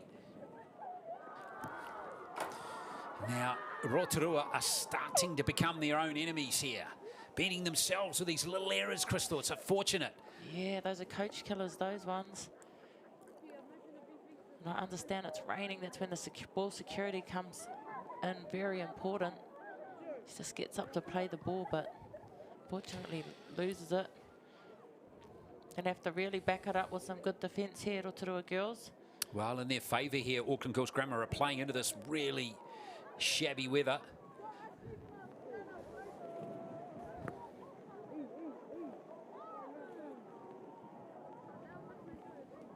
So feeding the scrum here is Gray. She's just copped a heavy knock in that tackle. And she's a tough nut. Now it comes here to Fa'alili with that first carry. She's only 14 years old, Tyler Fa'alili, playing in the national final. A couple other 14-year-olds are out there too for Auckland Girls Grammar. Now that's great support play. Play is continuing, and that's a good run from Via, who's starting to show out in this game. Siona Mauluau Lu'ulu has a little dab from dummy half. Good run from her. Gray deputising at dummy half now. Straight ahead goes Langsiu. Good set here, look, building for Auckland Girls Grammar. Gray again. Oh, was that a flat pass? It might have been forward, but nonetheless, it's playing on here. Toese Misa, very close to scoring. Last play now for Grammar. Looking for that edge. And it's for Fita. Can't quite get there. Very nice job by Rotorua Girls to hang on for grim life. Yeah, good scramble defence there from Rotorua Girls. Really showing their grit, showing up for each other defensively. Oh, brutal, tough conditions here as we see Ali Flett take that one away. Now Puku, who had problems with that play, the ball at the other end of the field just a moment ago. Feel Auckland Girls Grammar should be ahead by more, Crystal, than 4-0. I actually would have thought the same, yeah.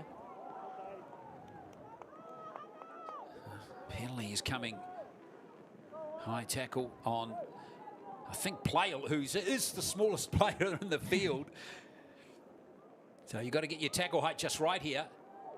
Yeah, around the neck area there. Hakarai Smith. Now away goes Nahiu again. Looking for that offside play. Was that Auckland girls grammar play back to full 10? Referee's happy with that at the moment. Here's Harris.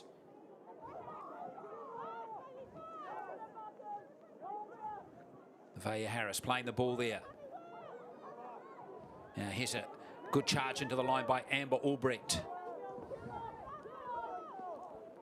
Rotorua girls getting a good roll on here. Tailor-made here for Makiha out of dummy half. Very good player, Makiha. Got great balance to her running. Rotorua girls on the attack here. Nahiu. Oh, gets the kick away just in the nick of time. And just out into the field of play via. Good work there from her. Good set of 6 coming from Rotorua girls as Fafita comes away for Auckland Girls Grammar. Gives it out on that left right edge to Messina. Carly Messina. Exciting play from both teams, Crystal. Oh, very exciting play. That was a brilliant set there from Tauranga girls. Even finished with a good kick. Didn't manage to get her caught in goal, but then they backed it up with a good chase down there in defence. Just slows it down when got a good momentum. Well, great run out of dummy half. First of all, the salvage from Vaya was great, and then Betsy Fafita creating space for Carly Messina. He called a flop there on Tyler Albrecht. Interesting call. That's a bit tough. Tough call. And now there is perhaps a bit of justice for Rotorua girls. Well, we've only got a minute left until the break. Somehow Rotorua girls are still only 1 try behind. 4-0 is the score, with a try scored by Vaya. If Rotorua girls can score here, it's going to make a very interesting second half.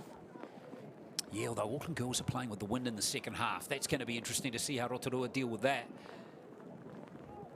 Here goes Harris off the back of the scrum. Hit hard by Vaya. And Vaya Harris.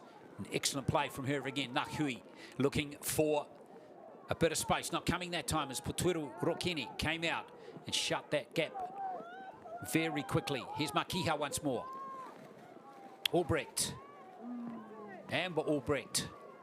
Up she goes. Tackled by Gray. Here goes Makiha again. No, they're going to have to go back to where she was tackled. Always frustrating when you see that. Kills the momentum as Harris.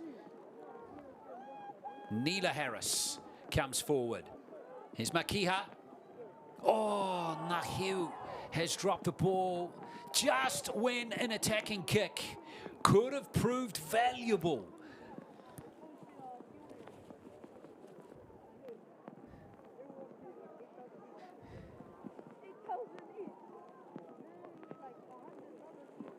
Well, Auckland girls survive. So we're right on half-time here. Whahakolo Naika to feed the scrum, and there we've seen that push from Rotorua girls before. Now look out, here comes Fafita. Fafita! Faith fit to Vita. Is she going to gas them? Oh, Puku just gets there in the nick of time. Here is Betsy Fafita. Fafita! Getting close to scoring. Here's the hooter for half-time. It's still here and it's been taken away, and that play from Harris was a salvage play for Rotorua girls as they hang on somehow despite being outplayed in that first half by Auckland Girls Grammar. Don't think there's any doubt about that, but the score is only 4-0. We'll be back for the second half of the final shortly.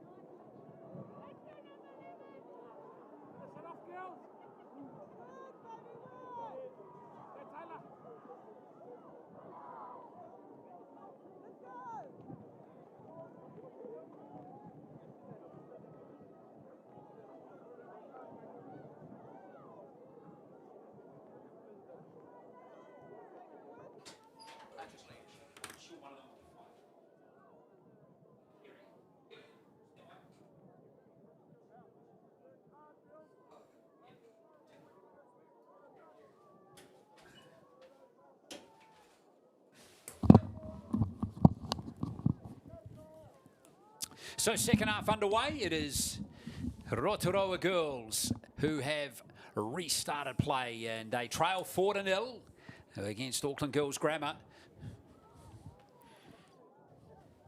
Very tough first half. And Auckland Girls Grammar, their discipline and ball handling's been pretty good, Crystal Rotorua, in that first half. Yeah, it has. Very few errors. Probably just put the hex on them right there. Stand by for an error in the next few seconds. It's always the way, isn't it? Commentator's curse. Oh, there it is. Who is the oracle right now? It is me. Oh, it's a funny old game, this one, isn't it?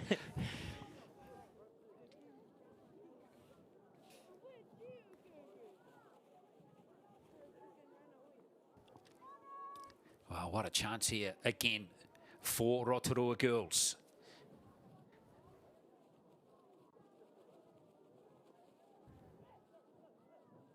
Here's a nice little dab into the line again by Hugh, who's a strong running half. She does not take a backward step. Makiha continues that dummy half. A penalty. So he's pinged them for offside there. Gives Rotorua girls a bit more easy metres. Get closer to the try line. Decide to go down the short side. Here's a chance coming up for Rotorua girls. Boy, they got a chance here. 10 metres out. What a start to the second half this will be. Neela Harris goes back to catch it. Comfortably handled by Vito Toliafoa. And another penalty coming, it looks like, for a high shot. We've seen this throughout the tournament. There is no latitude given on anything around the head, which is great because it keeps concussions to a minimum. And thankfully, we haven't seen that many concussions here on field number 1 in the last 3 days. Here's Adams, who's back out there after the dislocated finger. Still got the legs to run with, Crystal? Yeah, Harty has just strapped it back up. Still got the hands to catch it with. Here's Makiha going for a try. Mariah Makiha, they're getting very close. Caught in possession there. Players offside again. You know what? I won't be surprised if they get a warning here, and here we come. 3 penalties in a row now conceded by Auckland Girls Grammar.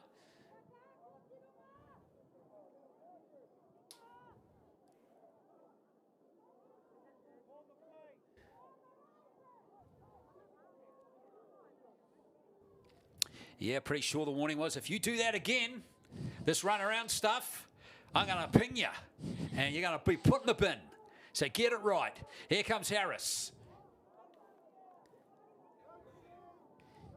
And whether Auckland Girls Grammar pay attention or not, because with the title on the line, you take the risk, don't you, just about. Here comes cover. It is for Rotorua Girls. Good defence again. Both teams have been defending brilliantly in this game. Makiha. Now Harris. Looking for that gap past Gray. Can't find it. Almost close to a lifting tackle there, but play on is the call. Keeping it on the short side. Now, Nahiu coming back the other way. No gaps at all in this Auckland Girls defence. There goes the kick from Richards Tefo. Bounces awkward here. It's been gathered by Auckland Girls Grammar. Carly Messina got the bounce. So it's going to be a line dropout. Yeah, as you said, there was no gaps there for the Rotorua Girls to get through. But there was a kick there. Gee, the bounce could have gone absolutely anywhere there. Now this is going to be interesting. Oh, no way. No way. And there's a penalty from in front.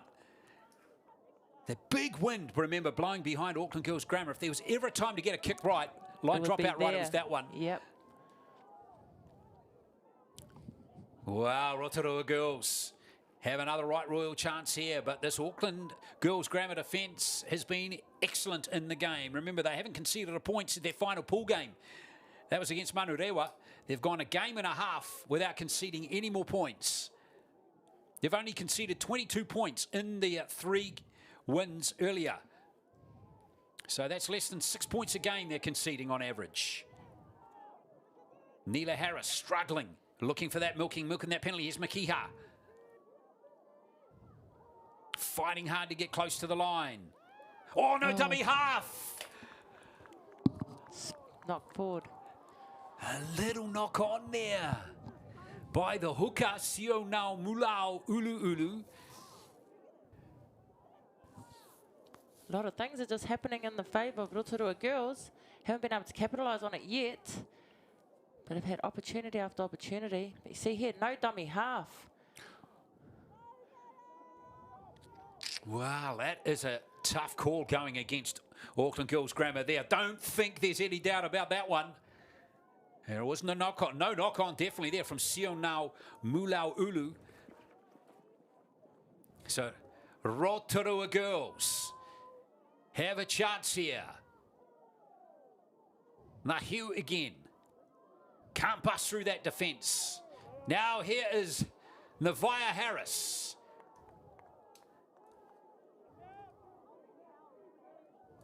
Makiha has a crack from dummy half. Oh, the gap closed just in the nick of time. Or is it?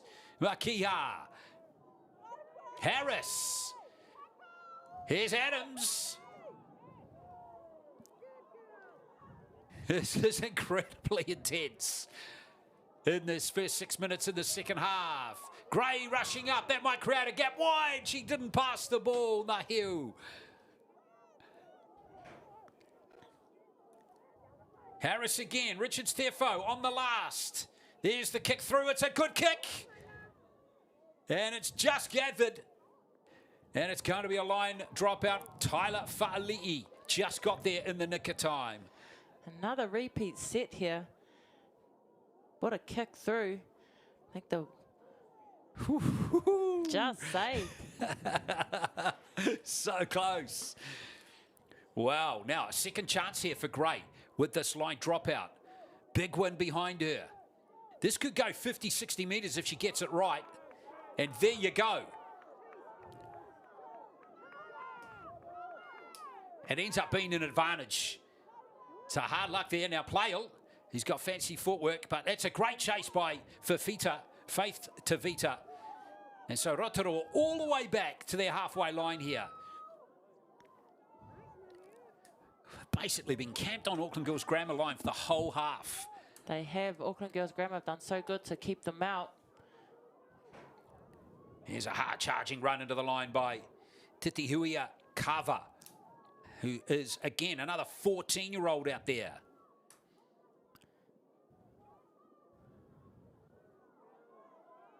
We haven't seen Smalley Hutch back out there since that head knock, that head cut, have we? Which is a bit of a blow for Rotorua girls. So they're down on one of their big front row props, who has been driving players back here. Now Richard Steffo is going to run it. They're on the last here. Puku. Oh, it's been lost. And Auckland Girls Grammar have got it. It's been picked up by Vahakolo Naika. Yeah, brilliant defence. Back-to-back sets of defence for Auckland Girls Grammar, especially on their line. But Rotorua girls were just running one off the ruck. Just easy picking defensively. Nothing creative, but brilliant defence from Grammar. Good run by the 14-year-old Carly Messina. Away goes Vaya. She's the only scorer in this game. Is Lala Vaya.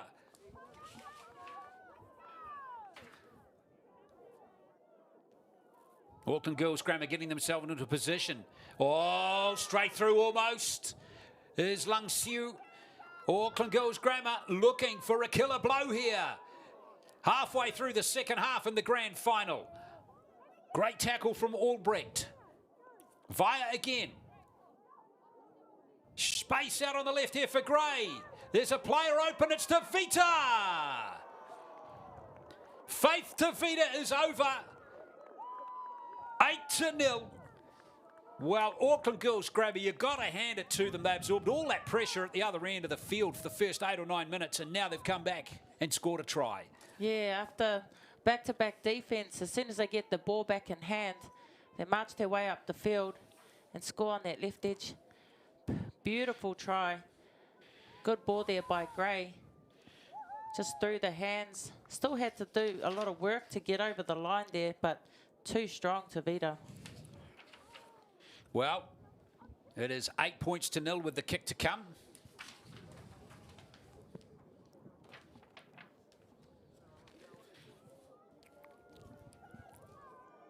Try about to be converted here, or an attempted conversion by Gray.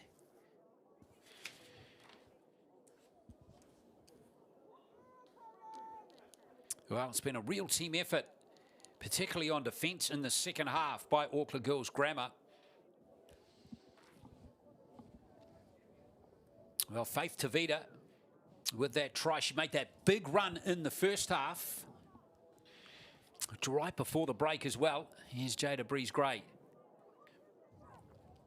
Oh, not to be, but 8-0. Score remains.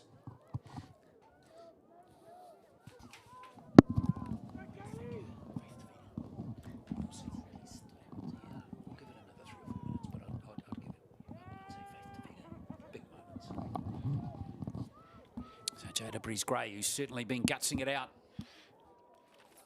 for Auckland Girls Grammar. Well, 8.5 minutes to play.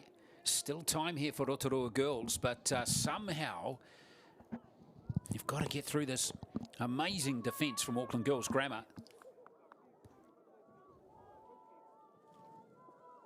That's a good kick-off. It's just gone the 10 metres.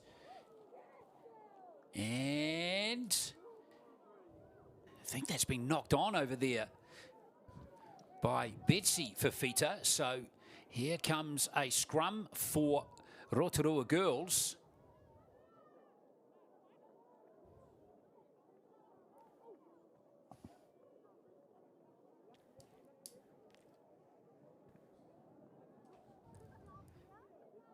Well, clearly they need to be the next scorers. If they can score in the next minute or so, obviously game on. Well, that's not going to help. Going back to get it is their centre, Joyce Makiha. And now she's slapped it in reverse, and not by choice either.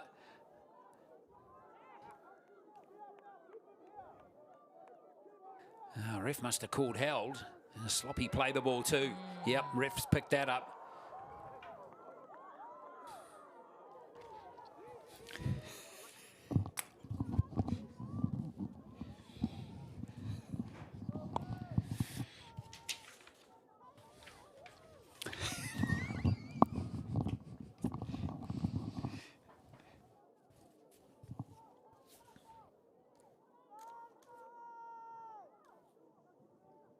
Well, 7 minutes to play.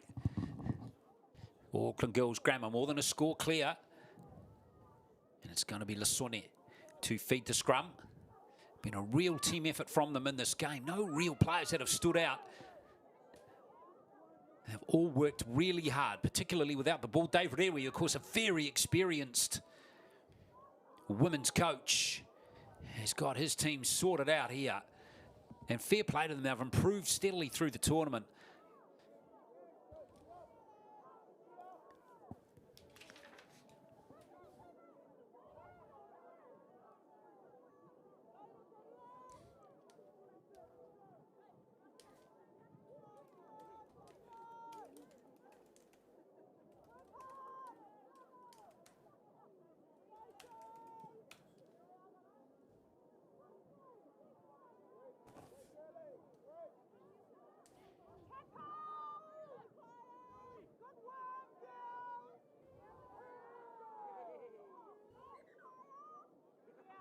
I'm going to go back as Puku.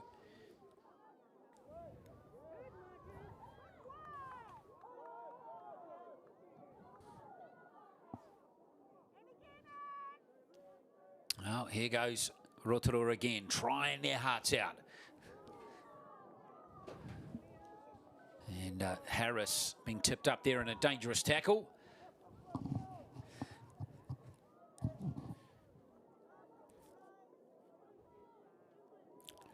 Rotorua girls starting to run out of time now. Here's Harris again. Fair play to her, look at that. Tipped back in a dangerous tackle, tipped up in a dangerous tackle, back straight into it. Straight into the forward pack. Makiha. Here's Navaya Harris. Makiha hasn't really had the opportunities to have a crack. Calls for an obstruction there, but referee is allowing play to continue. Now Hugh. Now Briley Adams. And ahead is a penalty coming. Yeah, she stripped it. You could see the stripping motion. Well, they've got a can't muck around here. Rotorua girls.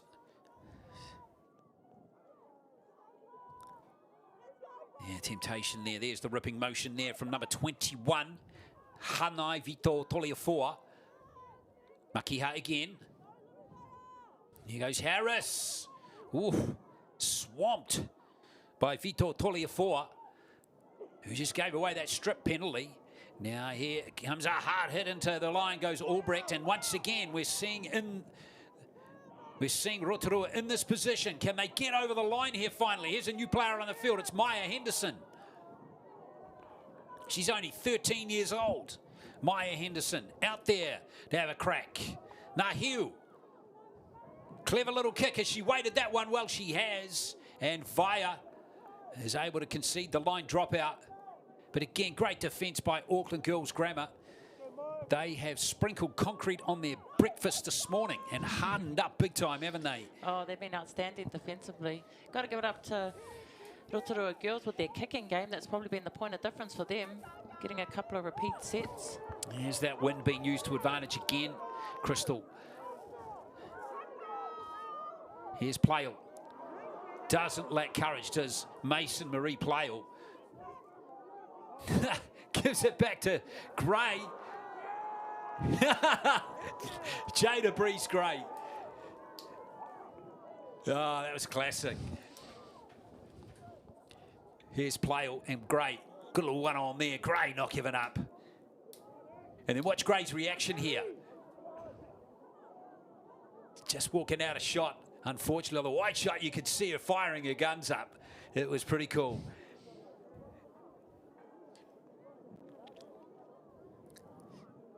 Well, plenty of heart and courage from both teams in this final. But it's heading the way of Auckland Girls Grammar.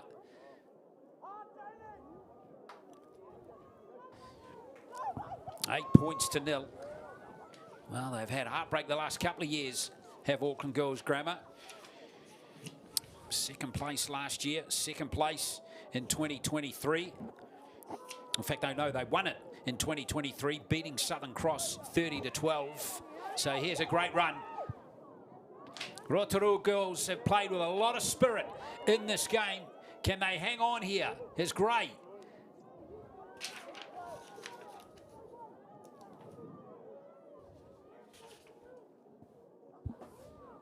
Here's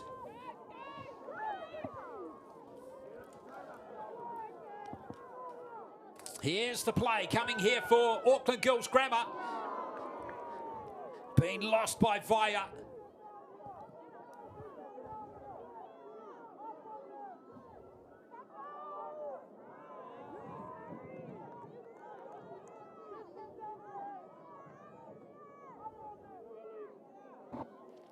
Fleck trying her hardest. With a minute left. Puku trying again.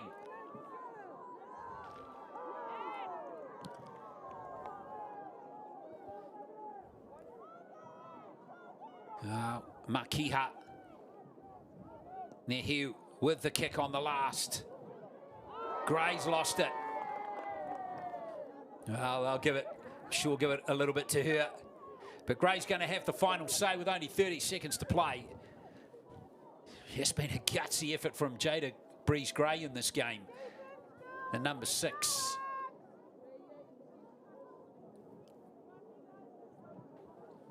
You're right, Glenn. I think that Rotorua girls have played with so much spirit. Well, they've had a wonderful tournament too. Yeah. You know, to come into the final, 4 wins in a row, and they've beaten a couple of very good teams on their way to the final. St Mary's College from Wellington, and they ground out that win over the champions of last year, Southern Cross, 10-8 in that semi-final. But just haven't been able to crack this Auckland Girls Grammar, and that is why. Check that tackling out again.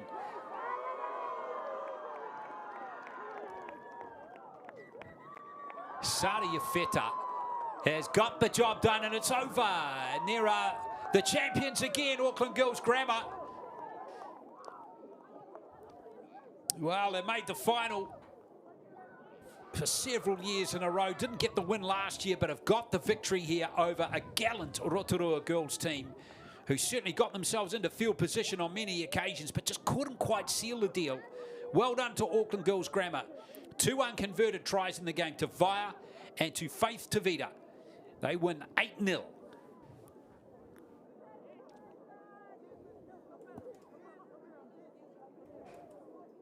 Well, that wasn't an easy victory in the slightest, was it, Crystal?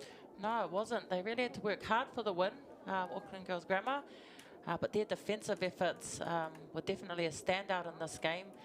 On multiple occasions, Rotorua girls got opportunity to get tries. They just penalised time and time again on their goal line. But they kept them out with their solid defence. And then obviously it's not a very big scoring game, which, as we said earlier, showed the spirit of Rotorua girls. But very good footy by both sides today. Yeah, well done to Auckland Girls Grammar. Oh, all of their players, I think, can take a bow. That was a gutsy team effort. You know, there's no real reliance on any one player to get them home in that game. They all rolled their sleeves up.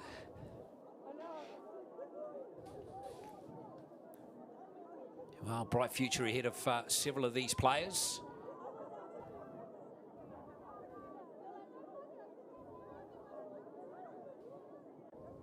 So 8-0 with the presentation coming very soon. And of course, we've got a tournament team coming as well.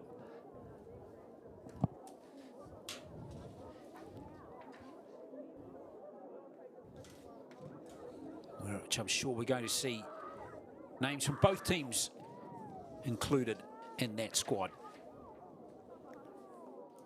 So as we stand by for the presentation, let's remind you, coming up in about 15 minutes, we have the boys premiership final to look forward to. It's our final match here of 2025, and what a final we've got coming. It's Kelston boys, who last won the title in 2018, and they're going to be playing St Paul's, who we've tracked back through the records, and this might surprise some, haven't won it since 2012. Wow. Long time between drinks for them, but it's going to be a heck of a final, and we have that for you at around 25 past 2.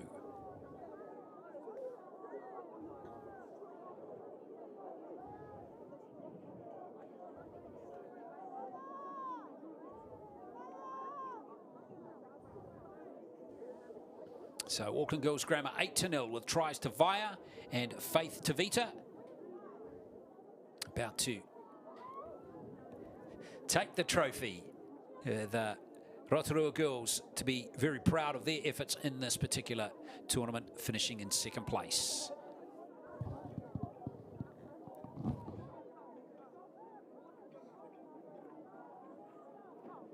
As our girls make their over to the table for the meal presentation, we'd like to thank our sponsors for helping us put on this tournament: Pertec, Mainstream, Sky, Sea, and Rico.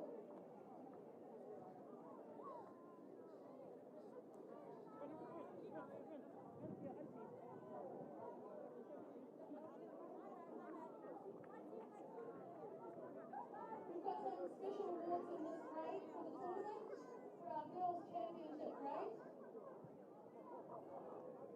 Our manager of the tournament for our girls' championship grade goes to Michelle Mahuika from Auckland, Ururotia.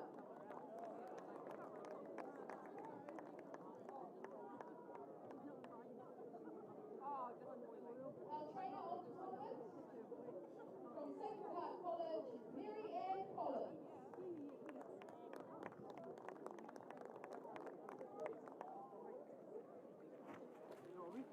Our coach of the tournament for the Girls' Championship Grade 2025 from Auckland Girls Grammar, Dave Nehru.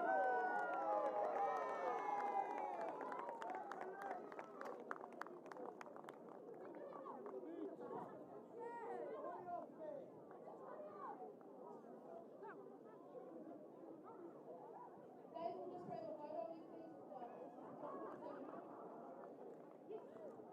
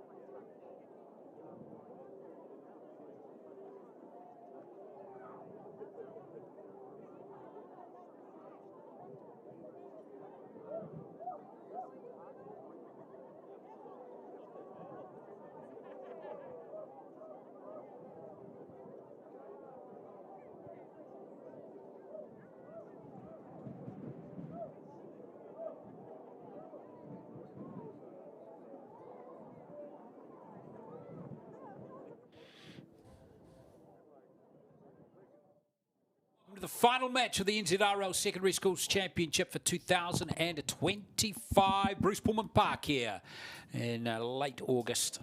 And we have reached the boys' premiership final between Kelston Boys and St Paul's. This is two Auckland teams going at it. And going to be a really interesting match, largely on the back of the fact that these two teams have met each other earlier in the tournament. In the very first game on Friday, St Paul's won by 8-6. Nothing in that game. And that was St Paul's just getting there. Even though they couldn't convert two of their two tries, they still won just.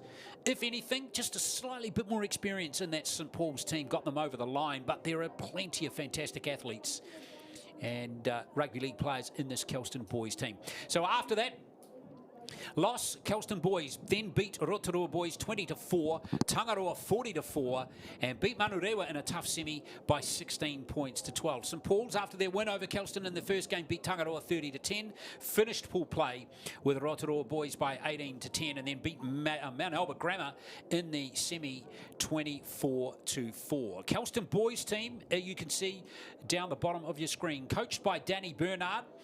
He is a very experienced coach of many of these players. Many of these players were in the Akarana 16s last year that won the National Youth Tournament, which is going to be played in Christchurch very soon. And a lot of these players from Kelston Boys were in the Warriors Harold Matthews championship winning team earlier on in this year. Of the 18 players that have that played or that are playing in this game, 4, 5, 6, 7, 8 of them were in that Warriors Harold Matthews squad earlier on in the year. So it's a really good percentage. Two others, by the way, Vunivalu Nupalu, the front rower, and Riley Huggins, who's a back rower. They've both signed with the Bulldogs. So a lot of players here know each other and are about to go to battle again 2 days after they last played each other. In the St Paul's lineup, Gordon Afoa is definitely one to watch. He's 18 years of age. He was an SG ball player for the Warriors this year and a Harold Matthews Cup winner in 2024. He's got rich experience at rep level as well in the last 2 to 3 years. And they've got another 4 players that have experience with the Warriors this year. Ezekiel Davidson Fa'uso, the centre, Justice Pua, the winger, and the other two to keep your eye on, Romana Fitiora, number 12, and off the interchange, Tane Kirawera Taya is another player who played or was selected in the Warriors Harold Matthews squad earlier on in the year. So St Paul's here haven't won the national title since 2012. Hard to believe that it's been 13 years since this very proud rugby league school in central Auckland has not tasted victory in this tournament. Kelston Boys last won in 2018. Elijah Lafaeli Perenata getting ready for battle against Kelston Boys. This is going to be an epic game.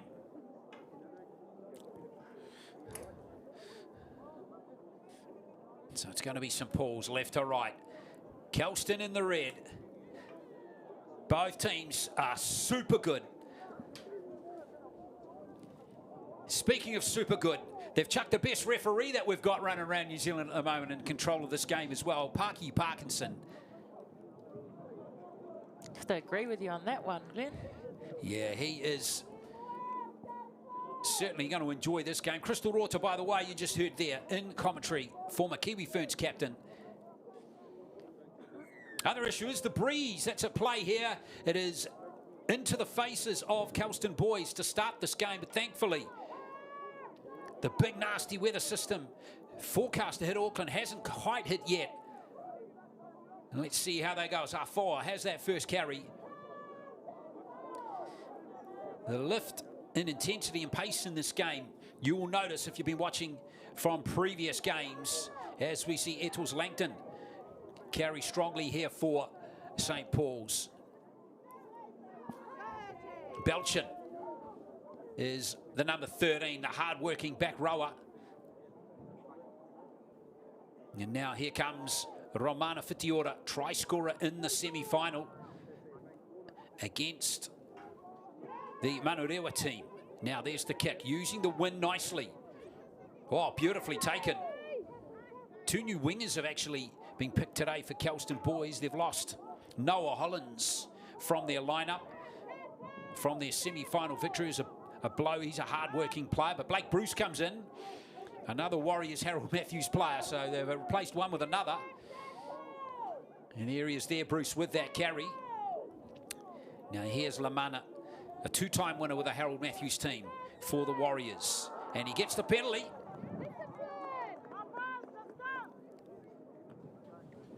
There's Parky Parkinson. Holding down there was the call. A lot of these players out of the Glenora Bears Junior Club, or juniors. Oh, you know, again, a 50-50 call there. Yeah, very hard. Harsh there on Elijah Lafaeli Perenara. So Kelston get the early penalty. That's Finau at dummy half. He's got New Palau right there with him. He's going to take a hit up here as Pupa. John Pupa hits the line nice and strong. Good front rows, just accelerate right at the last moment, and there's a little error there. And Yobu Ioane is in there disrupting, and referee Parkinson's just going to rule a loose carry. This is going to be a tight game, Crystal. There's going to be nothing in this. Yes, with the wealth of experience amongst both of these two teams, it makes for some really exciting footy.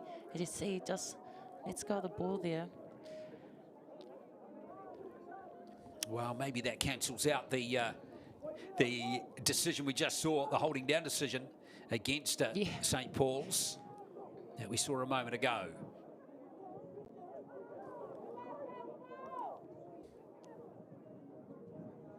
Yes, St. Paul's coming into this game having finished in third place last year. St. Thomas of Canterbury, of course, winning the last two titles. But they're not making the final this year. We're back to these two Auckland teams. Both very good at playing rugby league, these two. Lafaeli Perenara continues at dummy half. Not too much go forward so far for St. Paul's, though, in this game.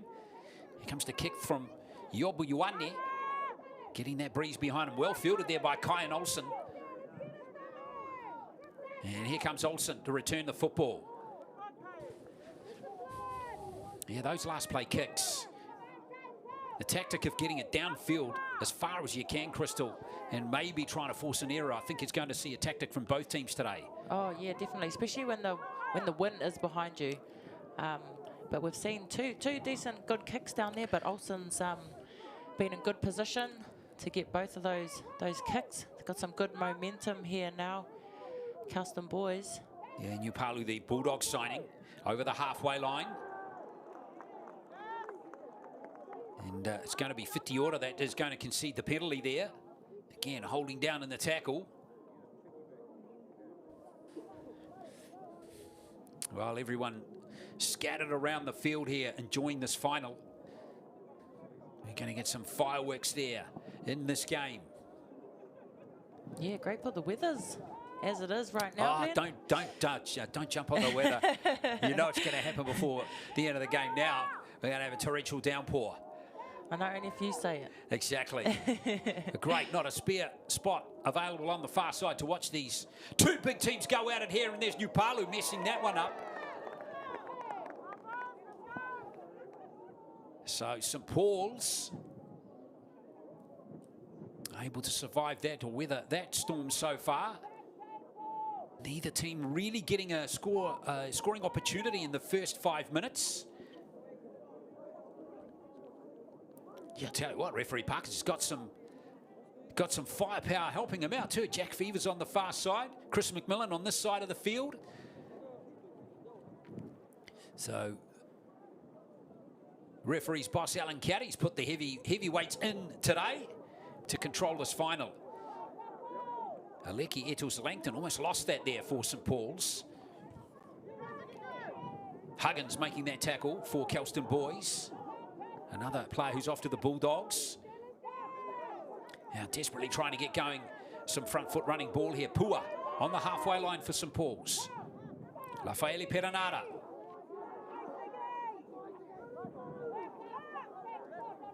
Good strong carry by the number 4, Davidson Fauso. And now here's that kick again. Is it a little bit too far? It is. Back to the 20 comes Kyan Olsen.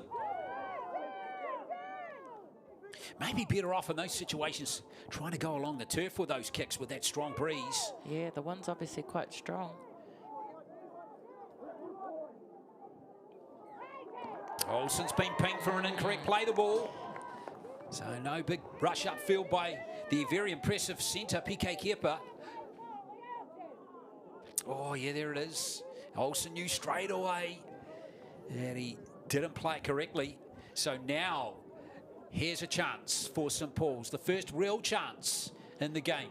Might be a bit of finals footy pressure or nerves at the beginning of this game with the errors we've seen. Very simple errors you probably usually wouldn't see from these two sides.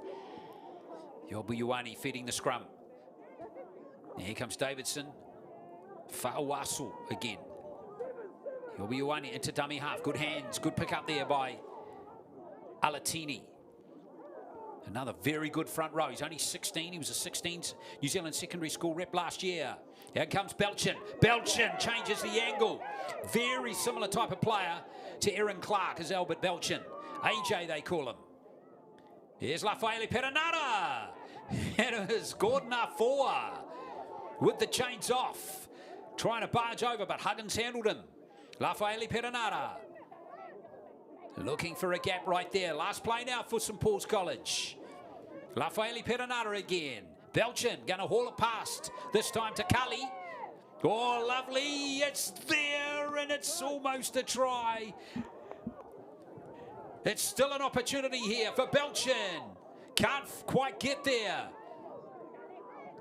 Must have been a restarted tackle count somewhere in there. A little error.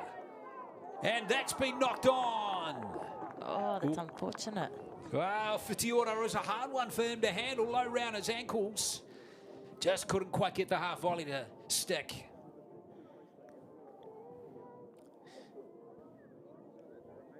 Well, Belchin.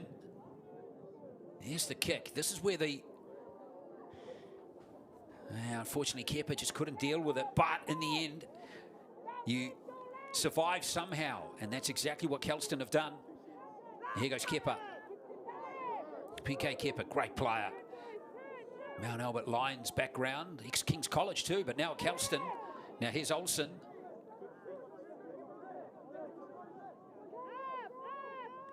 Finau at dummy half. Talbot. That's Bruce running into the line now. Blake Bruce. Finau. Talbot again. Huggins used as a decoy. Out comes Kepa now over the halfway line. This is a good set by Kelston. They were under the pump, but they've come out of it pretty well here. Here's Pupa again. Last play now for Kelston. And there's the kick coming through from Yorker. Hinkley Yorker. Now Christian Faifua for St Paul's. Getting his opportunity in this game. Good bust here by Alexander Pua. He's been excellent in this tournament. Very promising winger. Davidson Fauso. Oh, now what's going to be the ruling there? Was Maddox Bernard impeding the play? He was. Yes. Son of the coach, of course, Danny Bernard. Have a look at Maddox here, see what he's up to. Ooh, don't know about that one, Chris. What do you reckon? Yeah, I don't know about that one either. Yeah, 50-50 call there. Going St Paul's way. So Tami Kali not going for touch. Interesting call again because that breeze is blowing from the bottom left of your screen to the top right. He would have plenty of wind behind him. Here's AJ Belchin again. Fast play the ball. He's got Lafaele Perenara on the front foot. Good tackle coming in there from New Palau. On comes Toki Fisiafitau, wearing 16 as St Paul's run through Fitiora. Now it's out to Fortu.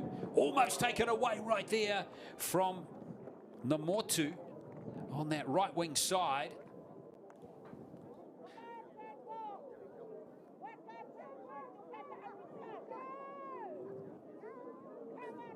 Well, still no score in this very tight game.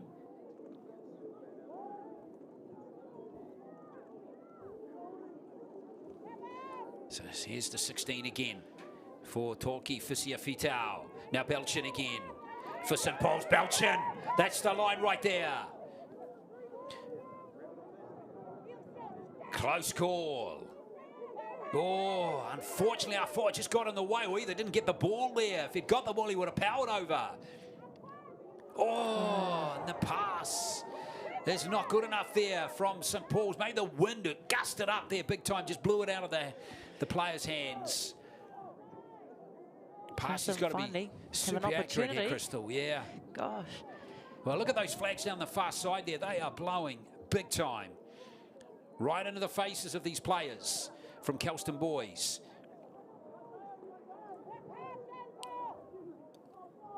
Yoka.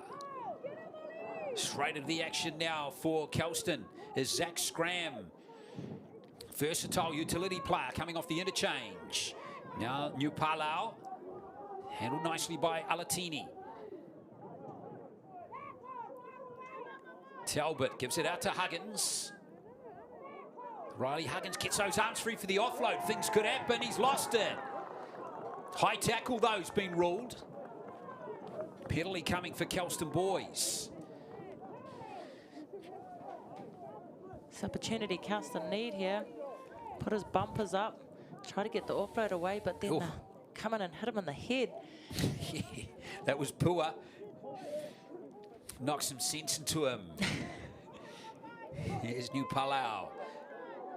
Again, Kelston not taking the kick to touch. Choosing to keep it tight. Tapu Soa, it is. Another one of the many Warriors Harold Matthews players playing in this game. Great to see so many of them playing in this game across both teams. A lot of Warriors juniors players. Over 10 of them playing in this game. Rico Finau. Scram. Trying to get it free for that offload. Talbot's got it now. Huggins, there's the line. Huggins. Very close. Kelston, there's Finau going 40s. Got it down. Rico Finau has the first score. It's taken 14 minutes to bust open the 0-0 deadlock. And Rico Finau has got it. Seems like deja vu with all these tries out of dummy half, but a good platform laid here. So close to the try line. The defenders are still there, but Finau too strong. Dives in, has to roll over to get the ball down. Gets Kelston on the board first. Well, Belchin was very close to holding him up. So here's Hinkley Yorka with the conversion attempt. New goal kicker too, because they've lost their main kicker, Halalupe, for this game. Their goal-kicking winger. So they lost Hollins and Halalupe, and they also lost Louis Stowers, who had a serious concussion in the last game. So a bit down on troops. So Hinkley Yorka. He's going to need some help here. And this is an important kick. You do not want to miss handy conversion attempts like this. And Yorka has managed to kill it. Off for 2 more points. Nice job. So Yorka, 6-0. Now, one thing that I can tell you too is that St. Paul's will not be discouraged, because when they played on Friday, so I scrambled back through my notes here. Yeah, Kelston scored the first try in that game as well. No, they didn't actually. Fitiora for St. Paul scored the first try. But then Kelston boys got a try just on half-time to take the lead 6-4, but ultimately lost 8-6.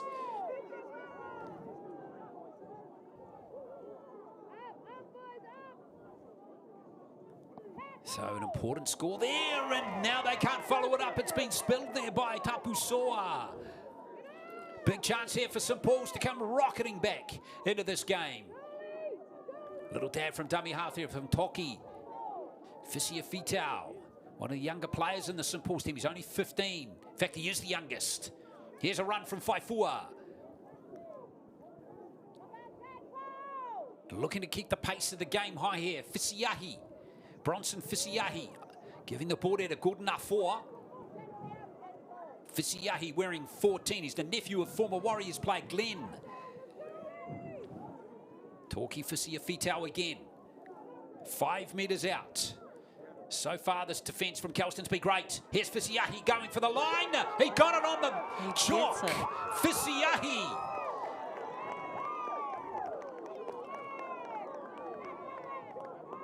And Bronson Fisiahi. Well, a similar score to Fidel. Yeah, it didn't take long for St Paul's to answer back. Another try at a dummy half with Fisiahi just taking it straight from behind the ruck and straight over the try line to get St Paul's straight back into this game. Oh, Fisiahi only 15 years old. Again, a very young player, but a lively player. He's a Ellerslie Eagles player.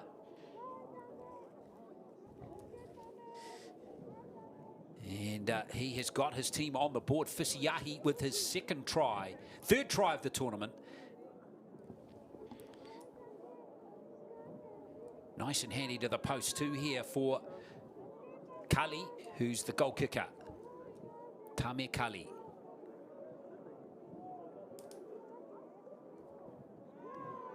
So 6-all.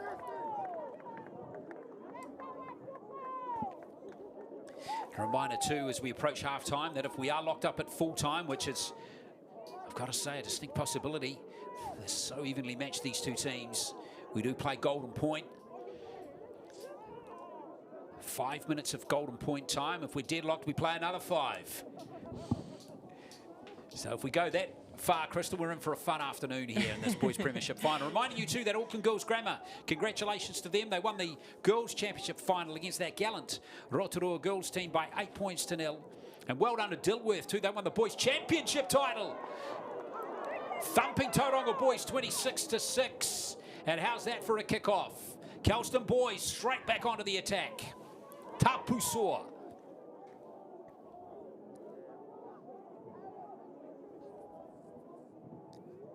Straight towards the post goes Otutaha. Big moment in the game here just before halftime. Check the bend out on the win there. Olsen having to wait for it just for a moment there was Bruce. And he's just short. Kepa at dummy half. Huggins now. Huggins trying to find a gap up the middle by the post. Huggins. Alatini in there making the tackle for St Paul's this time. Scram at dummy half. Nice hands from Yoka. And Yoka's kick is a gem. And there's the score for Jeremiah Lemana. What a kick.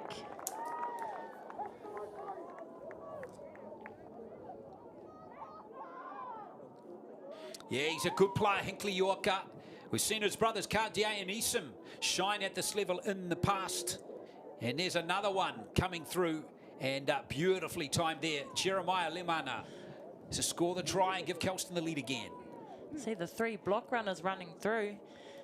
Then the kick from the back. Chaser's perfect timing. What a try. Well, Lemana with a very important try. Right on half-time too. How many times in sport have we seen that, Crystal? These tries just before and after half-time. They prove crucial.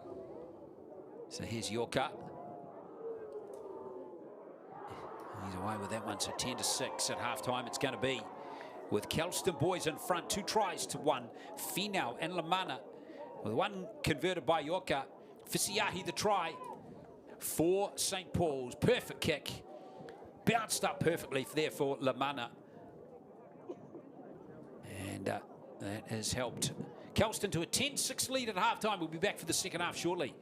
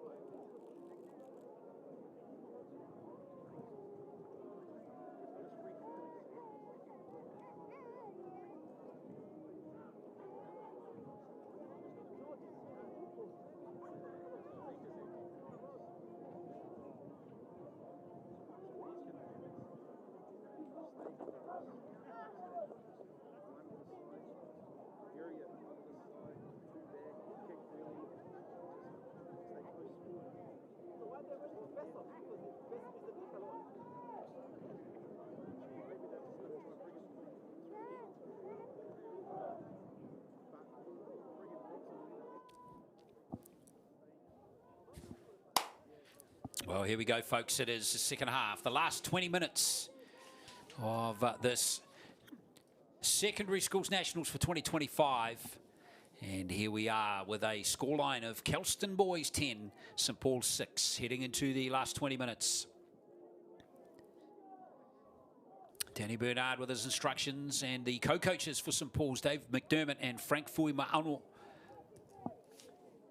all getting their players set for what's going to be a second half of a lot of intrigue, and St Paul's playing into the strong wind now as they get the game underway. There's an example of the wind. It only went 20 metres, that kick. Straight away, though, St Paul's know how important defence is going to be on Yorka. There's a good little burst through the line from Uto Taha. Ruck speed is good too for Kelston Boys. That's some vigorous defence there from St Paul's. It looks like they're trying to muscle up straight away as the kick goes through from Talbot. It's going to find the touchline, but that's not the worst outcome, Crystal Rota. No, it was a good set from Kelston there, just building pressure. Got to the back end of their set, got a kick in. Didn't obviously regather it, but it's, like you said, not a bad enter set. In a good position here. Got to back it up with some good defence. Yeah, and it means that St Paul's can't make an error either. Especially with that big red wall coming at you like that. Let's see what sort of response we get here from Ezekiel Davidson Fauso. He tries to get that penalty for Siahi. The try scorer's lost it there. Here's Pua. And here's a counter-attack for the corner. Try time!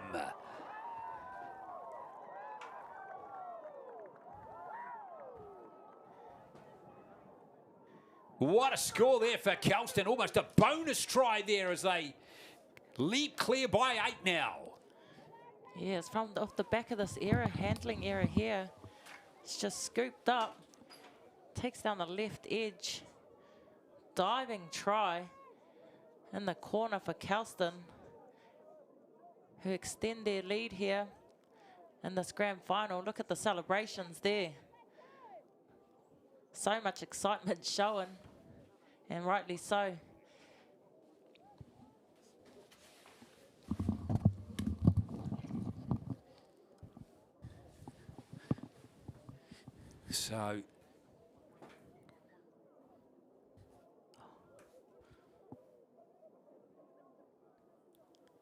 So Hinkley Yorka is going to line this one up.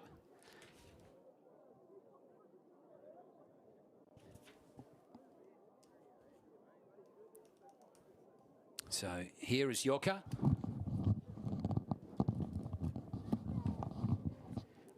Lining this one up on the sideline here. Wind's going to take it around. So Yorka trying to judge the wind here. No, he's not going to have the gas on that one. So 14-6 the score remains. But with an 8-point margin now, Crystal, it's going to be hard for St Paul's to peg this West Auckland team back. Yes, making it hard with that extended lead there by Kelston, putting himself out a little bit further. Make it harder for St. Paul's here. Although they're still in the game. Well, there's the kick-off from Cully. Well, that perfect results here for Kelston as they forced that error from St. Paul's and punished them straight away. Tapu saw with that carry. Look at St. Paul's really trying to get up into the faces of the Kelston players now. Yeah, seen a change of momentum with their line speed from St. Paul's here. It's what's going to be needed. New Palau was with that carry. Yorka. Interesting to see how Kelston play it now as we see their very impressive back rower, Sula Lelo Fretten. He's been a real star in the tournament. Hasn't been handling much in this game, though. He's only 15 years old. You tell you, he's got a big future in this game. Talbot. Nicely fielded there by Smith. And Sebastian Smith trying his best as he tries to make yards upfield. In fact, that is Pua with that carry. Oh! That's Solele Fretten with a big shot. Now 4-2. And there's a penalty. Got to be a bit of lifting in that tackle there. The referee is going to penalise Zach Scram.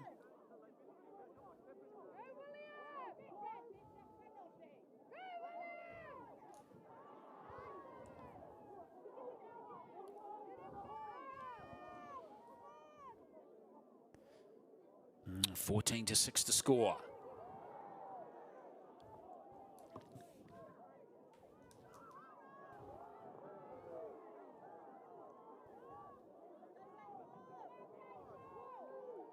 Well, Fisiahi with that run. Now Belchin for St. Paul's. Up to the 30. That's a good carry of the football by AJ Belchin. Fisiahi. Now Gordon R4. R4. Well and truly being kept quiet in this game. He's a damaging front row if you leave him alone. There's the kick from Fisiahi. Holding up in the breeze. And Bruce. Now. That has come forward. Surely off a St. Paul's player. And it has, says referee Parkinson. Was looking promising for St. Paul's. That was a good kick by Fisiahi. Yeah, took it down the short side.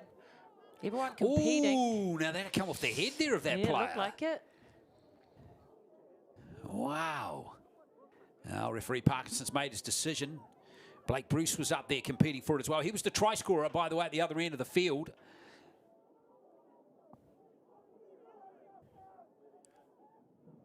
So tries in the game to Fina, Lamana and Bruce.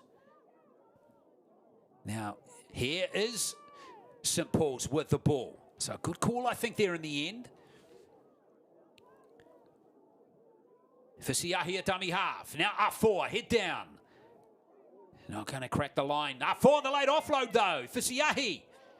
Lovely play from St. Paul's to keep the ball alive there. Luka it is. Now Fisiahi. Nice hands there from Obu Yuanen. Now out on this right flank, very close. St. Paul's, they're so close to scoring. Very close indeed. Now a charge at the line from Luka. And he's held up. Memphis Luka.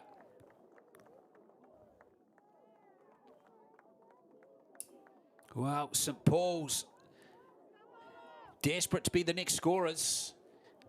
Fisiahi, now Belchin again. Just going to take the carry. Fisiahi might have another crack here, the little hooker. Too many red jumpers there on that occasion. Look at them, there's 5 of them there. And that's a handover. Well, play it down and back play there. As we see Kyan Olsen. Yorka at dummy half. And now Lamana with a good carry. That's a good 10-metre gain there for Kelston. Olsen. In fact, that was a good run there from number 2, who is Kaupa Nomotu.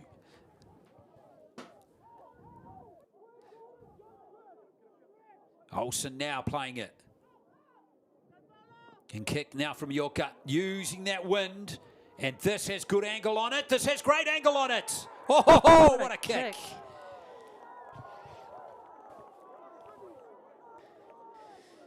What a heartbreak there for St Paul's. That big breeze behind him being used expertly there by Kelston. And Yoka with a 40-20. Be exactly the result that Kelston would have wanted. Good attacking opportunity here.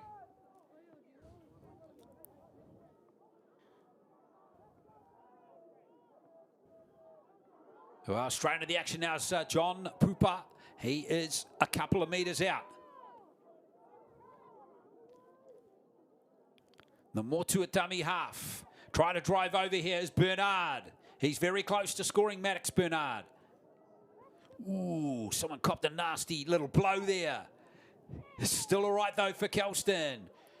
Solile Fretton. He's over. Hang on, he's not there. No, he's not. He's not there. Referee Parkinson says no try. On the Solile Fretton, check this out. How close is he to scoring here? That's a try. Oh, that looks good. That's a try. Unlucky. Unlucky. Oh, very unlucky there. Sorry, Kelston, no bunker around here. Yeah, exactly. No question that would have been overturned had the bunker been in play. Well, hard luck for Kelston. But that's sport sometimes. Now, how St Paul's going to react out of that?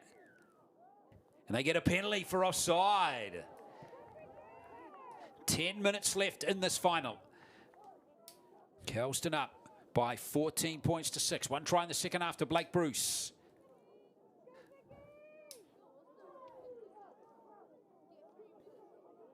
Davidson Fauso with that run. Now here comes Christian Faifua. Problem is, they've got plenty of game breakers, St Paul's, but they have not looked like breaching this defensive line at all, have they, Crystal, in this game? Yeah, unfortunately, they haven't been able to, but it's just been some strong defense from Kelston. Fisiahi looking for a penalty, not coming. Now Gordon Afua. He tries his best. Promising prop. Last play now for St Paul's. Fisiahi, there's Yorba Ioane looking for an awkward little ricochet, and it just falls for Kelston. This time Bruce tidies up. The back five, I must say, for Kelston have been really safe out the back.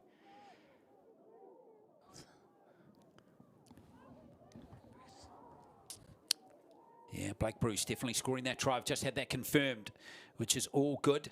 So here is the run coming from Kepa. Here is a good little run for Zach Scram, but again, this defence from St Paul smothering the Kelston boys lineup. But they can use that breeze. Well, there's a clever little kick from Yorkie. He wants to find the space, but it's bounced kindly for St Paul's. 14 to 6 up, maybe better to go for distance, but 8-point game still means that St Paul's have to score twice in 8 minutes. Faifua with that carry. Now here comes Davidson Fausu. He's been brave in this game.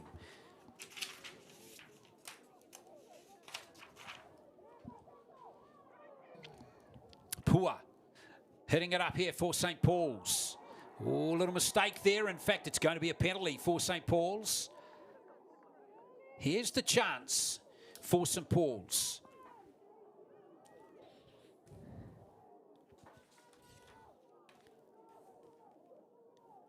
So Kelston now back on their line. Gordon R4.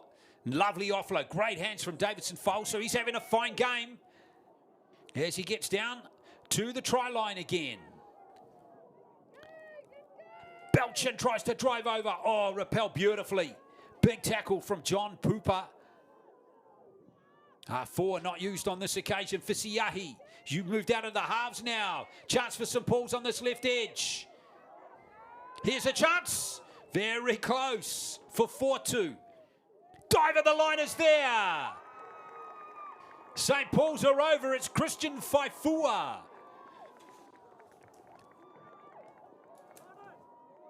Well, game on now with 7 to play. Faifua with the score. Beautiful pass out of dummy half. Just out the back. Good ball movement from St. Paul's. Step back inside. Good footwork. Straight off the back here from a dummy half run, where we've seen a lot of tries today throughout the whole tournament. Dummy half tries, scooting out a dummy half close to the line. And another one there for Faifua to bring the game closer for St. Paul's.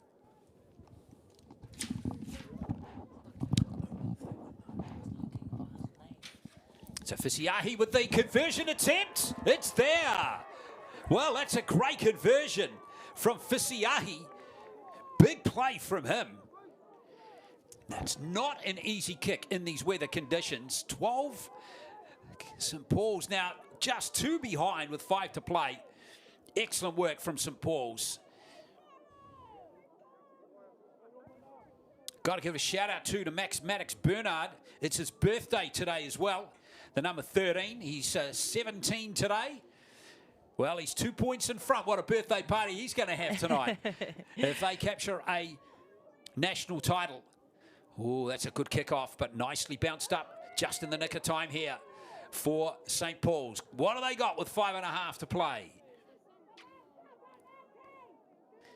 Belchin, he is a lion-hearted performer.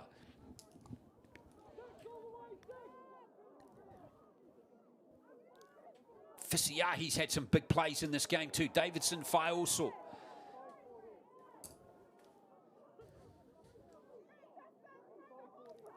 Big tackles coming in again from the Kelston team. St. Paul starting to run out of tackle. And there goes the kick. It's just over the head there of Olsen. Hasn't been knocked on though. Good chase. Good chase.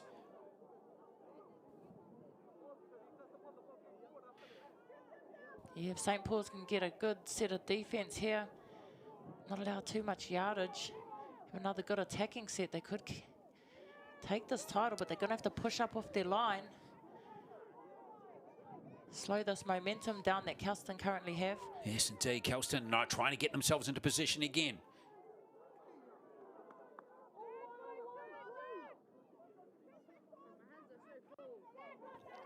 Good charge into the line by Pooper. He's had a fine game.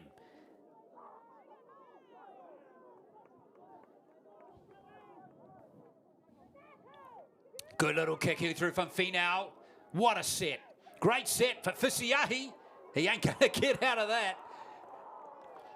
Hammered by the birthday boy there, Maddox Bernard. Yeah. What a set there. Beautiful set from Kelston. Nice little grubber and chase. Looked like he was going to get out Fisiahi, but solid defense there by Kelston, by Bernard.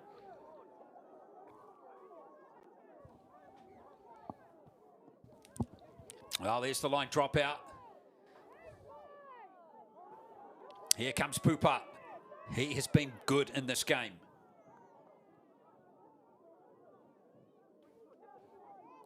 Finau at dummy half. Finau galloping. St. Paul's needs something out of this game now. Here's a play from Bernard.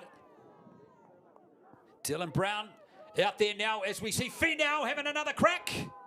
He's just short. Remember, he got the first try in the first half. This could be the game right here. Talbot. Good pass. Limana. Here it comes for Kepa. And Kepa. Kepa's going to win it for Kelston.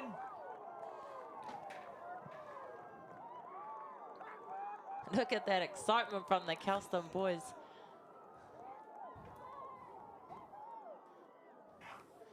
Wow, excellent play from Talbot to get his arms free and hit Lamana right in the chest. And once that happened, Kepa, over he goes. Excellent score, and Kelston. That was a special moment for this Kelston boys team. Remember, they didn't even have a team at this championship last year, and here they are, just stacked full of fantastic rugby league talent. And they are in the box seat now, 18 to 12. However, This kick remains important here. Because if he misses this, looks like Kyan Olsen lining this one up. If he misses this, then St Paul's have the chance. He's got it. That should seal it with 1.5 minutes to play. Kepa with that goal. Or rather with the try, and Olsen with that goal. Getting them 8 points clear. Well, it's been an excellent final. St Paul's beating Kelston on day one, 8-6. You just get the feeling, you know, it would be so good if these guys played against each other each week. Yeah, you know, it you would just be. get epic games week after week after week. With a wealth of experience on both sides, it would be good footy for sure. Good kick-off. Kepa, the try scorer, able to field that.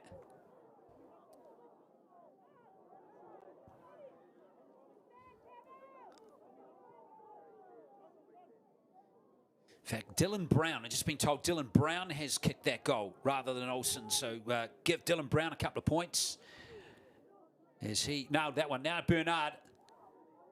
All Kelston have to do is hold the ball here, and victory and the national title is going to be theirs. Here is Brown, flicking it back on the inside to Asolile Fretton.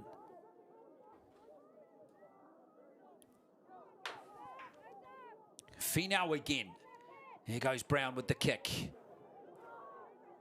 It's beautifully weighted, but well taken by Faifua. Hooters due to go any second. Maybe one last play here from St Paul's. There's Davidson Fauso.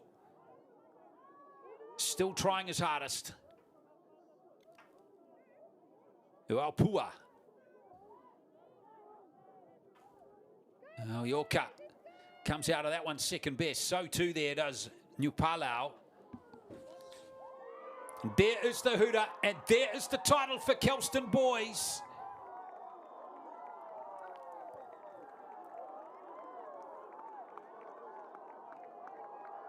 (20-12).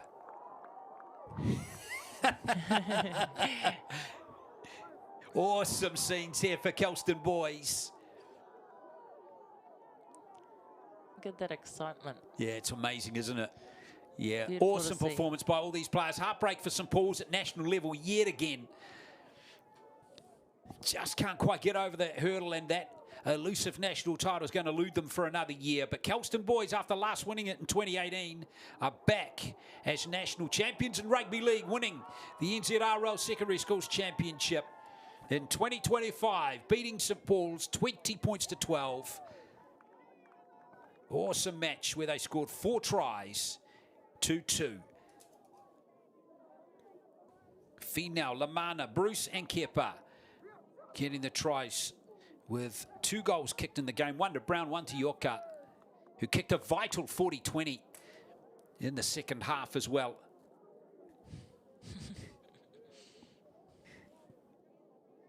And there's some...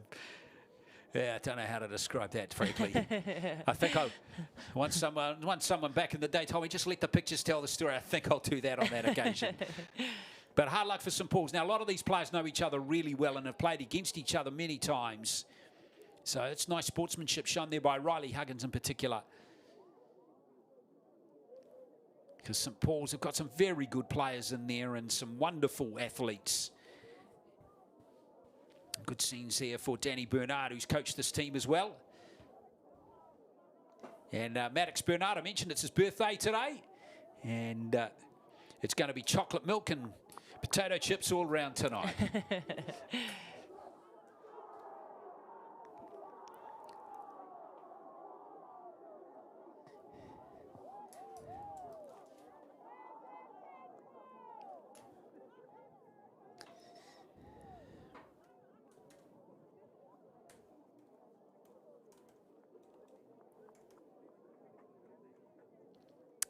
Celebrations for Kelston boys as they get set for the presentation.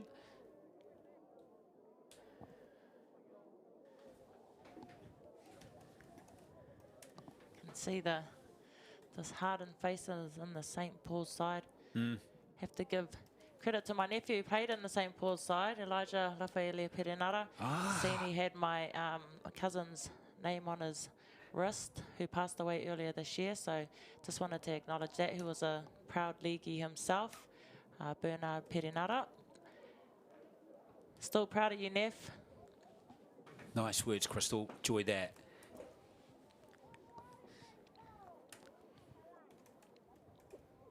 Well, they gave it their all, didn't they?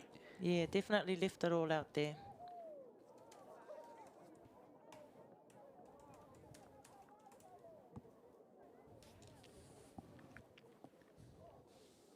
Well, worthy final, that one. And the good news is, folks, of course, with the youth tournament coming up in Christchurch during the next school holidays in late September, let's hope to see many of these players here in action again.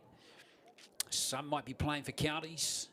Of course, some St. Paul's players are based from come from the counties region. AJ Belchin, who had a fine game. He was a counties 18s rep last year. Gordon Afoa as well. We might see many of these players in action again, competing for their provincial teams, Akarana, the Auckland Vulcans, and Counties Manukau. Great to see many of these players back in action in that tournament. And they'll enjoy a week in Christchurch, playing at Ngā.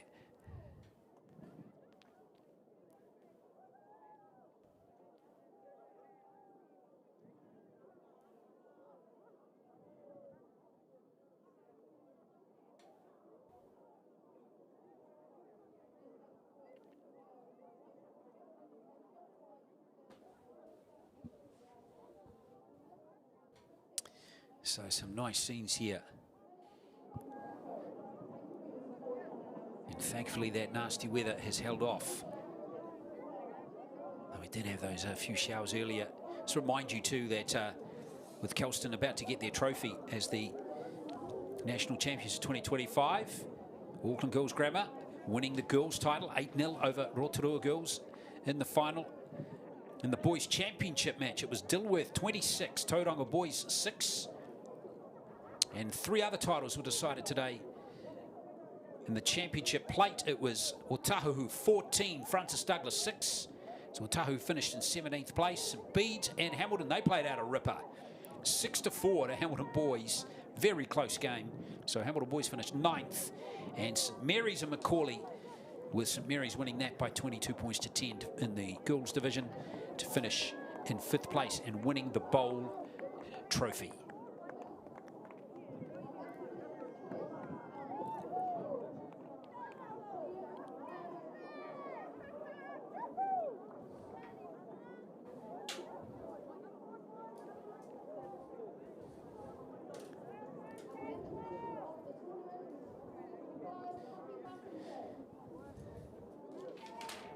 So standing by for the presentation now with Kelston Boys.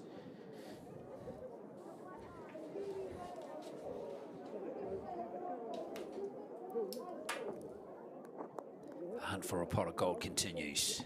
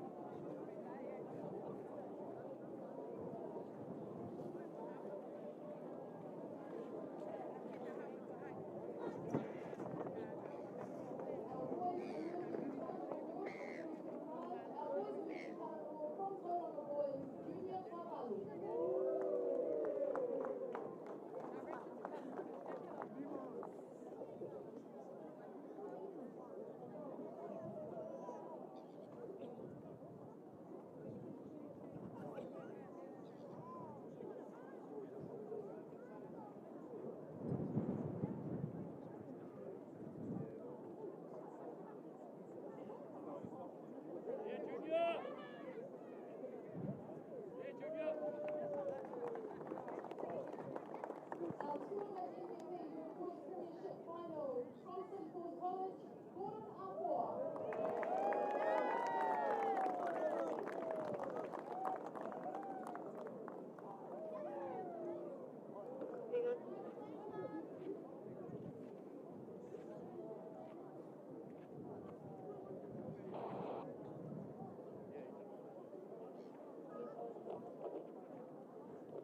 And our boys premiership MVP quarterfinals from Kelson Boys, Hinkley Yoka.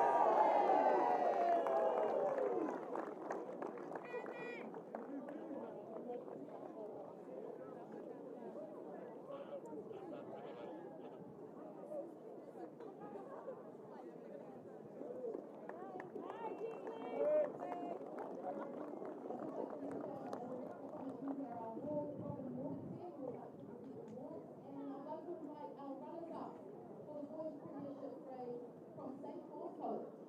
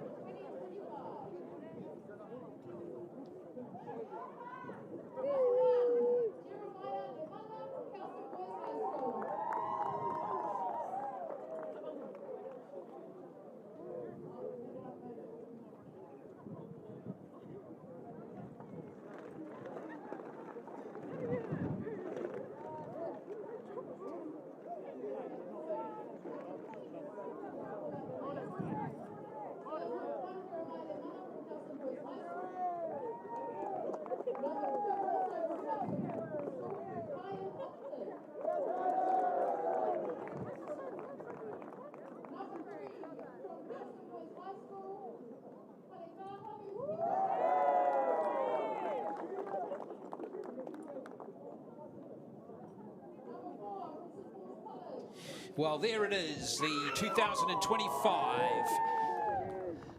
NZRL National Secondary Schools Championships, with the spoils in the boys' premiership going to Kelston boys.